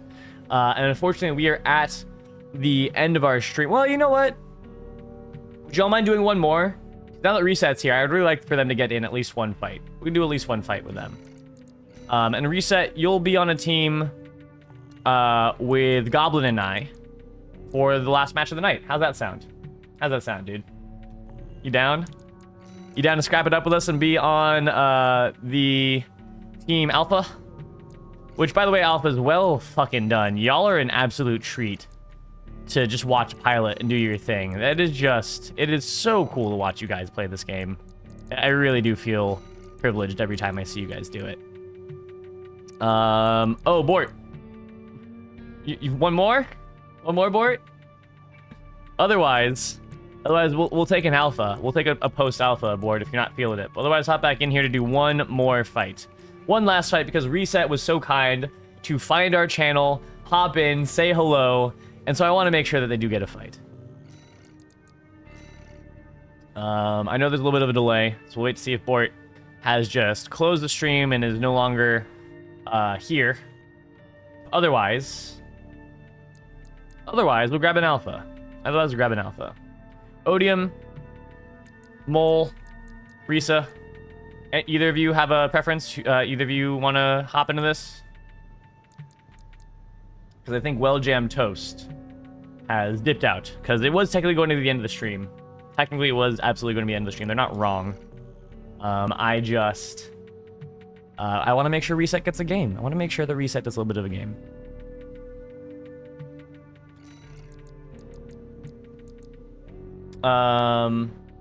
Cool. Mole said they'll hop in, so we'll have Mole do it. We'll have Mole be the other alpha here. Wait, why are there too many of us? Oh, sorry, the beta. My bad. There we go. I was like, why are there too many people? Okay. Let's scrap one last time. Let's get Reset in here, huh? Alright, final fight of the night. Also, I appreciate y'all doing a nice thing for Reset with a really dope emblem, by the way. Very cool emblem, Reset. Not making me be a dead anchor for the team. Oh, I see. Piston says, before you close up, could I get you to react to something I made? Yeah, absolutely. Absolutely happy to do so. Caller says no. It feels like him reacting would bring you joy. We just can't have that. Oh my god. Piston is Scholar, a part of the troll crew that comes through your streams and just hammers you down. Are they a part of that? Piston was telling me about that the last time, because a lot of times they're the late night fight club. Let's see, is everybody ready up? Oh, cool. It's commence the match. Nice, nice.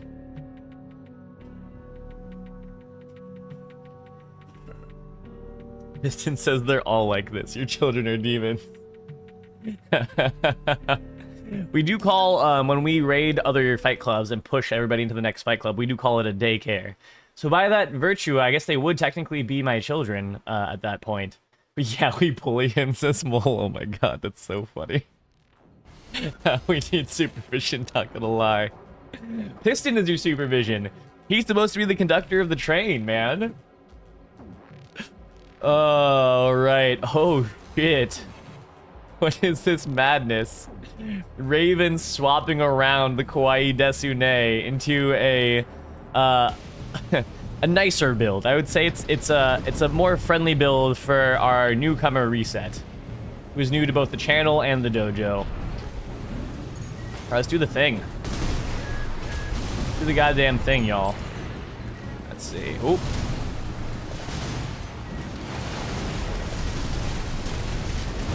Holy shit, wow, goddamn. Each shot. Oh boy, I'm actually gonna die right now, aren't I?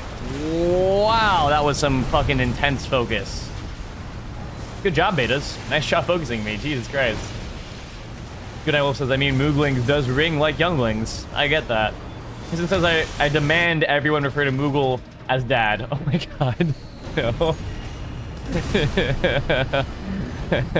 Terrible. Let me back up and regroup. Let's regroup, Alpha. Oh my god. They get away? I kinda did. Oh shit, no I didn't. No I didn't. Oh my god, I couldn't even pulse armor. I definitely did not get away. Scholar says Moogle the patron. Okay, well, good King Moggle Mog the 12th. Who says, Piston, were you the one that let me the Sazabi build code? Oh, dude, I have to hit up Seth. I have to hit up Seth the Red Comet or Guror, so they're friends with them, to try and see if I can get that Sazabi build code, man. It's so fucking nice. And I forgot to ask for it the last time. Yeah, exclusively A86 and Eurobeat. Yeah, that's our buddy Piston. That's what they do. They Eurobeat it up with the best of them. All right, Alpha's nice. We're pretty healthy. Let's see what we can do to the betas as they come back. Try and mess us up a little bit, huh? Bada bing! Woo, that's a lot of damage. There we go, pop that terminal. Oh boy, that's gonna hurt. Hi, friend. Bye, friend. Oh shit, I'm dead? I'm super dead. Nice job, Raven. Put me in the ground. Hey, Shigura, welcome back. Say, Sleep says I'm oh yeah, Shikuda, by the way, Sleep is using your build. They saw your flamethrower missile build, and they were like, that's amazing, I gotta do that. So now they're using it. It's wonderful. It's doing a lot of work in 3v3s, honestly. It is nasty. Oh, I really don't want to be here, huh? I don't want to be there. I just fucking died. My word, I'm not good at piloting a heavy quad in 3s. Dude, it is so funny. It is wonderful. Just wonderfully funny.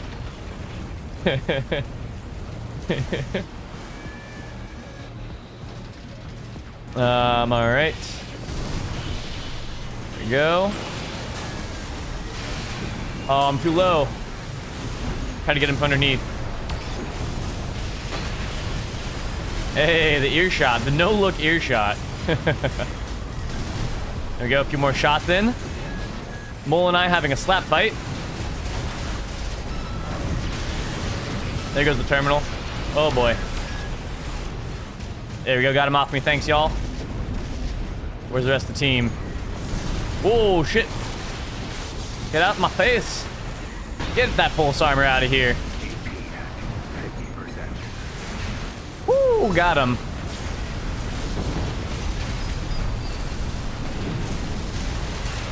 And get him with the earshot. Bada bing. And there's the terminal.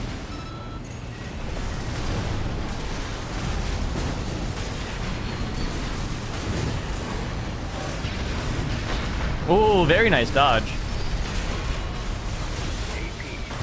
Oh shit, down I go. Yeah, I agree with Sleep. Shikuda is a genius. Shikuda, big brain, for sure. They are a mega mind player. They come up with such funny builds, dude. Like, Shikuda is one of the first people I saw use an explosive thrower, plasma thrower swap back in, like, base patch. And that was so cool. So cool to see for the first time.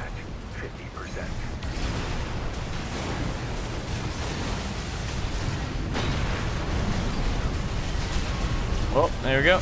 Hey, and boop. Oh, Jesus. Am I gonna die? Nah, I just barely hung in there.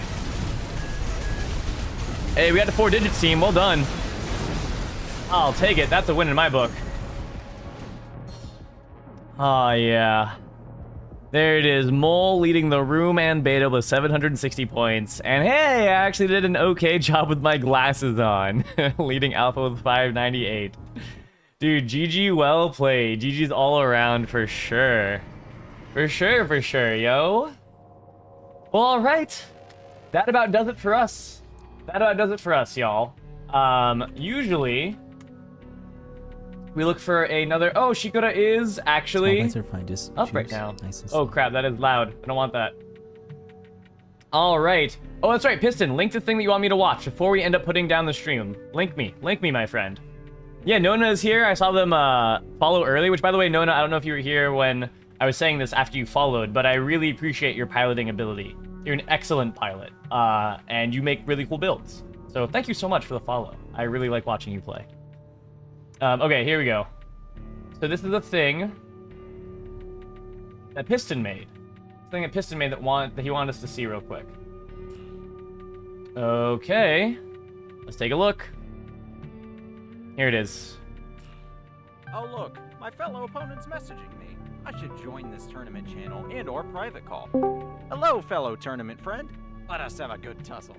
Finally a worthy opponent. Our battle will be legendary. Indeed.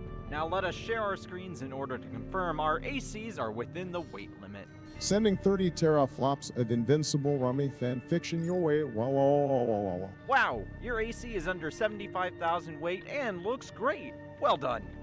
Now let's both ready up at the same time while still sharing our screens. After the match starts, it's okay to turn them back off from what I hear. I came here to kick bubble gum and chew ass, and I'm all out of ass.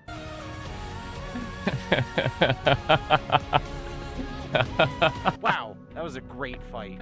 Sorry you lost, but it was a hard-fought victory. Darn, I lost. I feel as empty as the guns on the Zumwalt class destroyers I commissioned. Hey Obama, Joe made pancakes. Want some? The secret ingredient is love. I am gonna go eat pancakes and kick butt in the loser's bracket. See y'all around, Space Cowboy. Yeah. Oh my god, Piston. That's incredible. Dude, that was so funny. Oh my god. Well, that's a wonderful video. That's a great tutorial for people who are going to be playing in Piston's 75k weight and under tournament. Which, if y'all are wondering what that looks like, you can always hit !Piston. Oops. And that will give you both the link to their stream and to their tournament. So one last time, let me thank, is that correct? Let me thank Shikura for being here. That was an incredible time. You truly are a splendid pilot and AC designer. Nona, shout out to you as well for being an incredible pilot and AC designer as well. Y'all are wonderful to watch fight, and I very frequently lurk in the channel and watch you guys do the thing. You're wonderful. So yeah, those two are incredible on the Japanese side of things. Piston, you have your own command van because we oftentimes dump into your fight club at the end of the night, man. So you absolutely have earned your own command, my friend. So yeah, Piston's tournament is coming up very soon as well. It is a 75,000 weight or less tournament. That is the link right there in the channel, or in the chat rather. And it's gonna be a really good time. I think it's gonna be really, really cool. It's a really cool rule set. I'm very excited to see what builds come out of it. So yeah, that's the thing there. And let's see, tomorrow night, we're gonna be doing more PvP. We're gonna be trying out, I'm gonna see if we have people who want to try out the 75k rule set.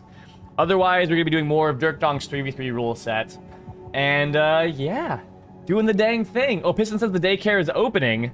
Well then, I suppose, so that way Piston can have people try out the 75k builds and under, and you guys can actually see what those builds look like, because they're really cool. The fights are really awesome. You guys can take a look at that when it is up.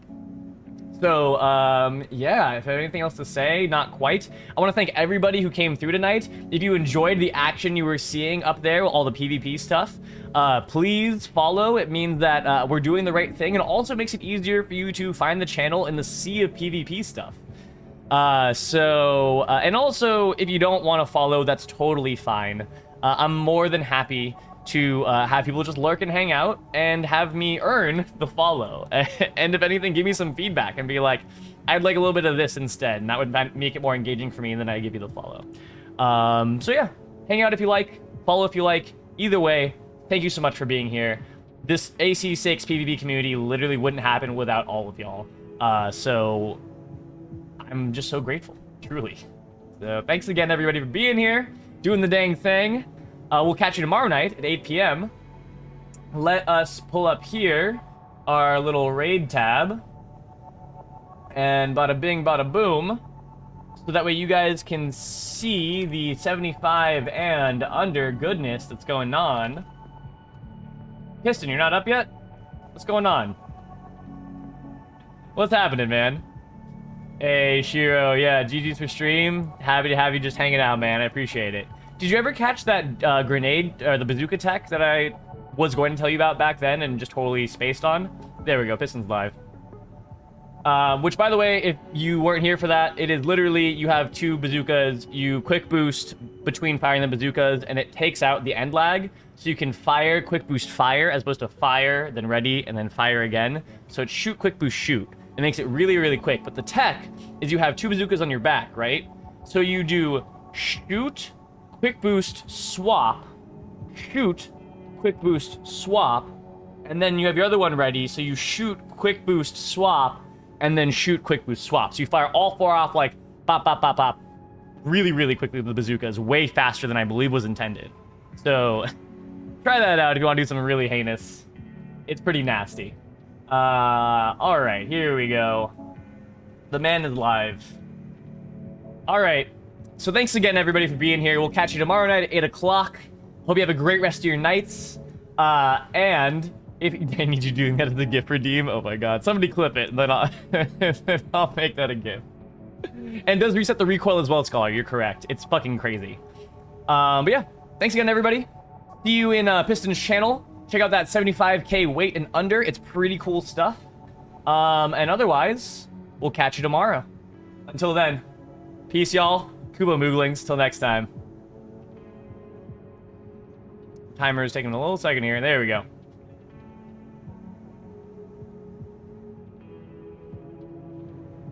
Okay. Let's get this over with, everyone.